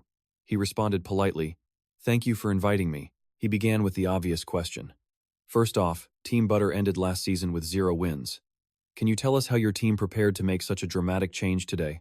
Han Gyo stated plainly. Honestly, I just followed Zhuang Xuan's instructions. The surprised MC asked again. Excuse me, you mean Zhuang Xuan? He confirmed it. Yes. I just followed his guidance. He gave an awkward laugh. Haha, I see. The MC quickly pivoted. Your team's strategy is causing a huge stir online. People are comparing it to artillery fire and guided missiles. Han Gyo nodded emphatically. Yes, that's exactly how Zhuang Xuan explained it. His eyes filled with admiration as he recalled it. His strategy was flawless from start to finish. I have nothing but respect for him. Watching from the sidelines, Zhuang Xuan broke into a cold sweat hearing Han Gyo on live TV. And he's explaining exactly how I predicted everything. He sighed internally. Why is he spending his entire interview talking about me? As his praise continued, Su Chun chuckled beside him. Dude, he makes you sound like a cult leader or something.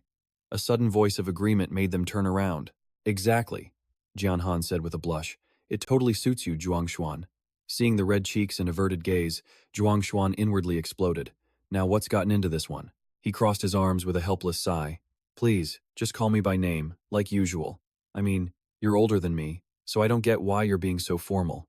Jian Han scratched his head, embarrassed. Ha ha. Meanwhile, John Chu felt happy. They're just overjoyed about finally breaking their losing streak. Watching them smile, she thought with confidence. This team is only going to get stronger. Her gaze landed on Zhuang Xuan, her belief solidifying. The Rank 3 championship is ours for the taking. The next day, Su Chun was eating noodles in the living room. Zhuang Xuan walked out, startling him. Su Chun asked, his mouth full. Where you going? It's our day off. His face grew serious. To meet someone. Just because it's the weekend doesn't mean you can slack off. We're still mid-season. With that, Zhuang Xuan turned to leave. Later, Su Chun slurped his broth. Yep, see ya. Su Chun scraped every last morsel from the bowl into his mouth until nothing was left but a drop of broth. Satisfied, he grabbed the remote. All right, time to catch up on my shows. Later, at the Hunter League Stadium, a familiar hand waved him down. Over here. Zhuang Xuan easily spotted him. Oh, hey Mins. He held up 2 tickets. You're right on time. Zhuang Xuan walked over. Can we go in? Yep, let's head inside. Inside, thousands packed the stands, spotlights illuminating the central arena. Zhuang Xuan quickly found his seat. Mintz approached with a smile and asked, You've been in a lot of matches, huh? You seem to know this place well. He thought to himself, well, yeah, I basically lived here in my past life. But he answered aloud, I may be in rank 3, but I'm still a pro. The man nodded in understanding. Of course. Anyway, I'm glad you could make it. Since it's mid-season, I was worried you'd have other plans, even on a weekend. Trang Hien nodded politely. Thanks for the invitation. The giant screen showed 2 teams from the Asian Hunter League clashing, which surprised him. A Korea versus Japan match. We always get crushed by them. He asked nonchalantly, Is this really worth watching in person? Mintz felt a wave of helplessness. Well, that's harsh. It's still our country, you know. Trang Hien stared at the screen. True, Japan might be dominant right now, but the Korean team has top-tier talent from the first league. He crossed his arms, thinking, not that I'm thrilled about that either, but this is Korea's current reality. Mintz turned to him, explaining, Our players don't lack skill or the necessary stats. He then spoke earnestly to Trang Hien. The reason I wanted you to see this is because I know you'll be on this stage one day, and when that day comes, you will avenge us. Mintz then pointed ahead. Also, I have a friend on Japan's team. Let's go meet him after this match. He smiled and nodded. Got it. Trang Hien realized Mintze had placed high hopes in him, his eyes growing heavy with thought. I need to analyze our current standing more carefully. A moment later, the buzzer rang out as the crowd erupted with cheers at the result. Mintz turned to Trang Hien. It's over. Let's go. The big screen showed the score, Korea 2, Japan 7. He remained seated. We lost. He shot to his feet. Right, let's meet my Japanese friend. Trang Hien glanced over, noticing he didn't seem shaken at all. Seeing Mintz's sad expression, he knew better. I'm sure he's absolutely furious. His friend's clenched fists began to tremble slightly. Trang Hien simply replied, Yeah, let's go. They went out to the hall to wait. Mintz suddenly looked up, waving. Hey, over here, Japan's national hunter, Minami no Takumi, approached them. The two shared a friendly hug. Mintz asked, How've you been? He grinned. Couldn't be better. Takumi then asked, confused, Shouldn't you be seeing your own country's players first? Minz shook his head, dejected. Ugh, forget it. My generation is hopeless. I'm betting it all on the next one. Then, Minz gestured for introductions. Oh, this is Takumi. He's one of Japan's national hunters, and their most impressive and aggressive ranged combatant right now. Then he gestured to Trang Hien. This is Trang Hien. He just debuted in Korea's third league, a rising star with high expectations. Takumi offered a firm handshake. So, this is the kid Mincy is always talking about, Trang Hien replied politely. A pleasure to meet you. Takumi stroked his chin, then suddenly pointed. Hey Mince, mind if I test this kid out? Mince was a bit surprised, then laughed. Ha, you should be asking him, not me. He looked over at Trang Hien. So, Trang Hien, you up for it? Trang Hien was lost in thought. Minami no Takumi. I don't recognize that name, which means, in my timeline, he wasn't on the national team. Trang Hien activated his observer's eye. His stats must be insane. A skill window appeared. Rapid fire, rank A, reduces shot delay, allowing near simultaneous double shots. Weak point focus, hitting a spot twice destroys the target area. Acceleration, rank A, boosts agility, granting a triple speed burst. His other physical stats were also off the charts. After scanning, a dangerous smile appeared on his face. A thrill shot through him. Japan's most impressive ranged fighter, huh? I never expected a chance like this. Trang Hien immediately accepted the offer. A test? Fine. Let's do it. Seeing his fire, Takumi praised him. You've got some spirit. Trang Hien shot back with confidence. That's not the only thing I've got. Sparks flew between them, making Min sigh and facepalm. Meanwhile, in another location, the final scoreboard for the Japan vs. Korea match was displayed. A man in glasses let out a heavy sigh. I thought we were closing the gap. The brown-haired man tried to console him. But isn't this an improvement? We almost got 3 more eliminations. The older man shot back. Close? Do you have any idea how hard it is to cross that gap? A vein bulged on his forehead. He lost his composure. We gave you our best, Kang Chun-hap, and all he got in return was humiliation. If this continues, we won't send any more of our players to the national team. Remember that. With a huff, he stormed out as the other man stammered a goodbye. Turning to Lai Chin-han, who was still there, the man asked, So, Director Lai, I heard you were scouting the second and third leagues. Find any promising talent on the lower-ranked LTD teams? He sat down. Promising talent, huh? Chin-han thought of someone. Yes, but they're not on an LTD team. He recalled that match, lost in thought. Junhan Gi, right? If we could pair him with that kid who controls gravity, we could use them as wildcards, even in the first league. Chin-han couldn't forget that scene, or the next-generation hunter champion, Lai Trang Hien. He subconsciously glanced at the monitor, deep in thought. Perhaps someone like Lai Trang Hien is what this country needs now. Then, Chin-han let out a wry sigh. Ha, what am I thinking? He dismissed the idea. They're just a couple of kids from the third league. I'm expecting too much. Back in the training room, Lai Trang, Hien, Minsei, and Takumi were preparing. He watched as his opponent stretched. Min sighed to himself. Sheesh, there Takumi goes again. The sight made him feel a bit nostalgic. He's just like when we were on the international team. That same smile. He gets carried away, Min's thought. He calls it a test, but he just loves to fight. He patted Takumi's shoulder. Take it easy on him, okay? Takumi waved a hand. Yeah, I know. He's just a third league Korean player, he added in a low voice. I won't go overboard. Don't worry. They both laughed, catching Trang Hien's attention. He just smirked, looking eager. Takumi stepped closer, raising an eyebrow. What's so funny? Watching from the side, Min's thought, these two are a real handful. In an instant, the virtual arena materialized, revealing a starry night sky. Below, towering walls formed a deadly maze. A lone figure stepped through the gates, revealing Takumi with dual crossbows in hand, looking slightly surprised. The square was completely empty. Confusion flickered in his mind. Why choose this arena? Takumi quickly recalled all the data on this map. This unique arena runs on a wormhole mechanic. It links 2 points through spacetime, creating shortcuts that reduce travel time and distance. Its unpredictable nature makes it rare in hunter tournaments. He entered slowly. He's trying to eliminate me. By choosing such an uncommon map? From the opposite gate, Zhuangshuan also stepped forward, half his face cast in shadow. It's rare to see 2 long-range fighters in a one-on-one duel. Zhuangshuan explained they usually stay back, targeting the enemy's front lines. He readied the weapon in his hands. But no matter the odds, Zhuangshuan proudly declared. I have never lost to another long-range fighter. He immediately activated his supervision, letting him see his opponent through solid objects. I know every wormhole on this map, where they are and where they lead. So, as long as I know where my opponent is, he raised his rifle, ready to fire. Zhuangshuan aimed down his scope, firing with absolute confidence. I can shoot them from anywhere. The bullet shot into a portal. It emerged instantly from another portal. It shot into a third, then a fourth, finally exiting right behind Takumi's head. He reacted instantly, turning just as the bullet appeared. Takumi activated his speed skill, dodging and sliding back into a nearby wall. The bullet cracked the wall. He shot me through a wormhole, Takumi realized. A tear in his uniform revealed a wound, and he tensed up. If I had been any slower. Seeing this, Zhuangshuan was not pleased. Staring at the portal's ripples, he understood something. It seems the bullet's path was altered by the wormhole's vibrations. Takumi moved from behind the wall, his heart still pounding.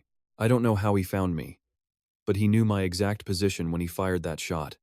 That last attack had earned his respect. Using a wormhole to land a shot? For a kid from the third league, that was impressive.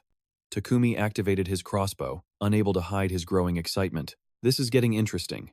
He used two skills, rapid fire and weakness targeting, then fired straight ahead with a smug grin. But once these walls fall, and it's just us, this game is over. Explosions ripped through the map, sending dust and smoke into the air. The noise alerted the approaching Zhuangshuan. He was slightly surprised by the sight. This sound? He easily guessed Takumi's plan. He's destroying the walls from a blind spot the wormholes can't reach. Gripping his rifle, he thought, the stat difference between us is massive. He's probably destroying the walls. A confident smirk appeared on Zhuangshuan's face. So he can crush me in a direct fight. How adorable. Outside, even Minor was surprised. He couldn't believe Zhuangshuan had struck first. Minor easily understood what he was seeing on the screen, using a wormhole to shoot his opponent. Someone entered the room as he watched intently. Hey, you're one of Korea's national hunters. Shin Kyung-tae raised a hand. Ah, Minor, long time no see. Minor finally looked over. Oh, Kyung-tae. Yeah, today's match was a shame. He scratched his head. We were so close. Shin Kyung-tae glanced at the screen. Is that Takumi from our match today? Without turning, Minor answered. Pointing, Shin Kyung-tae asked. Who's he fighting? Minor replied instantly. A rising star I'm watching. He's doing better than I did, huh? Shin Kyung-tae turned, raising an eyebrow in doubt. A rising star?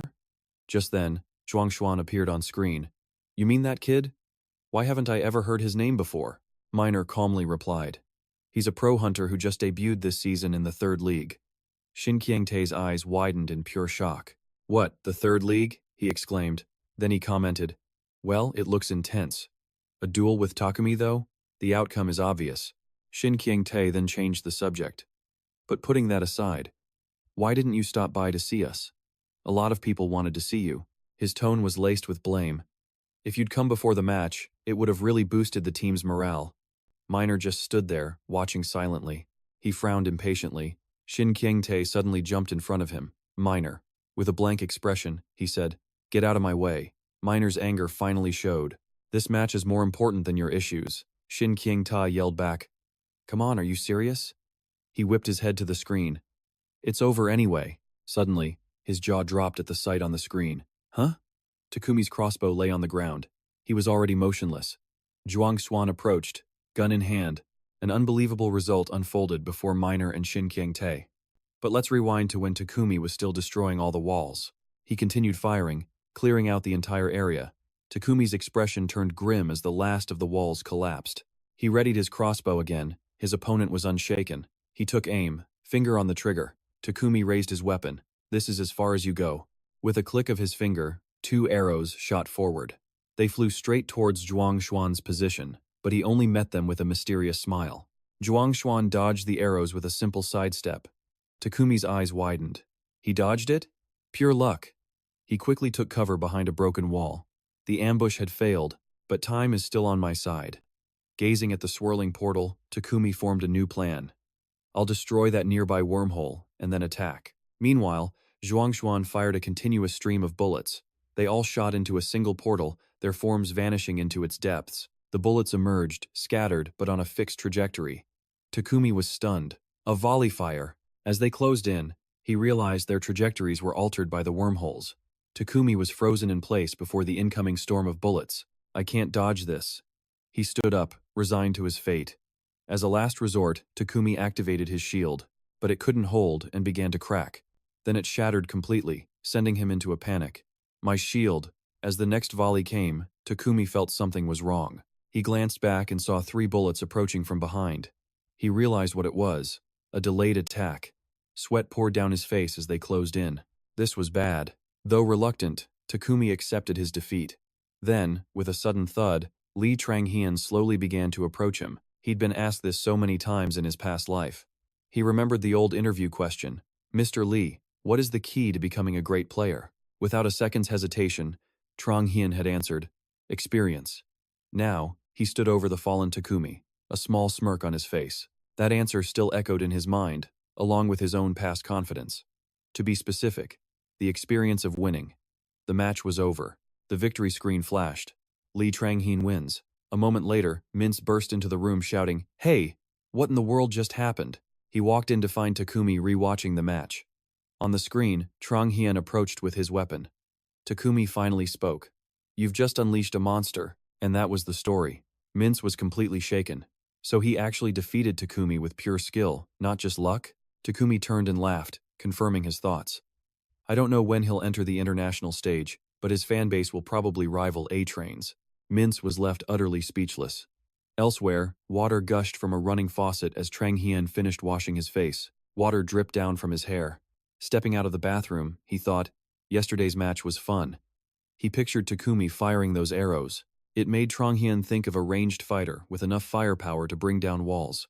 He grabbed a towel to dry his soaking wet hair. But I never doubted my victory for a second. Trang-hyun recalled his past life. After all, he'd played more one-on-one ranked matches than anyone. He then remembered Takumi's handshake. His opponent had seemed satisfied despite his loss. A voice suddenly snapped him out of his thoughts.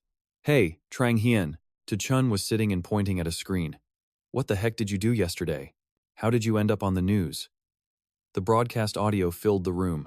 In a recent interview, Japan's top-ranged fighter, Minami no Takumi, caused a stir by expressing high hopes for a certain Korean player.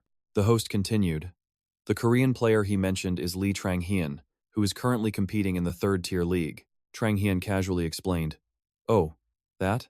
I just went to see a match with Mintz. Chun couldn't hide his shock. A match with Mintz? Since when are you two so close?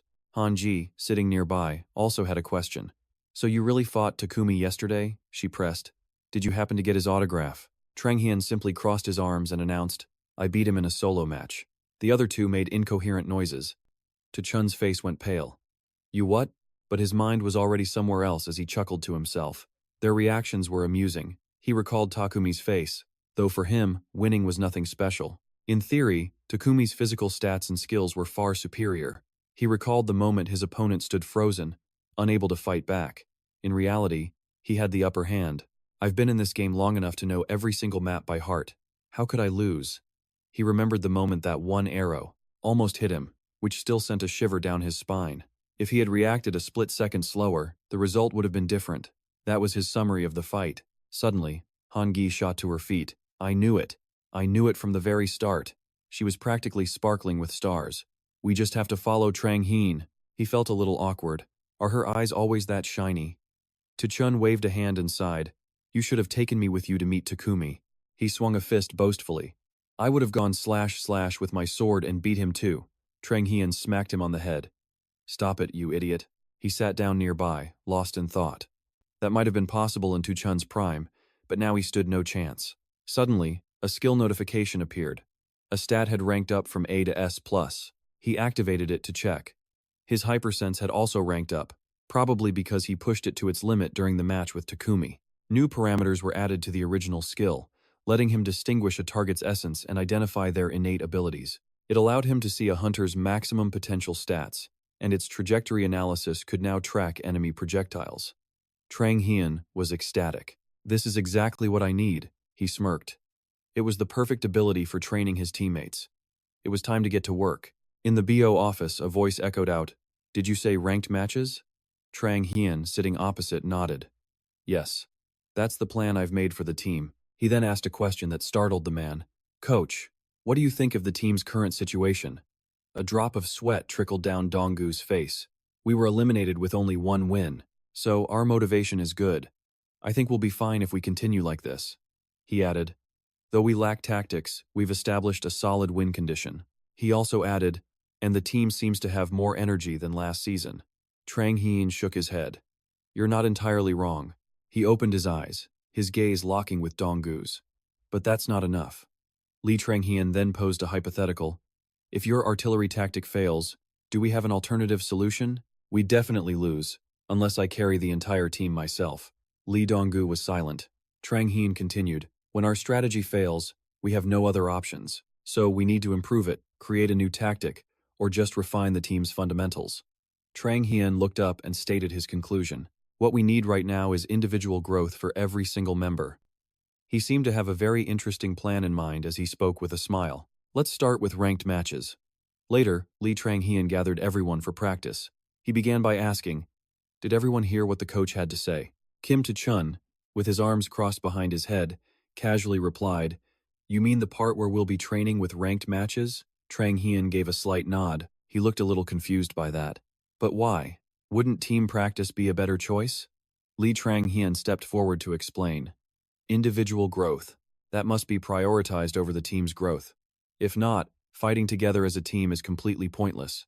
His eyes burned with firm conviction. We'll go up one by one.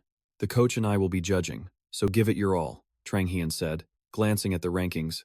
Good luck. Soon, he and Li Donggu were in the observation deck.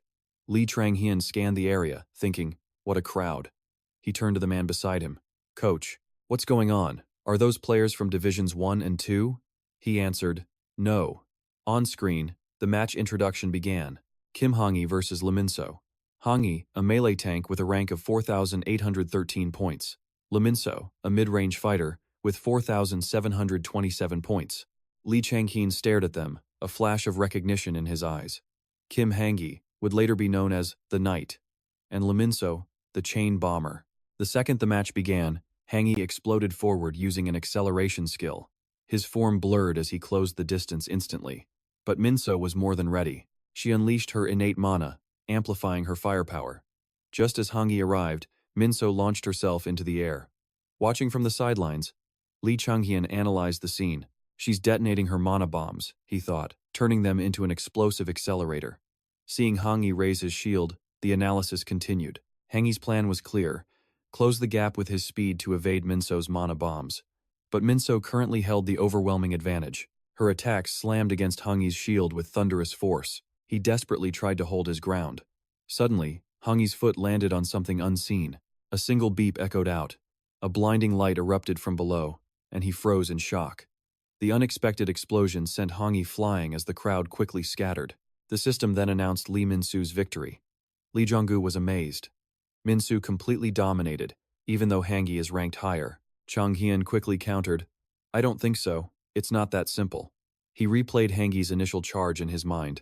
If Hong-yi had dealt with the mana bombs used for acceleration on his first approach, then blocked or found an opening to get close to Minso, he would have seized the advantage. He mused, ranked battles truly reveal the dynamics of a fight. Chang-hien calculated that to an amateur, Minso's control of the match looked absolute. But in reality, the gap was razor thin. Anything could happen in ranked matches. After her match, Minso headed to the observation deck. The crowd was still buzzing. Still in her gear, she walked forward until a voice called out, Hey! Li Chang-hien turned around, confused. Minso got straight to the point, asking directly, What division? What team? What's your rating? He thought to himself, she must have overheard me. Chang-yin answered without a second thought, Division 3, Team B, rating 1000. Hearing that, Minso smirked. Oh, a rookie, huh? She casually turned away, sighing. I almost lost my temper over a newbie. Though furious, Chang-yen could only swallow his pride. If only she knew he was the first person in the world to surpass 8,000 points. He then looked up thinking, Hong-yi's next match is soon. I should go. Li Chang-yen then left to prepare for the new match. But surprisingly, Minso started following right behind him. Li Chang-yen glanced at his tail, a little confused. Why is she following me? He decided to ignore it.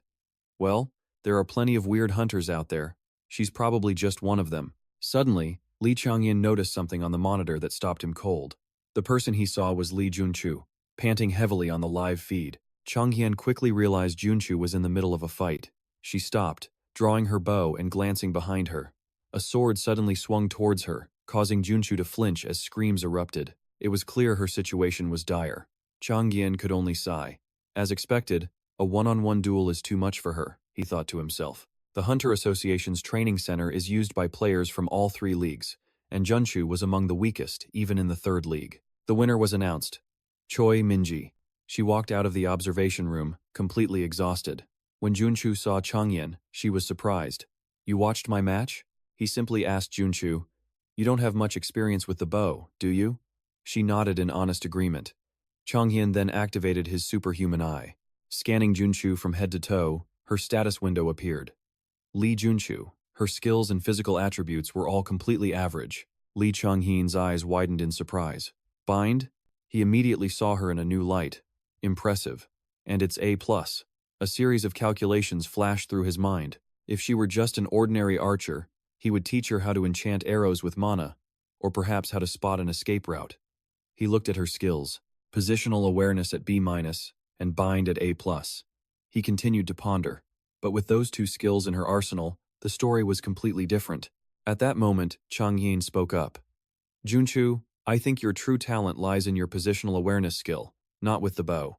You should be a support player, someone positioned even further back than an archer." She seemed to lack confidence. "But I can't do anything with just one skill."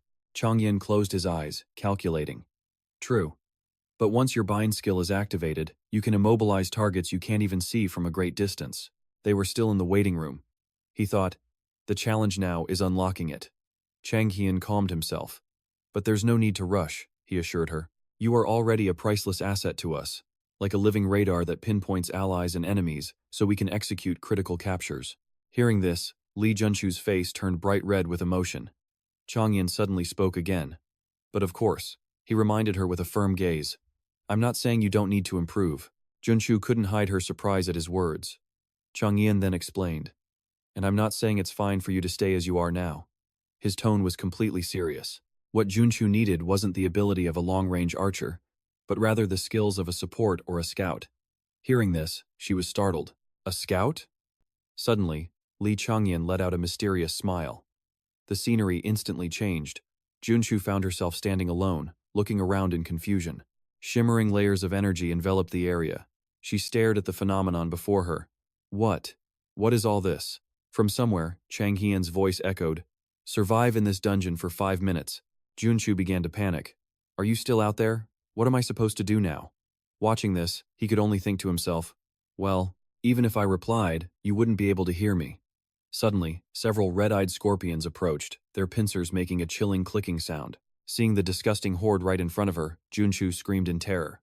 Changyan thought, the Hunter Training Federation is more than just workout equipment or dueling rings. He continued his thought. It also offers training options that ordinary trainees could never hope to access. Barely using it, Dan Chu could only scream, "Ah, why would you do that without warning?" Trang Hian then gave an overview of their location. "This is a dungeon expedition for scouts. To awaken Li Dan Chu's potential, no place is more fitting." He calmly relayed his order. "For today, all you need to do is run." His words were followed by her loud scream. Li Tronghian left, at a loss for words. He glanced at Minsu, still trailing him. Just how long is she planning to follow me? Thinking of Minsu frustrated Trang Hian. These hunters, I'll never understand them. In the waiting room, the announcement board lit up. Melee fighter, Li Qihan, minus 18 ranking points, now at 1,415. He stormed into the room, his face dark with frustration. Suddenly, Li Tranghian's voice called out, "Qihan." He quickly turned. Seeing the man before the board, Qihan was a bit surprised. "Oh, Tranghian and the coach." He scratched his head, asking, "Were you watching me?" Li Tranghian seemed to sense Qihan's anxiety. He spoke up, "Don't worry about it. I believe on our team, you have the most potential for growth, Qihan." A vision of his powerful form flashed by. "Your abilities are solid, your stats aren't bad. The issue is your judgment on skill timing. You also lack agility in your movements." Trang Hian then offered his advice. "Stop competing for now, just focus and think. Instead of fighting in ranked matches, observe players with a similar style." Trong Hyun even recommended someone for him to study. For now, focus on Kim Han-gi, a high-ranking melee fighter with 4,813 points. Then Lee Trong-hyun added, "Oh, right. You have to write analysis reports. I want to see if you truly learn anything from watching his matches." After hearing this, Ki-han could only stand there, stunned. Trang-hyun added, "For every single one of Kim Han-gi's matches." Ki-han nodded in agreement. "Right." Then Trang-hyun left with Lee Jong-gu, already calculating. Kim Han-ji and Han Ji-soo have high rankings. Kim To-chun isn't bad either, Trang-hyun recalled, but he seems to crave attention. The boy had shouted, "Wait, don't you have a special strategy for me?" He glanced at To-chun's sword, thinking, I already told him to try using the weapon's glow effect. Trang-hyun concluded his thoughts. How he uses it is up to Kim To-chun. Just then, he realized he was alone. Wait, where did Lee Min-soo go? She's gone? Trang-hyun looked back, worried. Why was she following me, anyway? The scene shifts to Min-soo. Lee Min-soo was in top form today. She even defeated Kim Han-gi, an opponent she'd normally struggle to beat. And some other interesting things happened too. Unexpectedly, she spotted Lee Trang-hyun, the third-ranked player who defeated Takumi. She thought she'd see a ranked match, but he was just busy training others. Later, back in the waiting room, Min-soo sighed to herself. How boring. My teammates are only third-rank material. She propped her head on her hand, thinking, oh well, whatever. The scene cuts away. A sword relentlessly pursues flying discs across the sky. Lee Trang-hyun stood calmly, observing the scene. A commentator's voice rang out. There it is again, the legendary bomber strategy from Team Butter. He wore a confident expression as the commentator wondered aloud. Is there any team out there that can actually counter this strategy? At the Hunter Do Training Federation, the match concluded. Dan Chu ran, gasping for air. She managed to hide just in time behind a corner wall. A giant rock monster was relentlessly searching for her. Outside, Lee Trang-hyun and Lee Dong-gu watched on, his expression grim as he thought. The third-rank Hunter tournament has begun. Butter is still undefeated. Trang-hyun calmed his nerves. But there's no guarantee we'll win all the remaining matches. The enemy team's emblem appeared. Their next opponent, LTZ. This was the first top-tier team that Butter would have to face. A voice cut through his thoughts. Trang-hyun? Lee Dong-gu couldn't hold back his question. Shouldn't we be focusing on training for the match against LTC? Why are you having Dan Chu train like this? An image of her flashed through his mind. The task I gave Lee Dan Chu is to capture monsters alive on the map. Trang-hyun glanced at Dong-gu, feeling awkward. It's to unlock her binding skills potential. He felt shy under the man's doubtful gaze, but I can't just say that. Trang-hyun's expression turned serious. As I see it, Dan Chu needs to improve her survival instincts. And to do that, what does she need?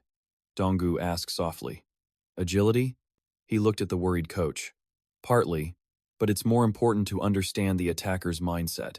Trang-hyun continued. She has to put herself in their shoes. Think about where they'd attack from, how they'd hunt their prey, and from there, predict their attack paths. Lee Dong-gu's eyes widened in realization. I see, Trang-hyun could only think. He actually bought it? Inside the training grounds, the rock monster was about to crush something underfoot. Just as it did, a scream tore through the air. Dan Chu reached out desperately. She screamed, no. A dark aura shot from her hand toward the rock monster. In a flash, the energy coiled around it, and it let out a strange cry. This was Dan Chu's binding skill. Skill, binding. Rank A+. It restrains a target at a designated spot for a short time. Her hidden potential had finally been unlocked. But Dan Chu was stunned by her own power. She collapsed to her knees, muttering to herself. Wah! What was that? Watching her attack land, Trang-hyun grinned to himself. Yes, he couldn't hide his satisfaction. With this, the match against LTC is in the bag. The scene shifts to the tournament arena. An announcer's voice boomed. Yes, today. Before the match between our two second-place teams, Butter and LTC, we have a brief interview with the coach of Team Butter, who's been dominating this season with his novel strategies. He then turned toward Team LTC and asked, Coach Lee Hyun-gun, do you have any special preparations for this match? The man heard this and calmly replied, Of course. You must be wondering if I'll reveal our plan right now. But Trang-hyun wasn't even listening to Hyun-gun. In truth, even if they knew, it wouldn't change a thing. He smugly announced, I'm using a new trump card in this match. The host added, LTZ's roster is notoriously hard to change. The fans must be dying to see this new lineup. The match between P and LTZ is about to begin. See you all in the arena. On his phone, LTZ's roster still wasn't updated. Trang Hian stared, thinking, a new trump card? Vague shadows haunted his mind. Who was on LTC? I can't recall anyone. Kim Tu-chun suddenly approached Trang Hian. Hey, are you watching a video of the new player debuting today? Startled by the voice, he turned. Huh? Me? Tu-chun leaned in. Aren't you watching the new player's video? Hearing this, Lai Trang Hian scoffed. LTC isn't stupid enough to leak footage of their secret weapon. Seeing his disbelief, he pointed at the phone. No, for real, check it out. Trang Hian obeyed, glancing at the screen in silent shock.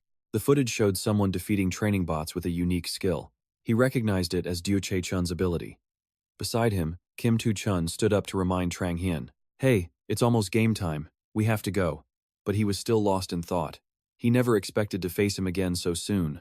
Lai Trang Hian remembered his past life when he first joined LTC in the third-tier league. Chun had been his very first junior. He had always taken him very seriously. If he had to describe him in one sentence, Chun made him think of a support player who was even stronger than an attacker. It sounded like an exaggeration, but he knew the S+ rank shockwave skill that Duel Chun possessed. That alone was enough to counter his team's strategy. Outside, his mind was still racing. This is bad. A voice called out to him. Trang Hian. He finally answered softly. Yeah, for this match, we'll use the same artillery formation as last time, Trang Hian warned. But this time, if you see 3 or more enemies grouped up, eliminate them immediately. The faster, the better. Before they can regroup. The person on the other end said, We'll run out of mana burst picking them off one by one. Are you sure? He reassured them. It's fine. When mana burst is depleted, Hanji and Jisoo return to the main formation. A hesitant voice came through the headset. Then what about me? What do I do after the mana burst is gone? Trang Hian murmured. Don Chu. She listened in silence as he commanded. Wait for my signal. Back to the training room. Hanji was currently practicing his sword control. Don Chu stood to the side, adjusting the map. A notification confirmed their position. She looked at the map and spoke. The enemy is gathered at a building near the 6 o'clock position. Should we just blow up the building? We could probably wipe them all out. Hearing their discussion, Li Tronghian's voice cut in. What were my orders? Startled, Don Chu immediately stammered a reply. Attack before they can group up. Just then, Hangi asked for the coordinates. She whispered, 228-210. He gave a slight nod, acknowledging the command. Immediately, Hanji unleashed a volley of bomb-laden swords. The blades soared along the path. They locked onto their destination and advanced. On the ground below, 2 members of Team LTC were in a frantic retreat. One of them seemed to notice something and glanced up, letting out a huh? He clearly saw the bombs homing in on them. He broke into a desperate sprint, shouting in shock. What? But before they could do anything, the bombs rained down on them. An explosion of green smoke erupted. From a distance, Lai Trang Hian witnessed the whole scene. A voice reported, 2 enemies down. Trang Hian thought. So, LTC has grouped up. Now we've fully assembled too, Don Chu said smugly. This is an easy win. LTC is nothing special. A reminder came. We still have 3 mana bursts. Hearing this, Hanji suggested. The enemies all gathered. Attacking them individually will be hard. Let's just attack them head on. They all seemed to share the thought. Looking toward the building, a direct assault was the only way. Trang Hian then gave his orders. After the mana burst explodes, while the dust is still thick, the entire combat formation will charge in. Voices of agreement followed. All right. I got it. He then thought to himself. Even though I know Duel Chun's skills and how to counter him, Lai Trang Hian thought of Han Ji-soo. But my teammates need to see it too. The ones who only trust in the artillery formation should see Duel Chun's true power, right? He watched the swords approach their target and thought, they need to taste this failure. The scene cuts to a young man wearing a mask. This was Duel Chun. He swung his hand forward. He was performing some kind of action. Streams of energy appeared around Chun's hand, creating a powerful vortex. The explosive swords controlled by Trang Hian's team were stopped in their tracks. Instantly, they were forced to detonate, causing a massive shockwave in mid-air. Tu-chun witnessed this in utter shock. What was that? Why did they blow up? Next to him, Lai Trang Hian seemed unfazed. Just as I'd expect from Duel Chun, the scene shifts to Lai Ku-tecker, sitting leisurely. In his mind was the image of that boy, radiating pure killing intent. That was Duel Chun. Li Ku-tecker remembered him from long ago, a child who once lived a happy life. with his parents in the tower's safe zone, until the safe zone fell and the monsters poured in. He couldn't help but reminisce. How many years has it been since I took Che-chun in? He was so stubborn back then. Lai Ku-teker was at a loss for words. This kid. His gaze held a mix of assessments and admiration. Lai Ku-teker also remembered how he trained like a madman, seeking revenge. He even cleared every single dungeon floor in the tower. After that, Dieu Che-chun simply left. In the end, his hatred had no target, and he sank into despair. He remembered Che-chun's decision to step into the light, leaving his protection. Lai Ku-teker mused. I always wondered what he was doing and where. Who knew he would join LTC? He was well aware that his opponent was Lai Trang-hien. He had once lamented, but no matter what, seeing him again truly makes me happy. Lai Ku-teker watched the monitor with growing excitement. This is interesting. I wonder who will be the victor. The coach offered a sinister smirk. It doesn't really matter who wins. An explosion in the air suddenly drew all eyes to Li Trang-hien. He stood lost in thought, even as his name was called out. Trang-hien! He turned to comfort Kim To-chun. Losing is a part of the game. I told you not to sweat the small stuff. Kim To-chun simply mumbled. Ah, right, Trang-hien announced. We took out 2 with a mana burst, making it 7-5. We have the numbers now, so stick to the plan. He then added, Han Ji-soo, Jun Han-gi, rendezvous now. Han-gi heard the order through his earpiece. He replied instantly, Roger. Trang-hien also gave a command, Dan Chu, you stay put. She nodded in agreement. Ah, okay.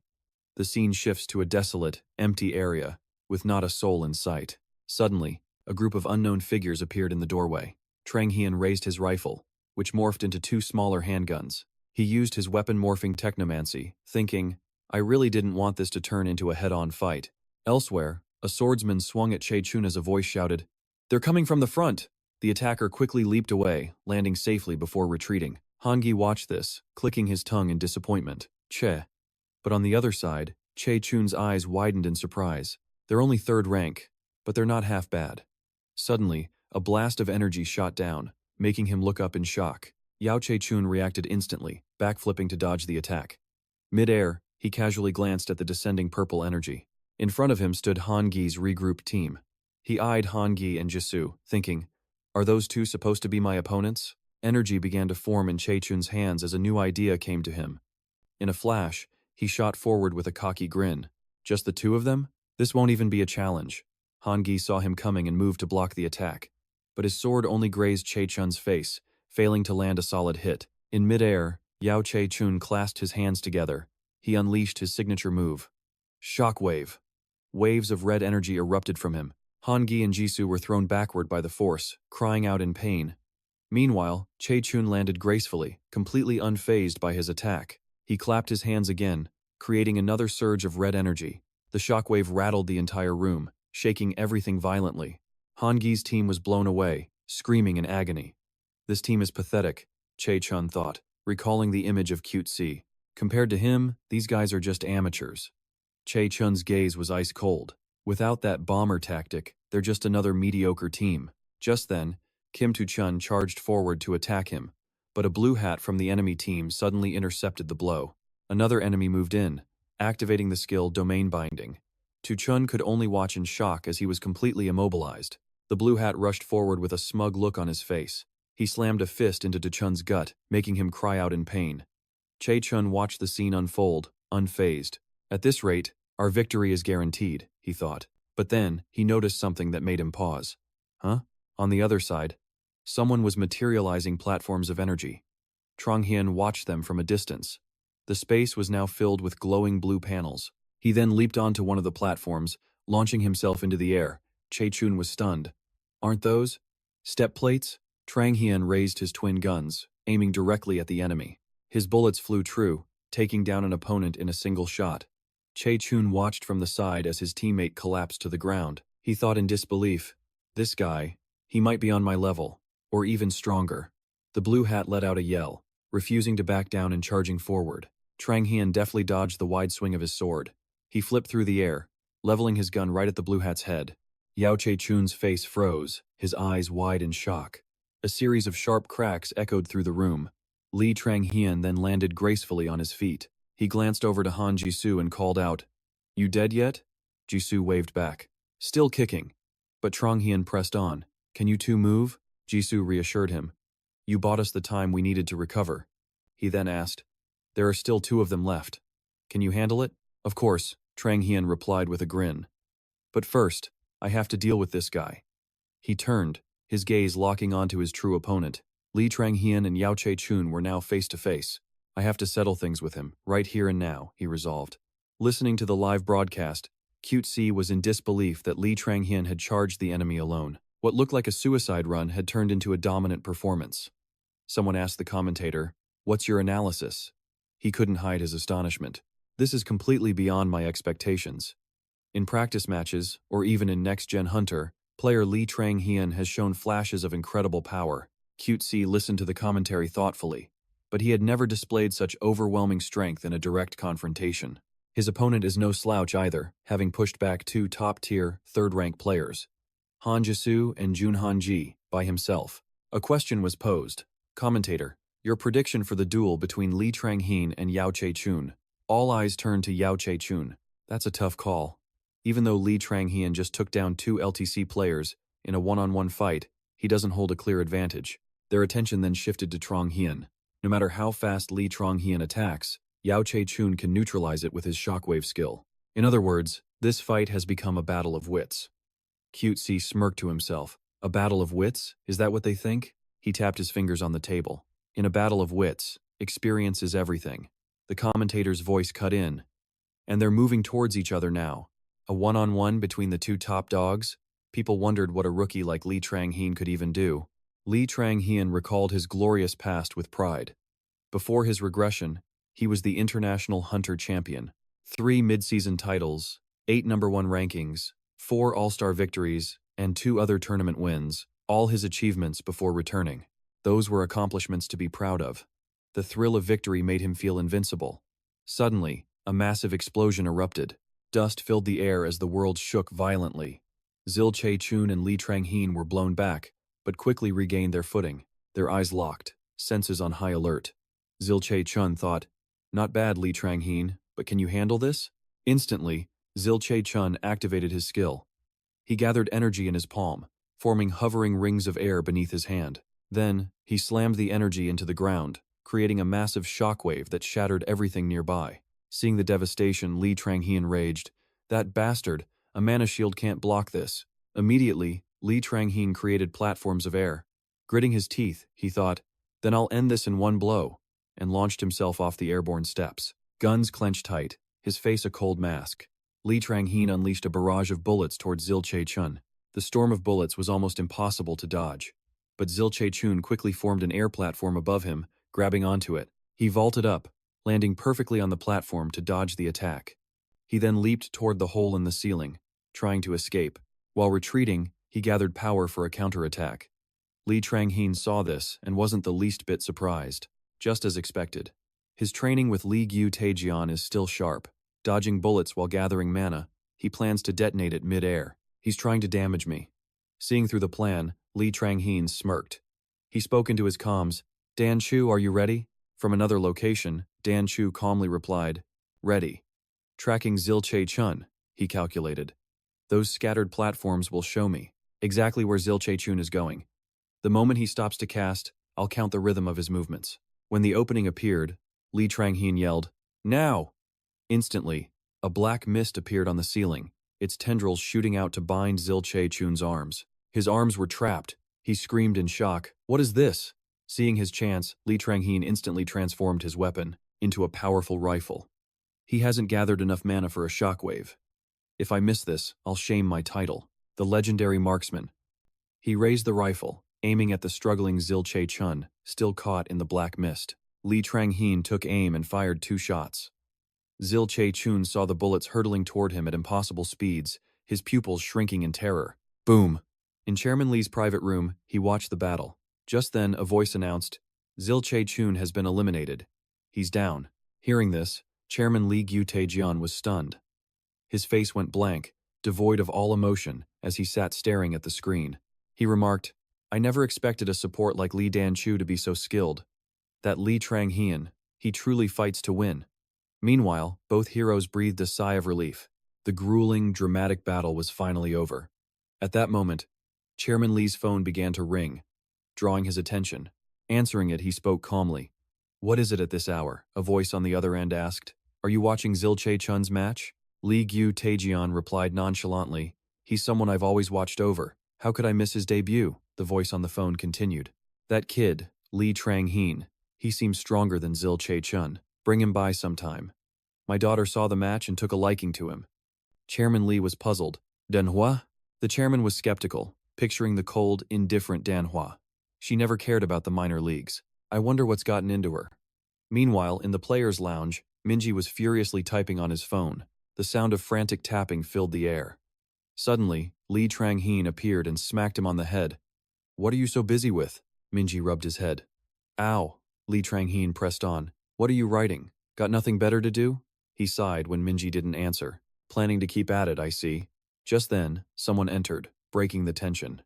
"Lee Trang-heen, congrats on being chosen as MVP. You need to get ready for your interview." "Yeah," Lee Trang-heen replied. Beside him, Minji beamed with pride at the interview studio. Lee Trang-heen sat for his interview with the host. Cameras rolled, capturing the entire event. It began with a word of praise. The host began. "That was an incredible match, Lee Trang-heen. Did you expect to win before it started?" Lee Trang-heen answered confidently. "Of course, didn't I say I would?" A flashback to a previous press conference, showing the same arrogant smirk. He had said coolly, "Honestly, none of the teams are that strong, but it'd be a disgrace for number 1 to lose to the bottom rank."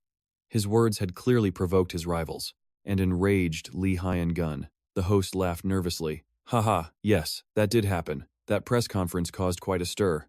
Now, let's watch some highlights from the match and discuss them." The host gestured toward the large screen above. The screen showed Zil-Chae-chun struggling against the black mist, with the cold barrel of a gun aimed right at him. Lee Trang-heen's rifle pointed at his foe. "This was voted the most impressive moment by the viewers," the host said, then continued his questions. "What was going through your mind then? Was that one-on-one showdown planned from the start?" Lee Trang-heen stared directly into the camera. "Should I tell the truth or just exaggerate? Honestly, messing with my opponent is way more fun. He must be furious right now. Just like in my past life, he always got so salty after every loss." Lee Trang-heen answered the interview with a smirk. "I always predict a one-on-one showdown, so I wasn't surprised at all." He stared into the camera with a mocking tone. "Also, wasn't the other team's key player that Yoon-Chae-chun guy?" Hearing that, the host's expression froze. He quickly whispered to Trang-heen, "You mean Yoon-Chae-chun?" But Lee Trang-heen just smiled. "Ah, right. Player Yoon-Chae-chun." The host cried out, "Wait, that's not his name." Watching the interview, the rival gritted his teeth. What did he just say? Trang-heen continued his assault. "He's a decent player, I suppose. It's a shame he walked right into the trap I set, but he's my rival, after all." Yoon-Chae-chun's hands balled into fists, but Trang-heen just kept on with his verbal attacks. "So this was his first impression of me. Did I go too far? Nah, interviews are supposed to be like this." "Hey, Lee Trang-heen." Jun Han-ki and the team welcomed him back with huge smiles as he finished the interview. He said, "Your answers were legendary." The whole room was buzzing as Lee Ki-han chimed in. "Wow, Trang-heen was born for the camera." Kim Soo-chun added, "You were epic out there." Lee Trang-heen crossed his arms, replying, "You guys are making a big deal out of nothing. Really, it was just a small thing." As Trang-heen sat down, his friends kept asking questions. "Hey, what was that skill you used to bind him at the end?" He glanced up. "Oh, that." Then he looked at Yoon-ju. "It wasn't my skill, it was Yoon-ju's." He turned to her, making her blush, shocking everyone. Han Ji-soo stared at her intently. "Did the two of you have some special training together?" Yoon-ju jumped, her face beet red. Han Ji-soo kept pressing her for an answer. "Come on, tell us. Do you have a secret to awakening new skills?" Yoon-ju looked down and stammered, That.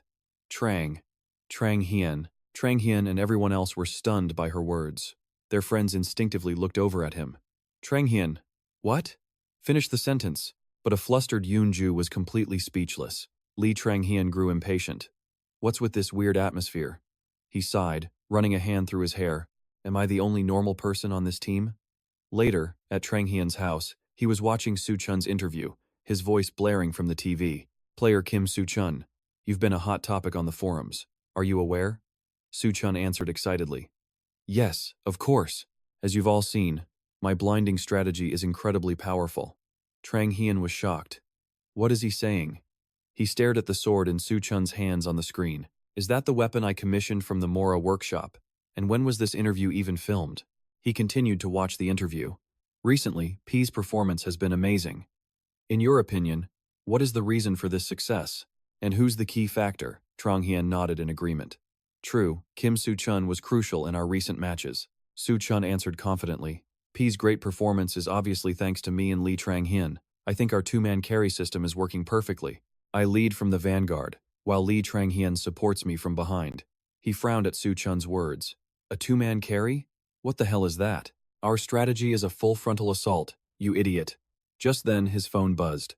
A message from Chairman Lee Gu-tae. Trang Hien, there are no matches for a few days, so let's meet up. I'm sending a car to pick you up. He looked at the message. Lee Gu-tae. What could he possibly want? It makes sense. He is the team's owner, after all. He must be curious about how the team is doing. He's probably surprised by our unexpected achievements. Of course, in the grander scheme of the Hunter League, we still have a long road ahead of us. He typed a reply to the chairman. A while later, the car stopped before a large house. We've arrived. The chairman is waiting inside. The driver spoke respectfully. Trang Hien got out of the car and strode into the residence. Inside a private room, two men were talking enthusiastically. Haha, is that right? Time flies so fast. I told you, 15 years feels like just one day. Suddenly, Trang Hien's voice cut in. Interrupting their chat, he said, I'm here. At the voice, Chairman Lee looked to the door and said, You finally made it? I was about to die of boredom waiting for you, kid. Lee Trang Hien replied coldly, You're giving me goosebumps. Lee Gu-tae laughed. You're no fun at all. You called me, so I came, but… He glanced across from Chairman Lee. Who are these two? There sat an older man and a young woman, who was focused intently on something. The man looked up and met his gaze, but the woman didn't move an inch. She kept her head down, staring at her phone. He approached Chairman Lee's side. Chairman, these people? The chairman replied, let me introduce you. This is Cho Chun-ho, Secretary General of the Hunters Association.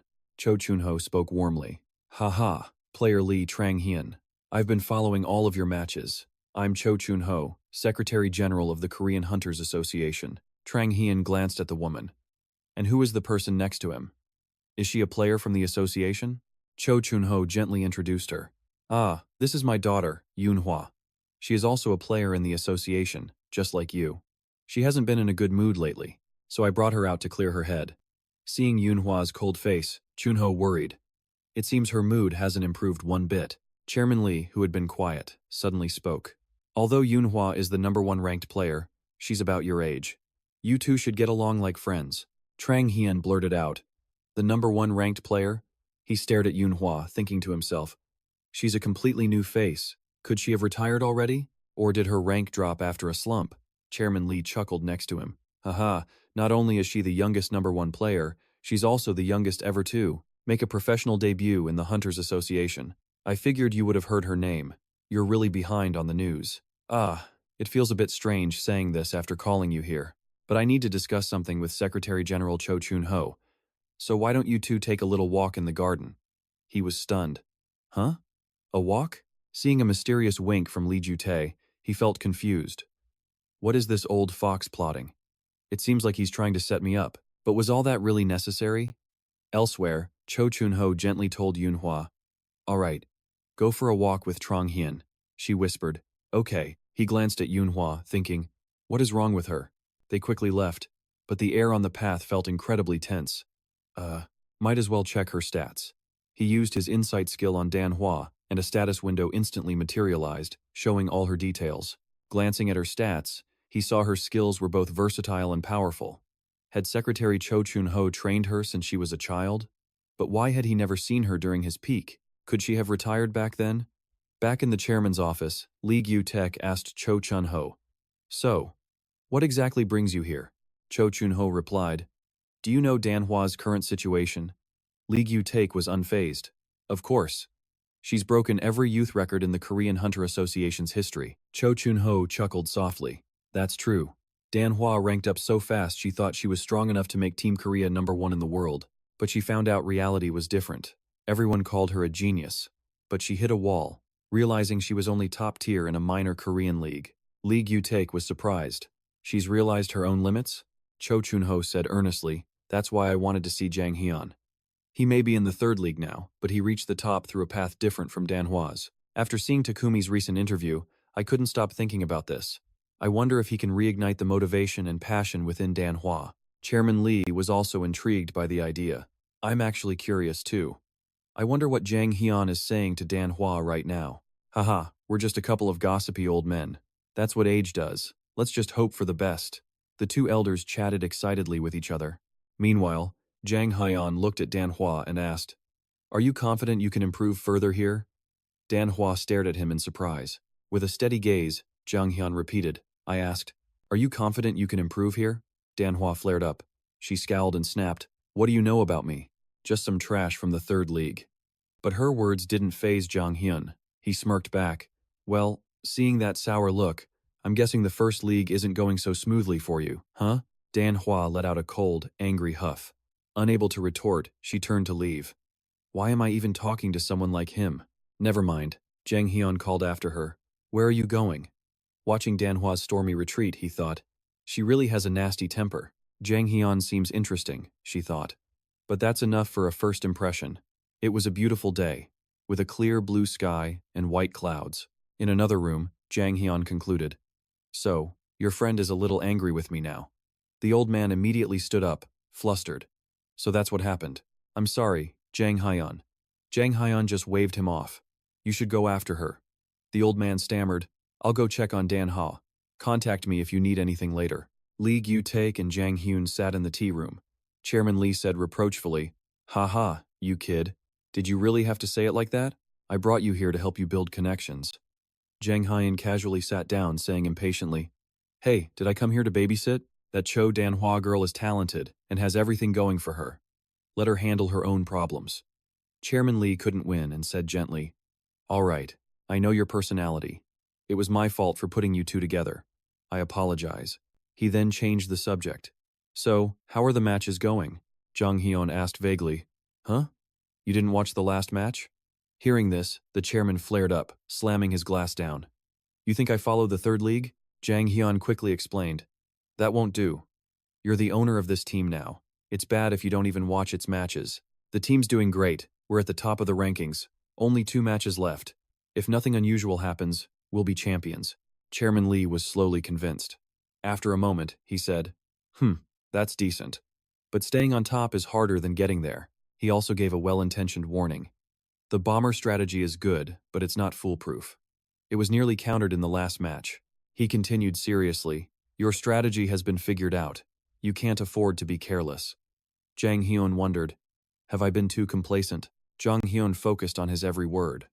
The veteran Chairman Lee said, You need at least one backup plan, you know? Jang Hyun understood perfectly.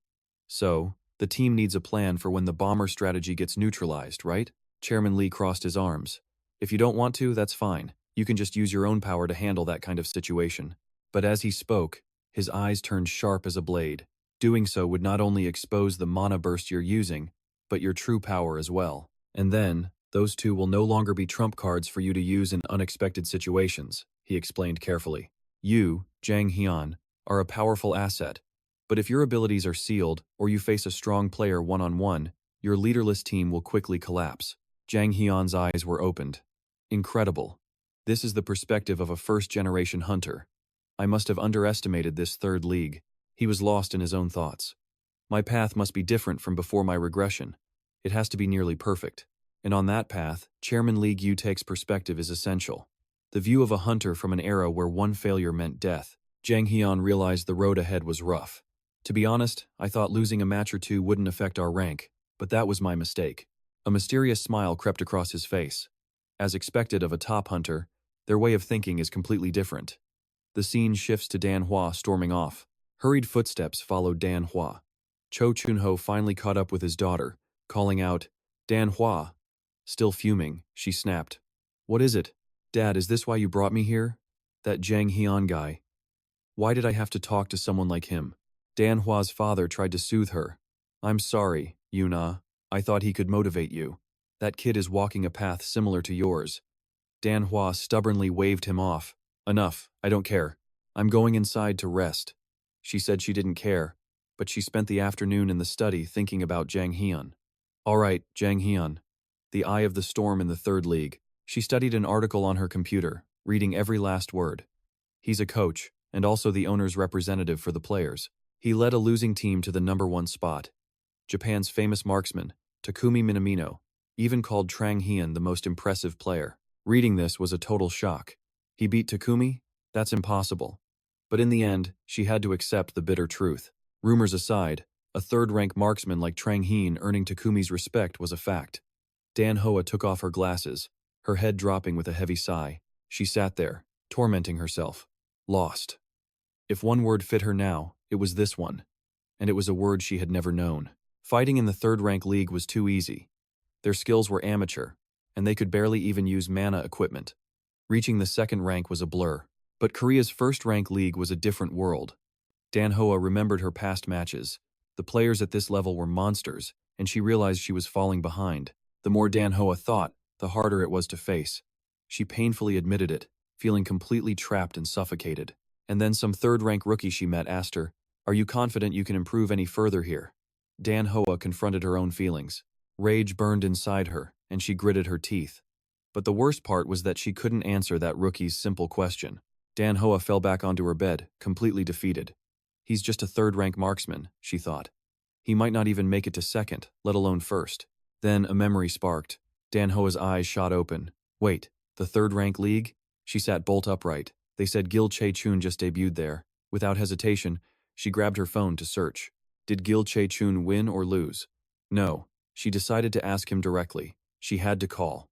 At that moment, in the Hunters Association, Trang Hyun was in the waiting room, deep in analysis. The chairman's warning was correct, but it didn't mean they had to act now. If the team's skill level rose, the problem would fix itself. Trang Hyun glanced at his own impressive stats chart with a satisfied smile. Of course, he wasn't neglecting his own training just for the team. Besides, with a mana core, his growth was on another level. But looking at his useless teammates, he thought with despair. Right now, not a single one could win a ranked match. Just then, Coach Lee Jong-gu walked over, saying, "Han-gi's been playing terribly. His ranking hasn't budged. Maybe we should buy him some supplements?" Trang Hyun didn't hold back. A coach's solution is supplements? Why don't you just read their horoscopes for them? The embarrassed coach scratched his head. No, that's not what I meant. Trang Hyun was already forming a plan.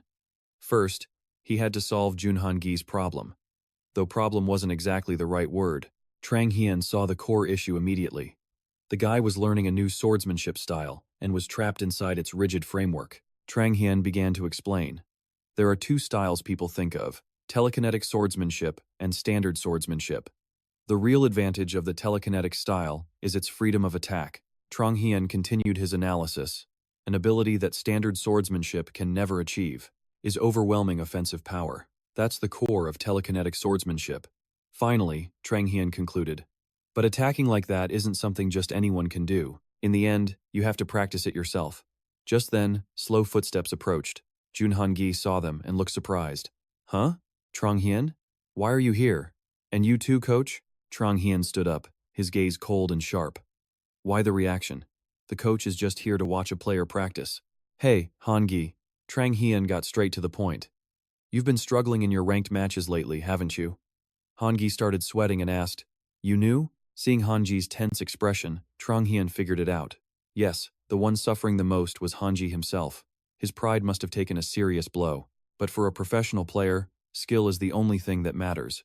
He had to say what needed to be said. Trang Hyun seized the moment to enlighten his teammate. That telekinetic swordsmanship you're using. If it feels like you're using a normal sword, then you're doing it wrong. That's right. Stop thinking of it as normal swordsmanship. Han-gi looked confused. I shouldn't think of it as normal swordsmanship? Han-gi quickly understood the point. Wait a minute. If so, then, he said, his face lighting up with realization. I just need to change my way of thinking. Trang Hyun had to admit, the guy was smart. He got it with just one sentence. That's right. This is how my teammate should be. Clinging to a new hope, Han-gi quickly turned to leave. I understand what you're saying. I'm going to test it right now. The coach, not understanding at all, stepped forward. That's all it took? Trang Hyun didn't keep it a secret. Yes, his opponent is a melee fighter with similar points, so the advantage is on his side now. He just has to ditch the old mindset, focus on the opponent's openings, and he'll win easily. Back with Han-gi, the system announced. Match start. Han-gi trained like a madman with his telekinetic blades, his eyes filled with pure determination. Not far from him, a red-haired man carefully watched his every move. Out of nowhere, a magic sword shot forward. The red-haired guy dodged just in time, stammering, "Wah, what was that?" Even Trang Hien was on edge watching this sudden, bizarre action. What on earth is that guy doing? Is he just spamming his swords? On Hanji's side, countless blades were being unleashed, but he still wasn't satisfied, shouting fiercely, "Not like this! Faster! Just like Trang Hien's gun!" Finally, he launched his swords with all his might. "Go, go!" At this point, Trang Hien was so shocked he couldn't believe his eyes. "I meant use your swords freely, not turn them into a machine gun." "Oh my god, this idiot! What an absolute idiot!" In Dan Hoa's study, the sound of a phone call could be heard. "So, how was the debut match?" Dan Hoa teased, thoroughly amused. "What's wrong? Why so quiet? Did you actually lose? I thought you said the first rank league was nothing special. Did you get beaten in the third rank?" An irritated voice shot back. "Hey, if you're just going to talk trash, then hang up." But Dan Hoa kept pushing. "Or was your opponent just too strong? I heard he's pretty famous." The voice on the other end scoffed. "Strong? Please. The third rank league is all the same. It was just an unexpected situation, so I was a little shaken, that's all." Dan Hoa lowered her voice, dripping with provocation. "Uh-huh, if you say so." The other person snapped. "If there's nothing to say, I'm hanging up." Dan Hoa, however, felt a deep satisfaction. He actually hung up. I must have really ticked him off, that annoying jerk. Suddenly, Dan Hoa realized something. Her eyes widened in horror. Even the chairman's prodigy, Yao Che-chun, was defeated. Could it be that Li Trang-hien is actually the real deal? Dan Hoa collapsed onto her bed, trying to calm herself down. "No, stop thinking nonsense. Who cares if he's strong? It has nothing to do with me. What matters is my own progress." A phone screen went dark, as black as Dan Hoa's troubled thoughts. The scene shifts to the training grounds, where Dan Hoa resolved to pull herself together. Instead of overthinking this, I should just go to the training center. The warrior, a spark of fire in her palm, asked herself, what's the most crucial thing to become an elite hunter? First, of course, is talent. Dan Hoa knew this clearly. In a world so rigidly defined by ranks and limits, without talent, you're just left behind. But a question remained. Can talent alone take you to the very top? The answer is no. At the training center, trainees were still practicing like mad. The world is full of people, and among them are many talented individuals. Unless your talent is overwhelming, talent alone won't let you reach the summit. In the end, it must be combined with training as much as possible. Li Trang-hien had an insightful eye, allowing him to see information about skills. He could read their usage, limits, and potential, but other hunters couldn't. Han-gi was still practicing his sword control with fervor. Without a mentor, unless you're a genius, it's hard to surpass the ordinary. Having talent and knowing how to use it are two different things. For that very reason, nurturing talent is the most crucial measure of a team. Trang Hien stared intently at Han-gi, thinking, that's also why. Teams like LTD, who can develop talent and raise third-rate players to first-rate, are valued so highly. And that's the exact reason why I have to train Jun Han-gi myself. Like a storm, Han-gi rushed toward Trang Hien. Just as they were about to clash, a controlled sword shot out from behind. With superhuman reflexes, Trang Hien easily swung his sword to block it. He smirked knowingly, but his smile didn't last long. From a distance, two more controlled swords suddenly rushed in. Trang Hien stood firm, aiming his blade at Han-gi's two swords, whispering, "Good. It seems you're starting to understand what I said." He thought, "Good thing I'm here to catch his mistakes. He'd better correct them quickly." As if enlightened, Han-gi said, "I get it now. You mean I can't use conventional sword techniques?" Trang Hien felt relieved. From that last move, he must understand. But after what this guy's done before, I can't trust him 100%. Trang Hien decisively suggested, "Try another ranked match. I'll keep pointing out what you need to watch for." Han-gi agreed. Okay. A few hours earlier, Dan Hoa was sweating, saying, "Ha, what a coincidence." From the upper floor, she watched the entire training session. "Why is that guy here? Is he coaching a teammate?" She glared bitterly at Trang Hien's back. "And I was about to play a ranked match, too." Dan Hoa crossed her arms, ready to watch the show. "Well then, let's see how he coaches." She saw Han-gi firing his swords like bullets and was completely baffled. What is this? What kind of ridiculous fighting style is that? Launching swords like projectiles? Dan Hoa truly couldn't understand this playstyle. Can't he control them? Then she saw Trang Hian talking non-stop.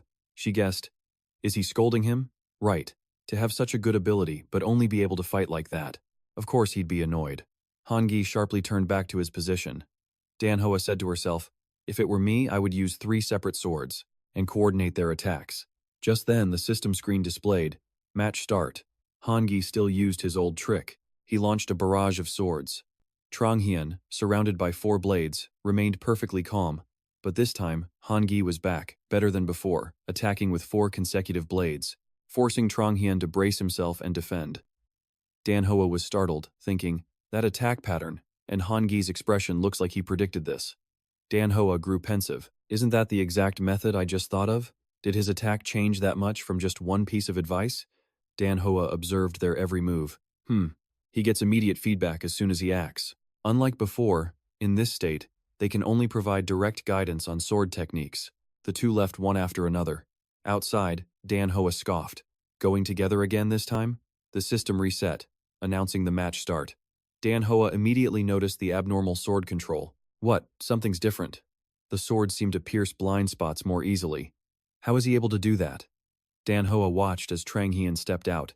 This time, he came out alone. Don't tell me he's doing another ranked match? This time, Han Gi was facing a different fully armored warrior. That hunter was a lower first ranker, but he was a melee attacker who took the vanguard position. Watching the fight on a small screen, Dan Hoa stated confidently, even if he uses 3 swords at once, with that level of sword skill, he's still far behind his opponent. He'll definitely lose. Dan Hoa really couldn't understand what they were thinking. With a whoosh, the warrior leaped into the air. He slashed wildly, taunting. Is this all you've got? Sword control? There's nothing special about it. He was so busy showing off that he didn't notice a controlled sword silently flying at his back. But with his sharp eyes, he finally spotted it, smirking. A cheap trick like that won't work on me. Just as he finished his sentence, he swung his blade, knocking Han Gi's sword off course. Dan Hoa tensed up, thinking, it's over. Now Junhanji has no way to attack. Han Gi suddenly smirked, and with a slight flick of his fingers, he taunted, you should have paid more attention to your surroundings. Just then, the warrior realized in horror that he'd been ambushed. He panicked, shouting, where did this sword come from? A sharp thud was heard, followed by the clash of steel. Dan Hoa was so frustrated she broke into a sweat, cursing. What the hell just happened? How could he get hit so easily? Han Gi smiled with deep satisfaction. He knew this wasn't just luck. I must have missed something for a result this stunning. Dan Hoa was completely floored, thinking how that guy took a team on a losing streak and led them to the top of the leaderboard. He must be the real deal. The scene shifts to the virtual stadium for the 3rd League City map. Zhang Xuan watched from the rooftop. Before the main event was one final match, but it was nothing special. He considered it just a warm-up. Zhang Xuan gave orders through the comms. As briefed before the match, we're not using the bomber strategy today. We will lead with a 3-striker offensive formation. The rest will support from the rear, understood? Du Chun's team stepped up boldly, saying, okay, leave it to us. Zhang Xuan commanded like a god. Enemies spotted 300 meters ahead in the square. Prepare for combat. The main purpose of this match was to see how much stronger Junhan Gi had become. Kim Do-chun would draw their attention so he wouldn't get swarmed. Du Chun rushed forward to lead the way. Roger, that. I'm going in first. His teammates hurried after him. Hey, Kim Du-chun. Du-chun lifted his dark sunglasses, drew his longsword, and yelled, now, take this. The longsword was covered in a brilliant golden aura. He unleashed a massive skill called Thunderclap Explosion, blinding the enemies ahead. They yelled in panic, stop this guy. Du Chun admired his handiwork with satisfaction. Excellent, the strategy is a success. Zhang Xuan was speechless. After all, that guy always loved being the center of attention. Aren't Junhan Ji and Li Jianhan wearing sunglasses? Han Gi squinted, his vision heavily impaired. It seems so. Zhang Xuan said with absolute certainty. But there's no way they can lose. Thanks to their recent training, the combat power of those 3 strikers was unmatched in the 3rd League.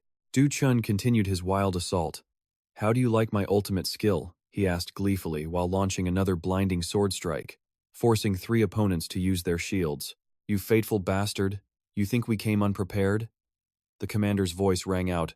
Plan B. Everyone take them out. A female member replied, okay.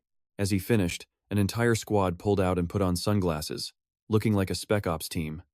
Du Chun froze solid on the spot. When did these guys get these? The man in the black coat pointed straight at Du Chun and laughed. Serves you right. Zhang Xuan was also at a loss. Were those guys completely prepared? Looking at the motionless Du Chun, a counter for a counter, huh? This Kim Du Chun guy walked right into it. Kim Du Chun gritted his teeth at the scene before him. The young man with the great shield looked at him with a provocative expression, already in a fighting stance. Try coming at me like that again. The man with the large hammer behind him also laughed triumphantly. You didn't expect this, did you? Du Chun clenched his teeth, the sound hissing in the wind. Since it's come to this. To the utter surprise of the enemy team, he quickly turned and fled. I'm withdrawing from the match. Everyone on the team stared, their mouths agape, unable to believe what just happened. That useless guy. Zhang Xuan covered his face and shook his head, feeling helpless at the unexpected situation that confused both friend and foe. But shaking up both sides was a talent in its own right. Looking at the match results, he felt a bit relieved. Many unexpected things had happened, but in the end, the match was an incredibly easy victory. Zhang Xuan observed the current situation, quietly assessing it. After Kim Du Chun retreated, the other two were no longer hindered and coordinated very well. More importantly, the other melee attackers couldn't stop the swords from the sword control technique.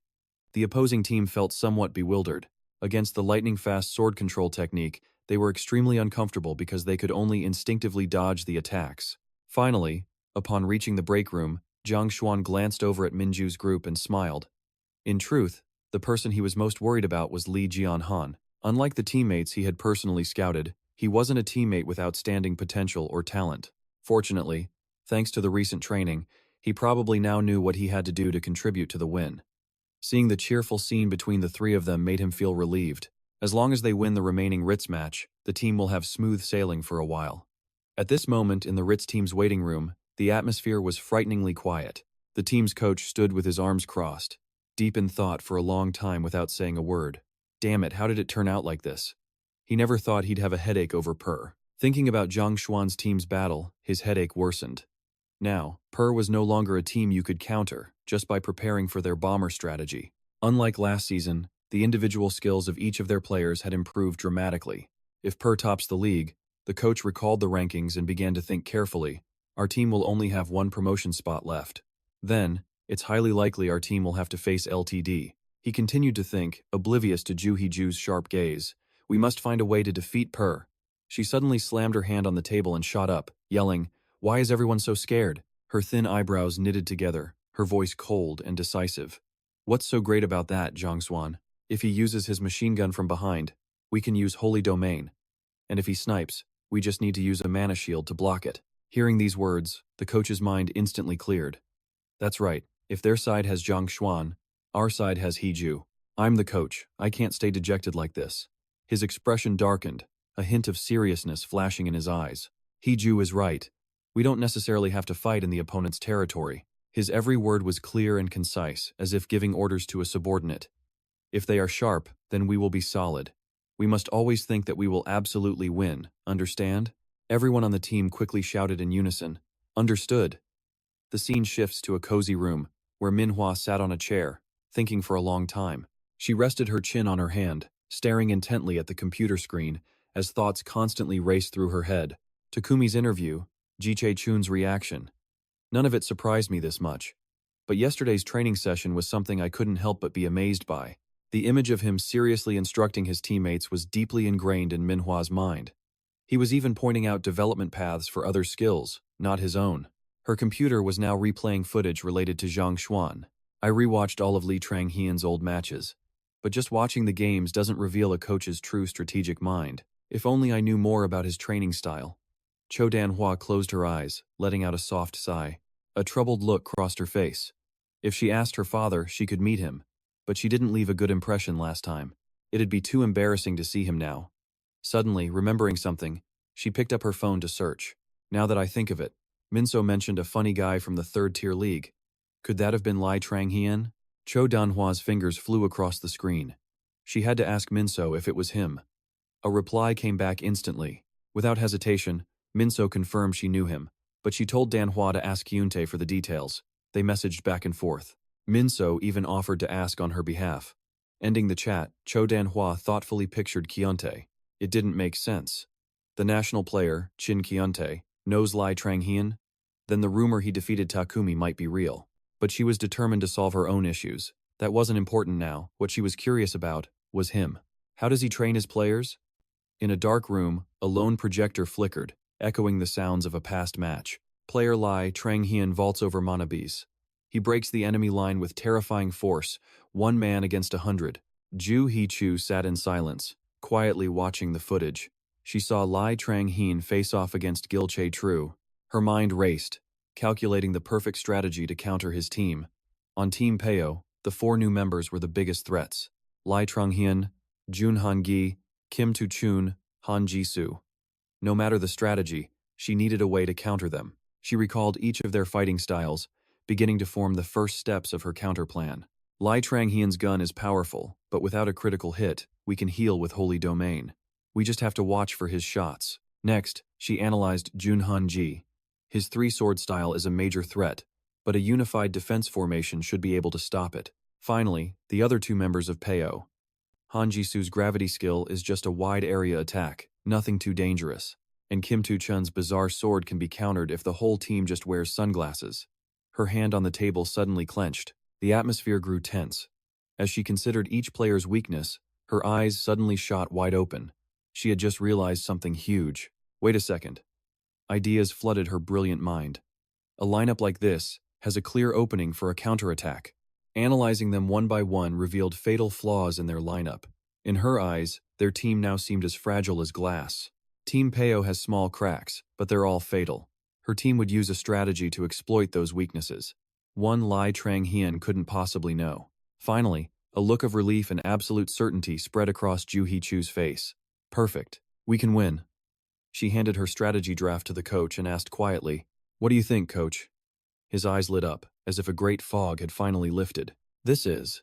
He stared at her strategy, reading slowly. "We'll use Holy Domain Super Regeneration, a top-tier skill. Surround our melee fighters like a tank, and use Blitz's secret tactic." The coach looked up at Ju Hee-chu, his voice full of praise. "This is good. Yes, let's do it." They would use this strategy against Peo. A smirk formed on her lips. She felt much more at ease. Meanwhile, Kim Tu-chun was sprawled on his bed, sighing as he scrolled on his phone. His eyes fell on the bright screen. He ruffled his hair, thinking, "I thought this was my big chance." The screen showed a discussion about Lai Trang-hyun's team. Some praised them, others mocked.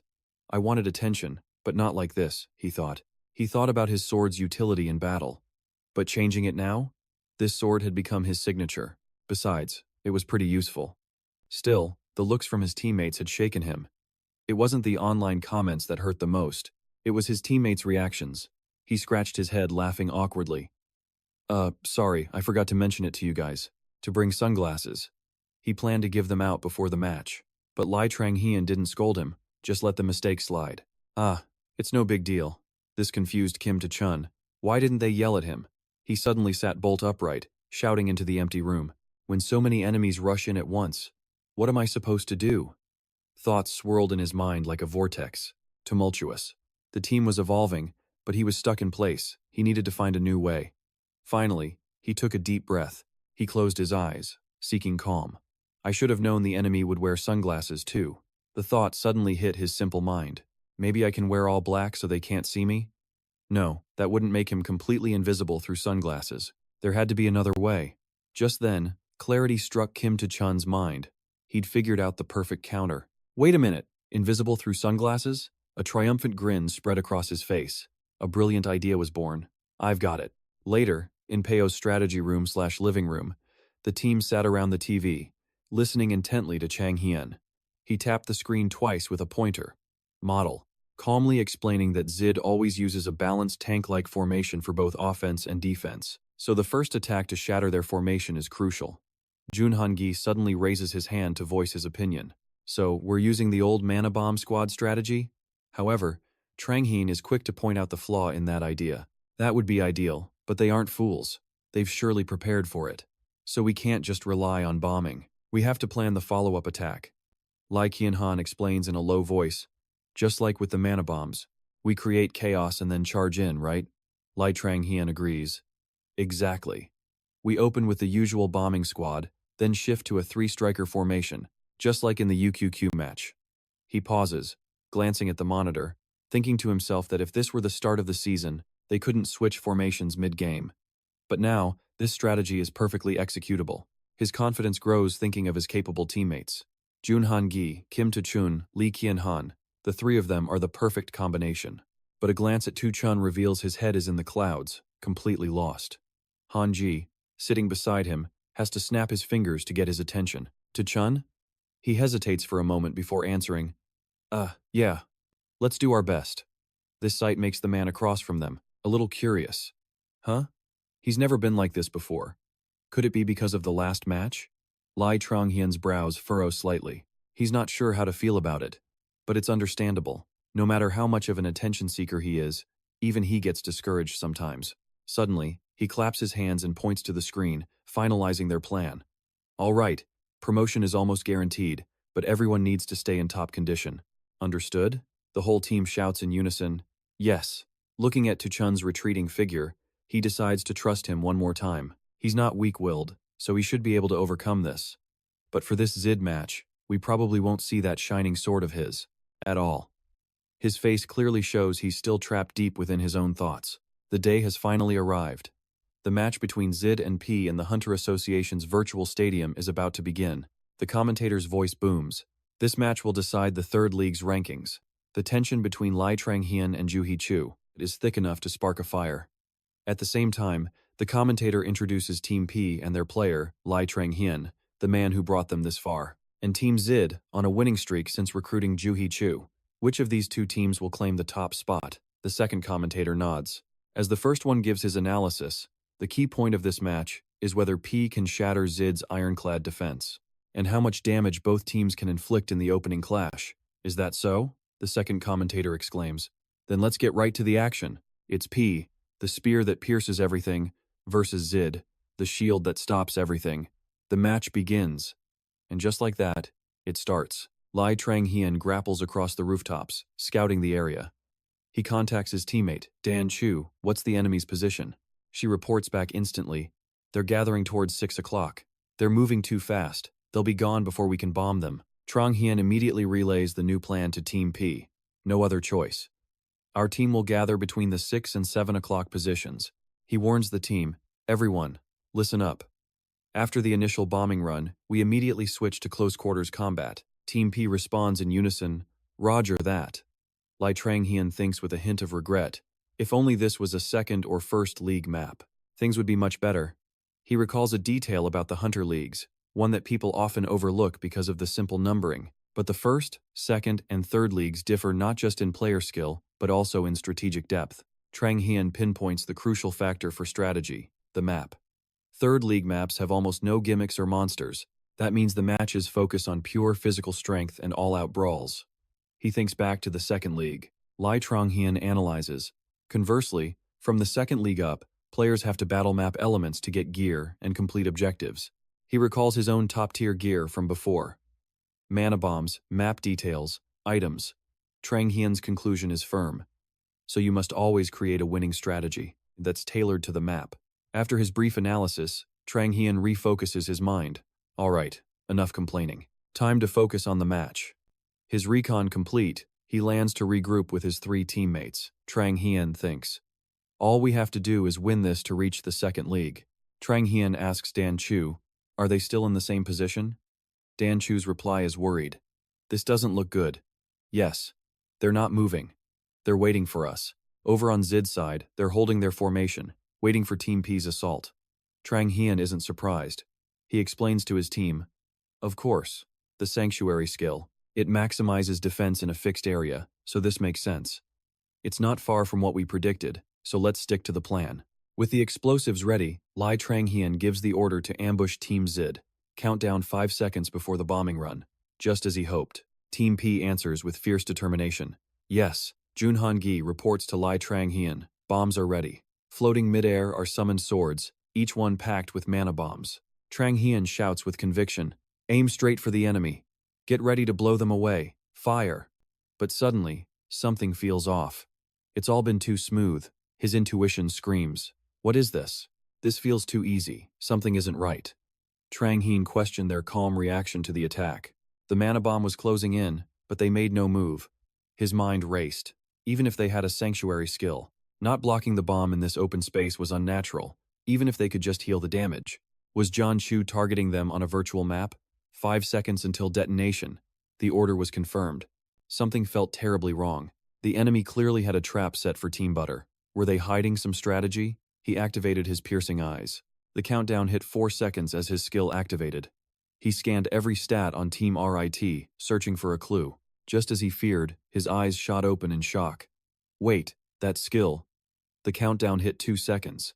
Trang Hian screamed. Junhangi, stop. It was too late. John Chu hit the final second. The sword flew, the bomb exploded, and smoke engulfed Team RIT. Trang Hian analyzed the situation. It's not always one's own skills that turn the tide. Emerging from the smoke, Team RIT stood unharmed. Not a single scratch on them. It was overpowered. Trang Hian recalled that all teams analyze past skills, but sometimes a single new skill can completely change the battlefield. A skill with a massive advantage in specific situations. In other words, a trump card skill. And it was true. Team RIT was perfectly fine. Li Trang Hian's thoughts raced. When a rare skill like that appears, its effect is absolutely game-breaking. In the air, a glowing golden hourglass appeared. Surrounded by gears and numbers, it was clearly Team RIT's ultimate counter to Team Butter's bombs. A member in black from Team RIT had used it. Everything within a 10-meter radius stops, and the user is immune. Trang Hian had been careless. Who knew they'd pull it out in this match? Panic spread through Team Butter. Trang Hian, what's going on? Should we attack as planned? Trang Hian hesitated. No, wait. He was furious they'd fallen into a trap. Trang Hian announced the new plan. The mana bomb was blocked, change of plans. He thought, they can't move, but they gain invincibility? Was this RIT's secret strategy? Choosing an open field must have been for this, Trang Binseong asked anxiously. What do we do now? The bombs were supposed to break their defense. Li Trang Hian stayed perfectly calm. A direct fight is impossible now. We need to pull back and make some distance. Suddenly, a massive arrow tore through the sky, shattering their cover. The impact shook the entire building. What? What was that? Min Song screamed. Li Junchu ducked, shouting in fear.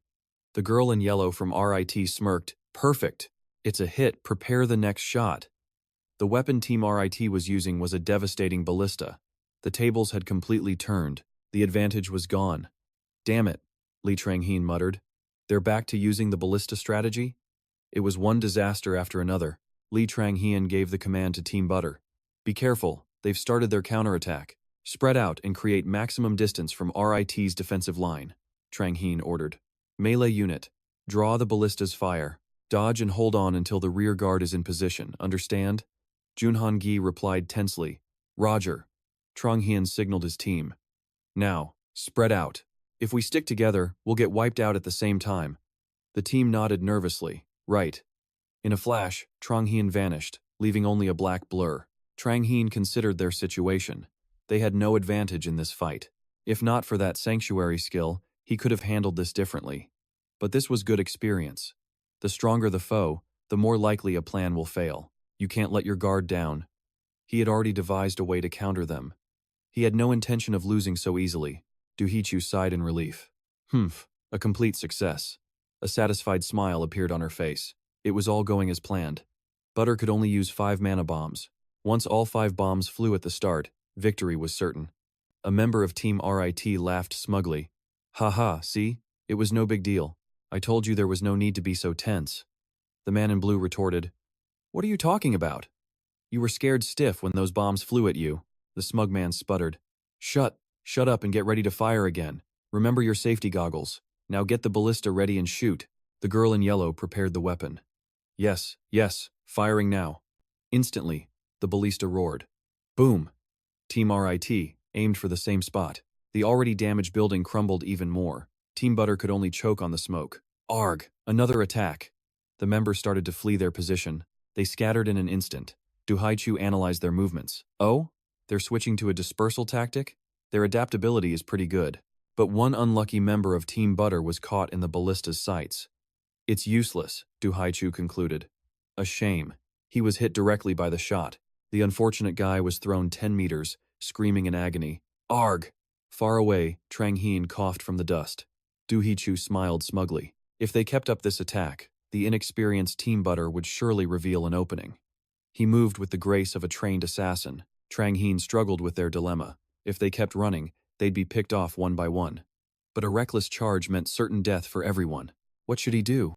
In that desperate moment, a voice called his name. "Hey, Lee Trang Heen."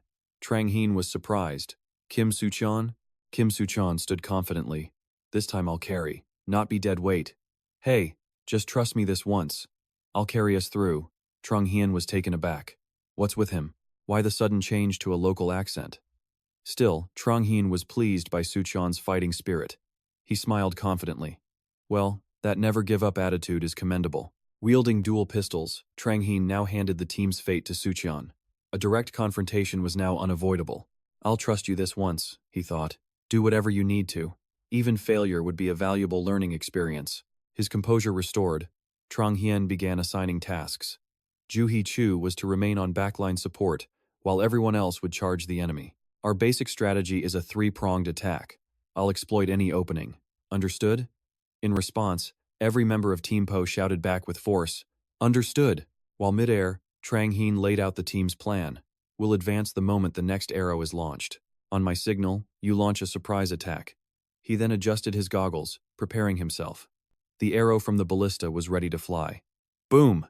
The moment it fired on Team Po, Trang Heen yelled, "Go now!" The arrow instantly flew toward Team Po's position. The members began to scatter as planned, followed by a massive explosion. Team Z's had to counter the devastating surprise attack launched by Team Po. Trang Heen landed with a light, silent touch. He then leaped into the air once more, guns in both hands, ready to serve the members of Team Zis a lead buffet. Trang Heen was pleased. "All right, I'm joining in." Suddenly, Trang Heen felt something was off. Hold on, the one missing was Kim To-chun. Trang Heen wondered aloud, "Where's Kim To-chun? I saw him right before we moved out." An unseen hand delivered a decisive, invisible sword strike. Trang Heen was still completely bewildered. "Arg!" The man in blue cried out, struck hard by the sword, his life force erupting. His defense was wide open. He collapsed from the massive loss of spirit energy. His teammates looked on, absolutely horrified. It wasn't just the members of Team Zis. Trang Heen was equally astonished. What? What was that? If anyone asks about the Hunter Tournament's greatest appeal, I'd say it's the players' strategies. Teams constantly create unforeseen upsets, keeping both players and the audience tense during every single match. And right now, such a situation is happening before my eyes. As the man in blue lies defeated in a strange, syrupy puddle, Trang Heen was stunned by the sight unfolding before him, thinking, What? What was that? Not just him, but the other members were also panicked by the situation. The other members also cried out in confusion. A man with a cool haircut stammered, "What? What the hell is this?" The black-clad player heard him and yelled, "Focus! Don't let our formation crumble." Junhongi turned to Trang Heen and asked, "Trang Heen, you saw that too, right?" A little startled, Trang Heen replied, "Yeah, a sword just appeared from nothing, stabbed our opponent, then vanished." He recalled the image of the enemy player being struck down. Beyond that, he thought, there were no other clues. But then he smirked and said, "I have no idea what just happened, but this situation works in our favor. Let's use this opening to break the enemy's formation." Junhongi immediately responded, "Got it." Then he issued an order, "Juhan and I will attack the breach in their formation." Hearing this, everyone quickly agreed. "All right, let's do this." They reformed their ranks, preparing to attack.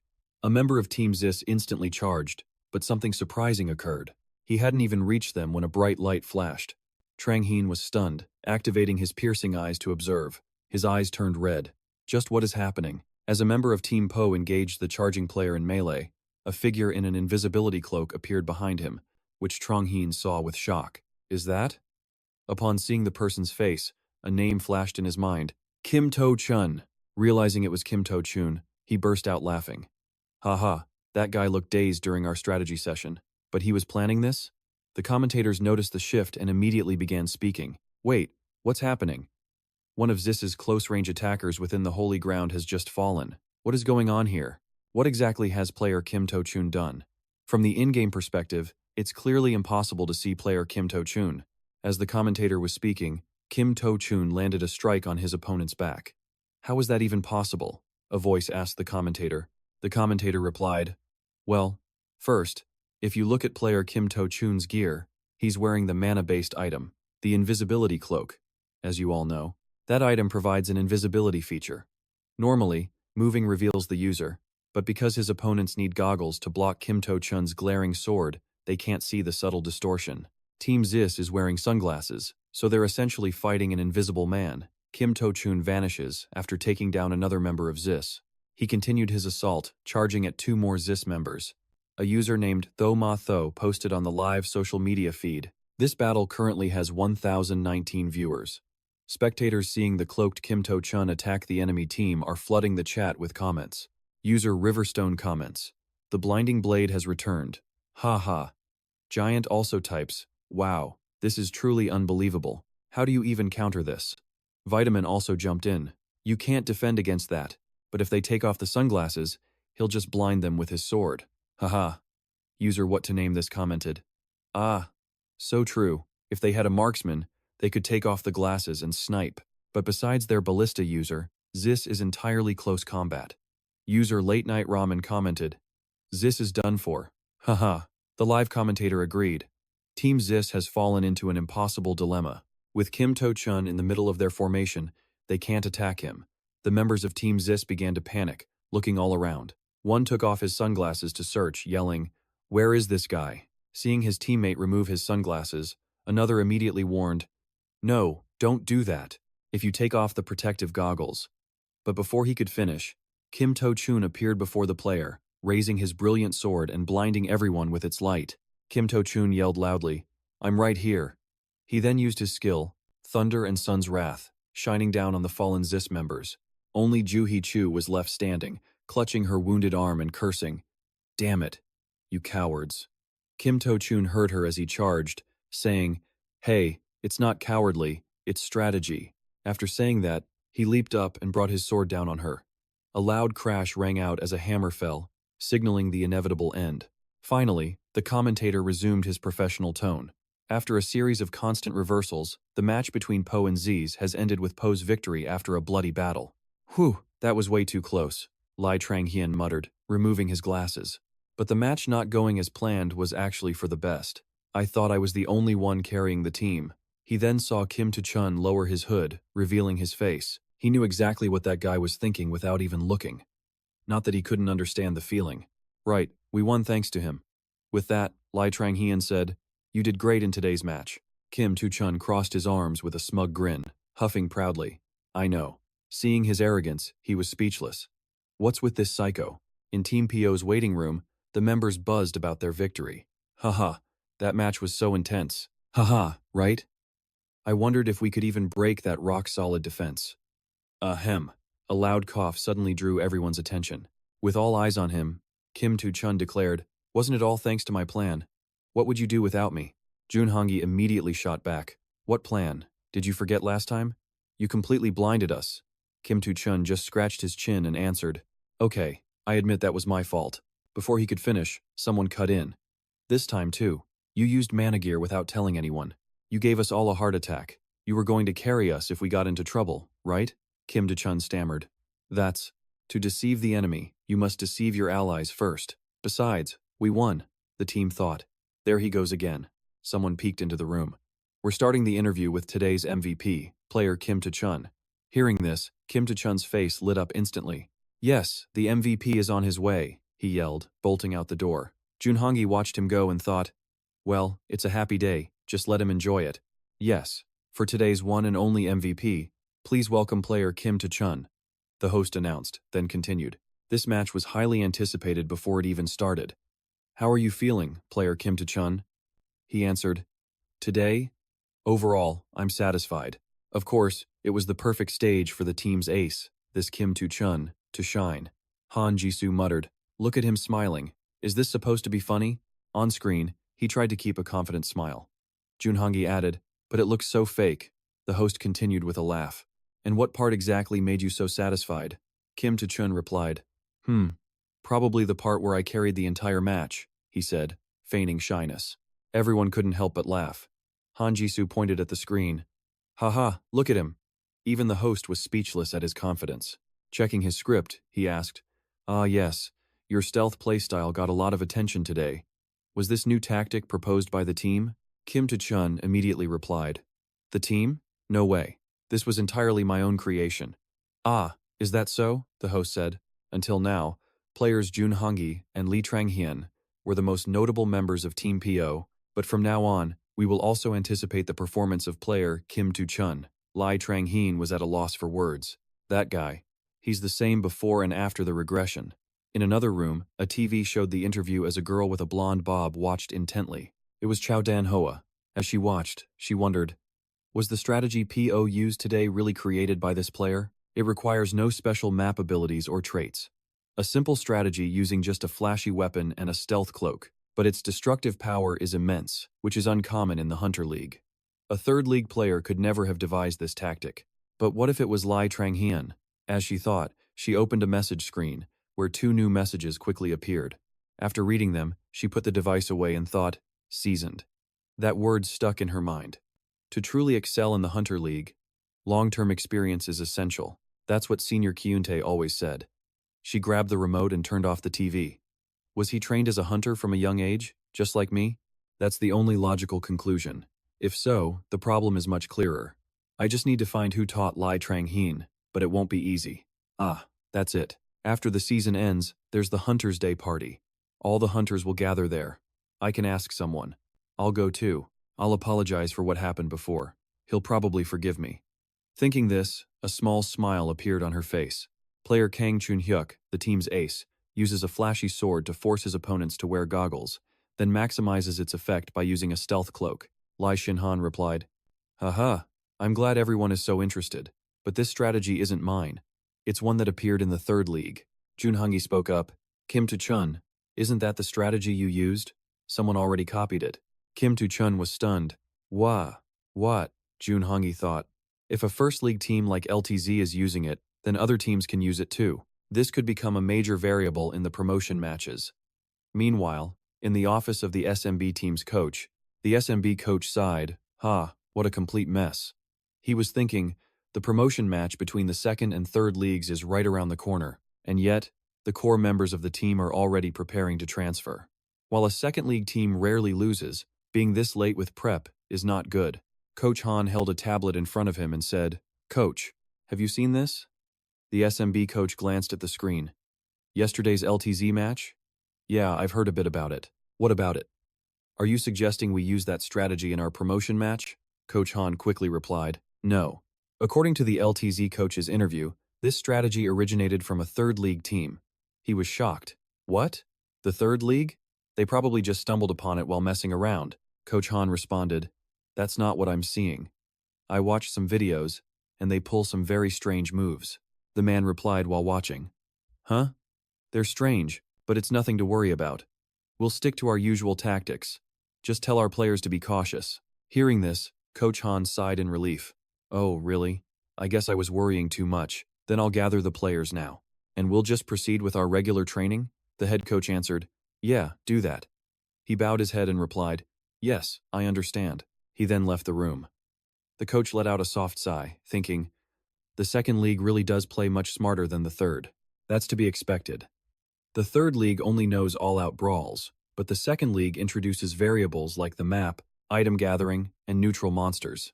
It's a completely different game, and the third league players just don't get that. Musing on this, he said, "It's no wonder that in 5 years, no team has been promoted from the third league to the second. This year, I should focus on managing the players, not this promotion match." He then opened a notebook showing the association's hunter list. The hunter named Liu Zhengxuan was at the top. At that moment, Liu Zhengxuan was on the sofa, saying, the promotion match is in 2 weeks. Jun Hongyi turned to him and asked, "What's wrong? Isn't 2 weeks of practice more than enough? Those second leaguers fight 4 matches a week." Liu Zhengxuan replied, "It's not enough time. For a team like ours, unused to variables, we have a lot to prepare for. From the very beginning, the promotion match is completely stacked against the lower league team." He said, then fell deep into thought. Thinking back, before my regression, I never once saw a lower league team get promoted. Of course I was promoted back then, but I was scouted by a higher league team, not through this match.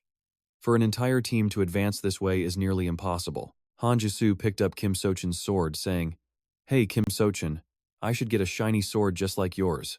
Kim Sochun replied, "Haha, if you want, you can borrow mine." Without missing a beat, he retorted, "Yeah? I'll probably use it better than you." As he spoke, he swung the sword wildly, creating a blinding flash of light. Kim Sochun yelled, "That's not how you use it." Jun Hangi, caught in the glare, shouted, "Hey, hey, take that outside." Lu Jiangshuan sighed wearily. What a headache. At least my old teammates knew how to think. Seeing Lu Jiangshuan sighing, Lu Jianhan offered, "You're worrying too much, aren't you? We just need to study the map a little more, then play like we always do." "It'll be fine." Jun Hangi grinned and chimed in, "That's right, Lu Jiangshuan, you're overthinking it. If we prepare and practice, like always, there won't be any problems." Lu Jiangshuan thought to himself, "This match isn't as simple as you all think it is." Finally, he sighed and told them, "Fine. It's not like you'll understand no matter what I say." He stood up with a smirk, adding, "Let's just go. Maybe getting beaten to a pulp will finally wake you up." At the Hunter Association training camp, in the Hunter Survival waiting room, Lu Jiangshuan recalled, "Hunter Survival. This is my first time here since my regression. Though popular with hunters, Hunter Survival isn't an official league event. Because the official league has no solo events, most players never get to experience a one versus many battle like this." Han Jisoo looked at the scene and asked, "Huh? Aren't we supposed to have team practice today? Why are we suddenly playing Hunter Survival?" Lu Jianhan agreed, asking, "Right, what we lack is map strategy and teamwork." Lu Jiangshuan simply answered, "I don't know. It's about to start, so you'll have to experience it for yourselves." Lu Jianhan asked, stunned, "What do you mean?" But he didn't answer, his eyes fixed on the training grounds. The rules of Hunter Survival were simple. Start at a random spot on a random map, and you must survive until the end.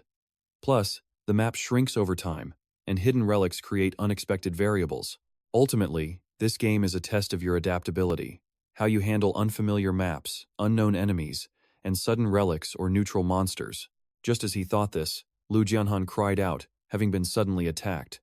But his train of thought continued uninterrupted. Since we can't memorize every map, our only choice is to train our fundamental ability to adapt, and they are absolutely terrible at it. Huh, isn't that them? Nearby, two people appeared, talking as they walked. "Aren't those the third league guys we're up against? You didn't hear?" The other one replied, "Oh, is that so?" Seeing his teammate was clueless, he continued, "They're just a third league team. Why should we even bother caring? Our team's coach will handle that." His teammate added, "That's true, but wow, these guys are terrible." Lu Jiangshuan heard it all, thinking irritably, "These two." He then spoke up, "I have to admit, they are pretty terrible." The two turned, startled, to look at Lu Jiangshuan. Before they could react, he continued, "But for some reason, I feel like I could easily beat you both." The blonde one yelled angrily, "What did you say? You're that one guy from Club Per, aren't you?" The other one tried to de-escalate. Hey, just stop." But the blonde wasn't listening. "Just because you won a few matches right after your debut, you think you own the world? But what can you do? Forget winning more matches, your team might not even make it to the second league. Just you wait. In this promotion match, I'll kill you." His teammate quickly pulled him away. All right, let's go." Li Tranghin didn't bother to reply, thinking, empty barrels are always the loudest. But as annoying as it was, they weren't wrong. So the panic is real. From the second league on, nothing is guaranteed. Relics, anomalies, or even counters. Any advantage can be instantly overturned. Of course, it's also because they're just too weak. At least they weren't completely hopeless. In the middle of the forest, as Han Jisoo crawled from a bush and Jun Hanji controlled his blades, 4 figures suddenly ambushed them. Jun Hangi was also in deep trouble. A massive explosion erupted, and he was forced to retreat from the raging flames. Li Tranghin observed it all thoughtfully. They still lacked what it takes to fight alone, but this was their current limit. He watched the eliminated players return to the room, their faces etched with the bitterness of defeat. They must finally understand their own limits. Jun Hangi spoke up. "Hey, you learned so much from Tranghin and still got eliminated that fast?" Kim Tae-chun replied guiltily. "It was that cowardly sniper. Who knew a player like that even existed?" Li Tranghin said. "One of you drew attention with a flashy sword and got sniped. The other was hit by a mana bomb mid-swing. In the end, you both made the same mistake. Now, you see how tough this is? These are second league matches. Including this promotion match, fighting won't be as easy as before. Can't Yoon-chu just call out their positions like always?" Lee Yoon-chu, now the center of attention, spoke up. Actually, she remembered her own assassination. "If they use relics or skills to hide, I might not find them." Hearing that, Junhan Gi's expression grew serious. That's a real problem. Seeing that they understood, Lee Tronghian said, "Our team is weak in solo combat. We've always relied on team formations. If we're ambushed before grouping up, we'll get wiped out." Kim Ta-chun asked. "So, what do we do?" He answered, "Isn't it obvious? We train. From now on, we'll be doing one-on-one sparring in rotation. Meanwhile, the rest of you will play survival hunter. The goal is to be the last one standing. If you're not confident, raise your hand." Everyone stared at him, feeling the immense pressure, but no one raised a hand. Seeing this, Lee Tronghian confirmed, "Ah, so no one. Right?" Meanwhile, at the chairman's office, Lee Jong-gu sat across from the chairman asking, "Sir, is this training really going to be effective?" "To be honest, I'm not so sure." Chairman Lee Gu-tae replied, Survival hunter? A good choice." Lee Jong-gu argued. "They can practice survival, but the league is different from that game." The chairman stroked his chin. I've told you before. Detailed tactics are not the most important thing.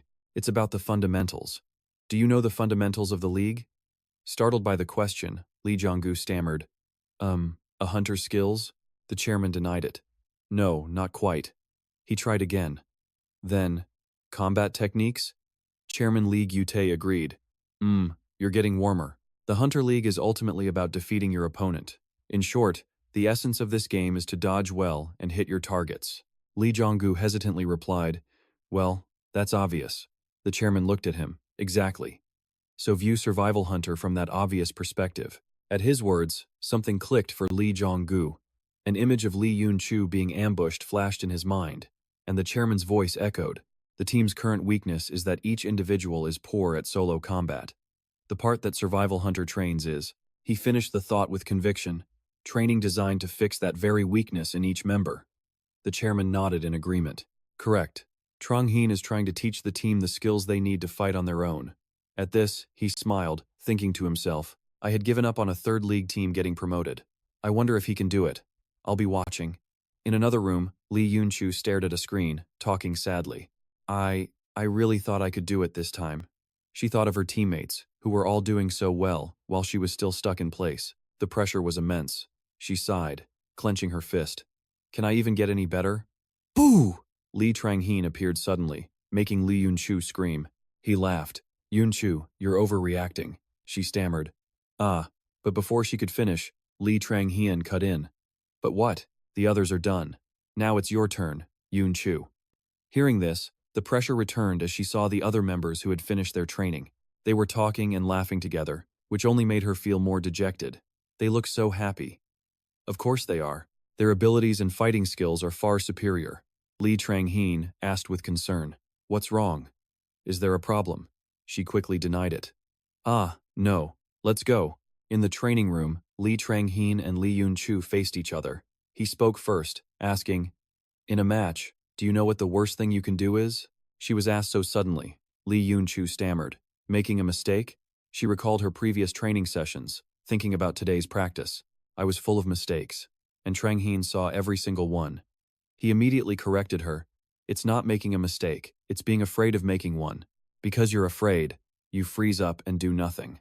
Told so directly, Lee Yun-chu was flustered and speechless.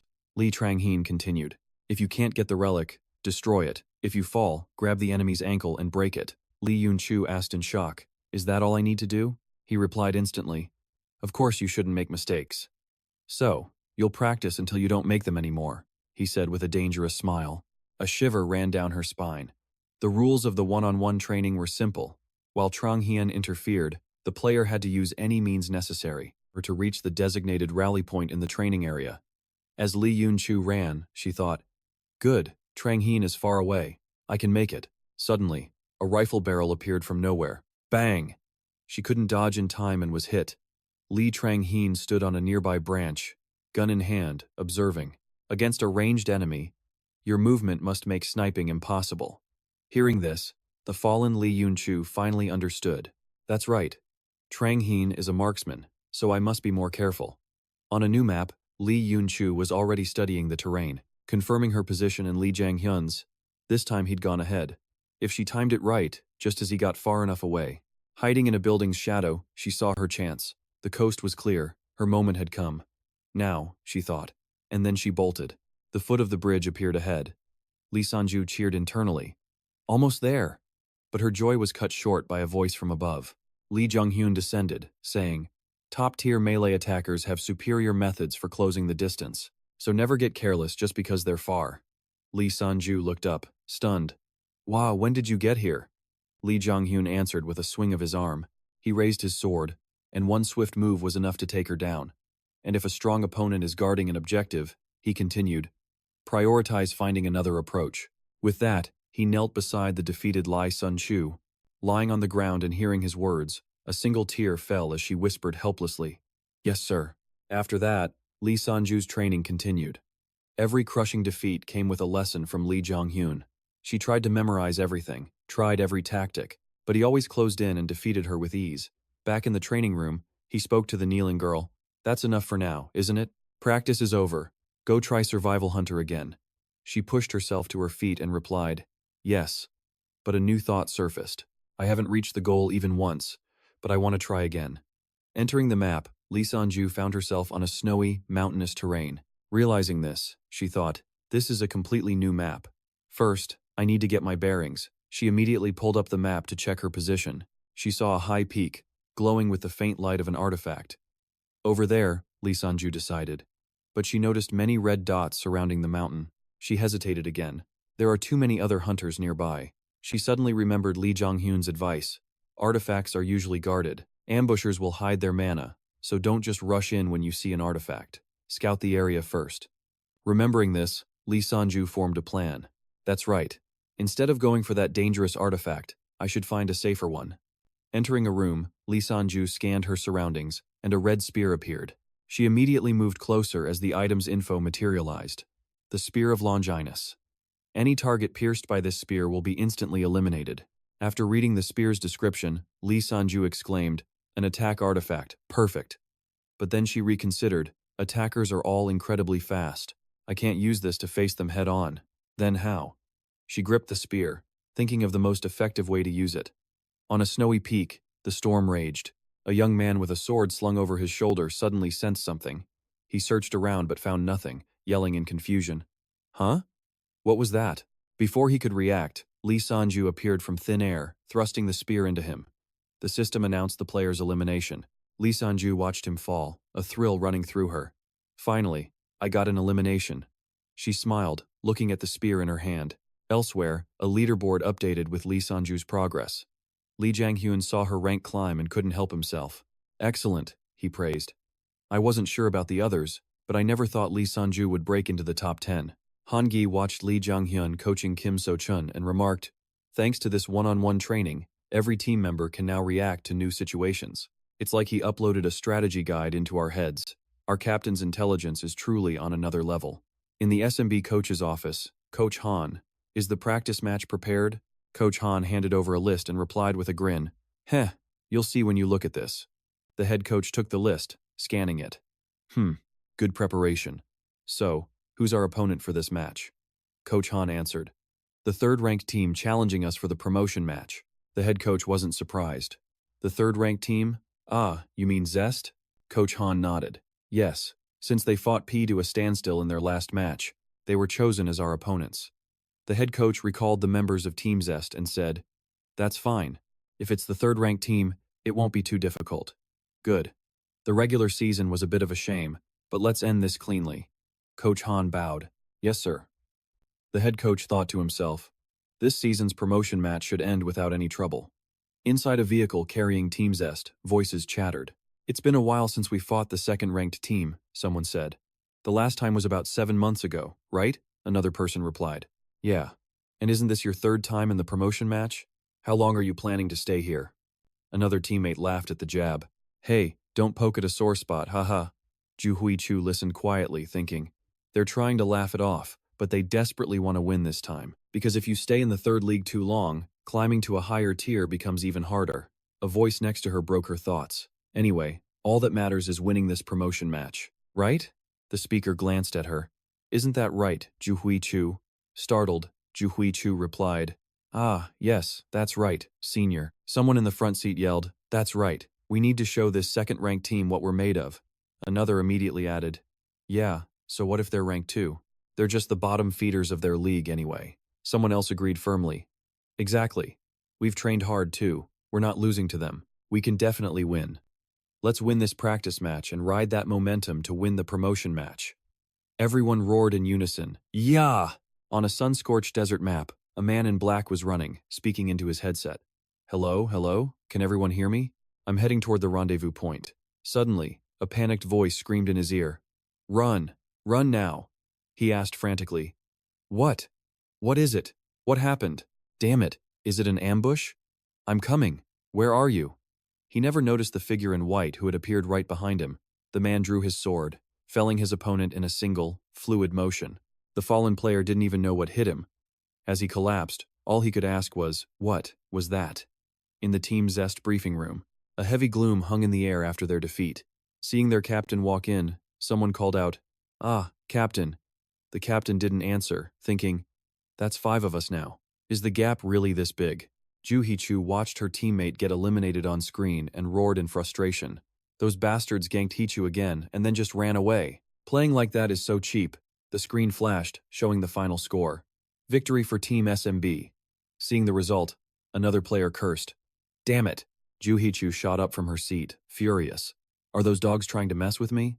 She turned to the others. Seniors, how did you all get wiped out so fast? Everyone was silent, unable to answer. Even the team captain had nothing to say. In the SMB team's room, a conversation began. Did you see that at the end? Looks like that Ju Hee-chu girl cursed and stormed off. A nearby screen also displayed the match results. A clear victory for Team SMB. Someone overheard and replied, she must have heard what we were saying. Another player jumped in. Well, if you don't have skill, don't struggle in the 3rd league. Just rely on your looks and be an influencer. Another teammate tried to intervene. That's going a little too far. But he just shot back. Am I wrong, though? If you lack talent, you should know your place. Coach Han clapped his hands for attention. All right now, listen up. That was a good game, overall. As for the match progression, I have no complaints. Just do that in the promotion match. Dismissed. The team members all shouted back, yes sir. Coach Han crossed his arms, thinking, as expected, this strategy is perfect against a 3rd league opponent. Today's match ended in a flash. There was no need to waste much energy. This special tactic was designed to target 3rd league teams. They just can't adapt to the changes. He changed the TV channel, still thinking, with this, we can't possibly lose. I only ask one thing from my team. Prioritize grouping up before a fight. In the 3rd league, the maps are simple and small. Plus, the starting positions are close. But in the 2nd league, the maps are complex. Small-scale fights are unavoidable before the main engagement. In that case, what if they focused entirely on those smaller skirmishes instead, he thought, recalling the different map layouts. Since 3rd league teams aren't used to small-scale fights, most of their players get eliminated right at the start. There's no need to be overly concerned, at least for them. At this thought, he said with confidence, and for our opponent, I've prepared something extra special. I wonder what expression they'll make when they face a strategy they created, but used against them? I'm just so curious. He chuckled as he turned off the TV. On the day of the promotion match, the entire stadium was packed with spectators. They roared with deafening cheers. As Team PER walked out, Lee Kian-han marveled at the sight. Ah, a 2nd league stadium feels completely different. Compared to the 3rd league, I'd probably faint at a 1st league or international stadium. Hearing this, Kim Tu-chun boasted, after all, I've come to watch live matches at this level a few times. Lee Trang-hien immediately asked, Oh? Have you been to an international tournament then? Caught off guard, he stammered. That's because tickets are hard to get. Before he could finish, Lee Trang-hien cut him off. Don't get tense over a new stadium. Besides, no one here came to watch you guys. The other retorted, That's not true. I'm really popular online.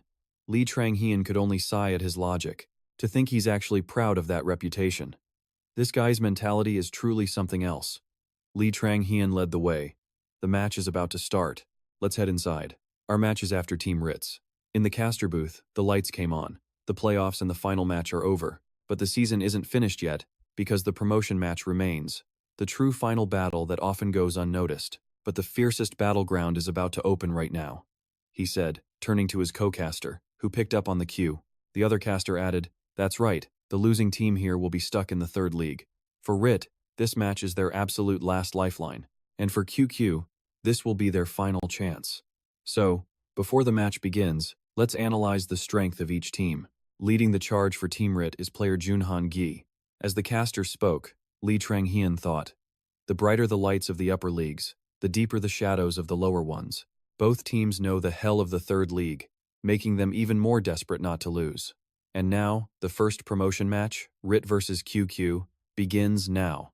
As the caster's voice rang out, a terrain of jagged rocks appeared on the screen. Joo Hee-chu was sprinting at top speed.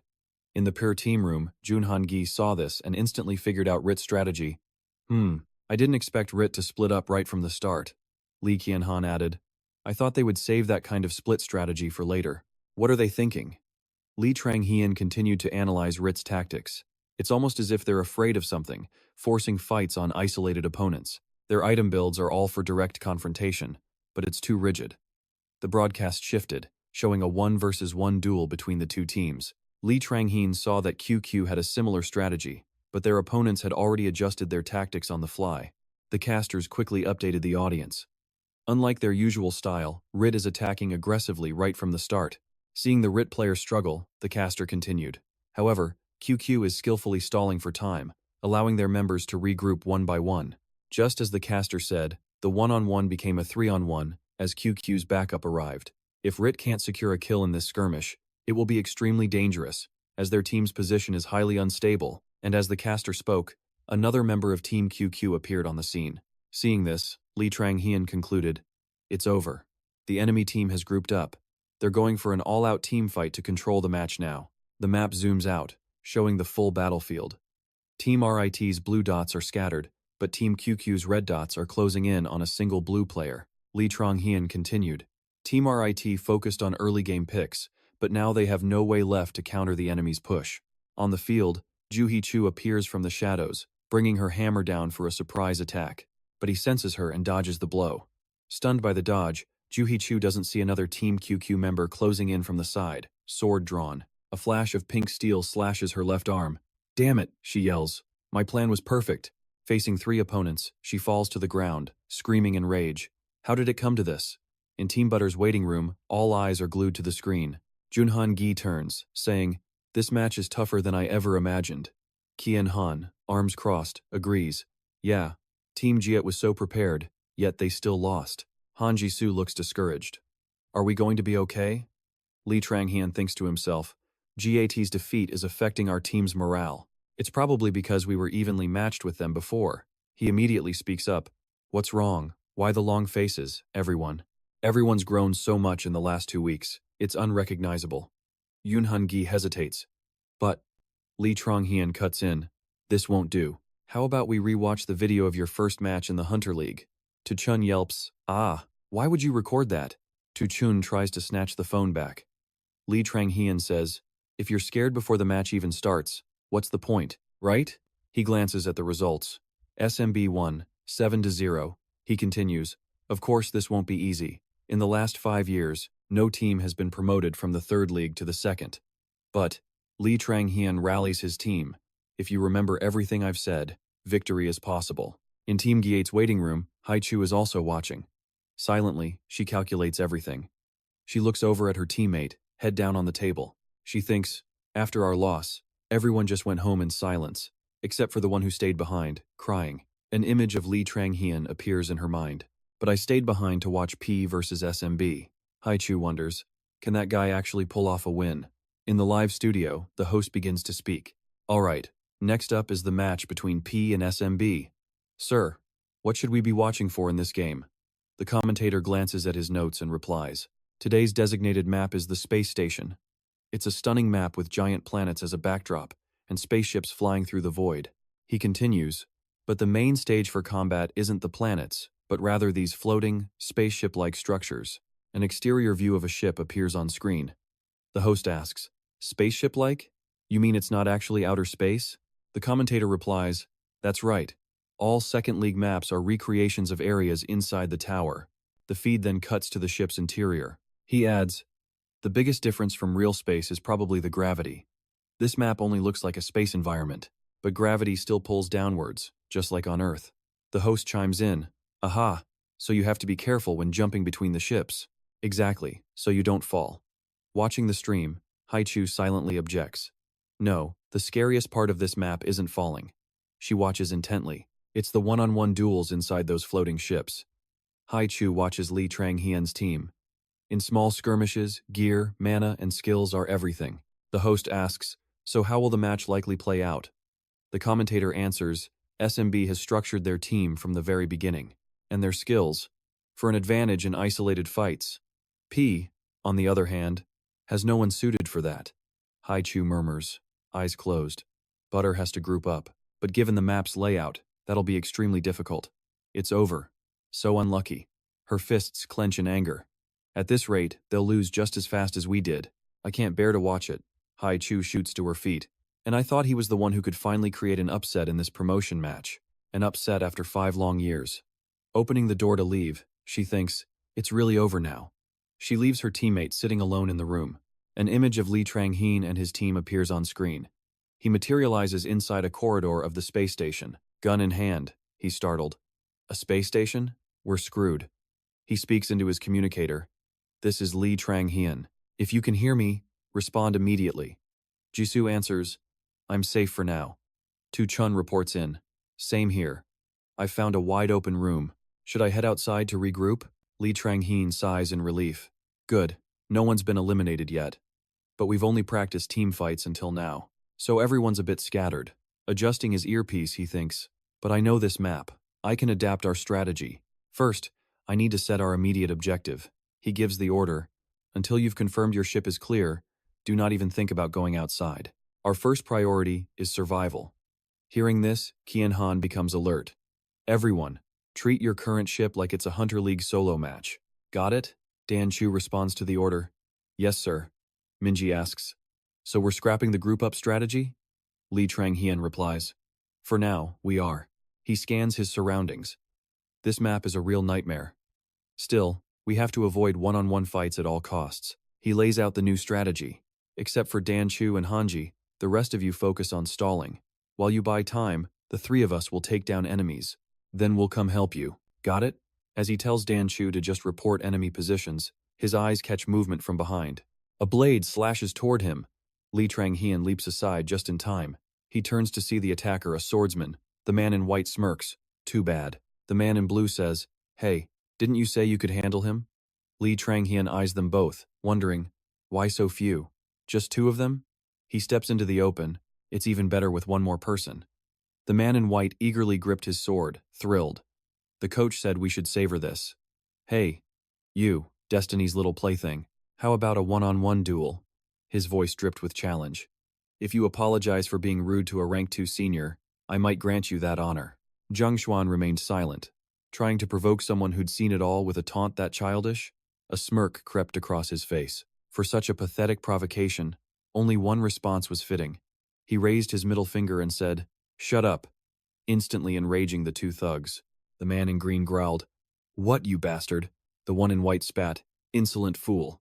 Zhuangxian just smirked. 2 second-rate players. Interesting. I've been training my teammates, so I haven't had a decent fight. Of course, I never skipped my personal training to raise my stats. Thanks to my mana, my stats have grown immensely. Zhuang Zian watched the white-clad man charge, noticing his vastly different stats. The man vaulted into the air, launching a frenzied attack. Zhuangxian calmly evaded the slash. He wasn't just faster, he backflipped into the air. Zhuangxian summoned his sword with an outstretched hand. The system announced, Magitech weapon transformation. His eyes glowed red, penetrating eyes. Zhuangxian instantly spotted the man in green sneak attack from behind, surprising him. He didn't even give the man a chance to land. Slashed in midair, the man clutched his wounded arm in pain. How did he do that? Zhuangxian readied his sword, poised for battle. He gently wiped the blade. Your assassination attempt was too obvious. The man in white turned translucent. What? Obvious? How long can you act so smug? He cackled, raising his glowing sword high in triumph. What about this? Zhuangxian looked at the blade, utterly unimpressed. This is just idiotic. He immediately activated his penetrating eyes and the Magitech weapon transformation. The man yelled, Let's see you get tangled in your own strategy and die. 2 guns appeared in Zhuangxian's hands. He grinned wickedly. You fool. And that's a wrap on our story recap for this video. If you have any thoughts, please leave them in the comments below. Don't forget to leave a like, subscribe, and ring that bell. Follow for more amazing videos. For now, take care and see you next time. Bye-bye.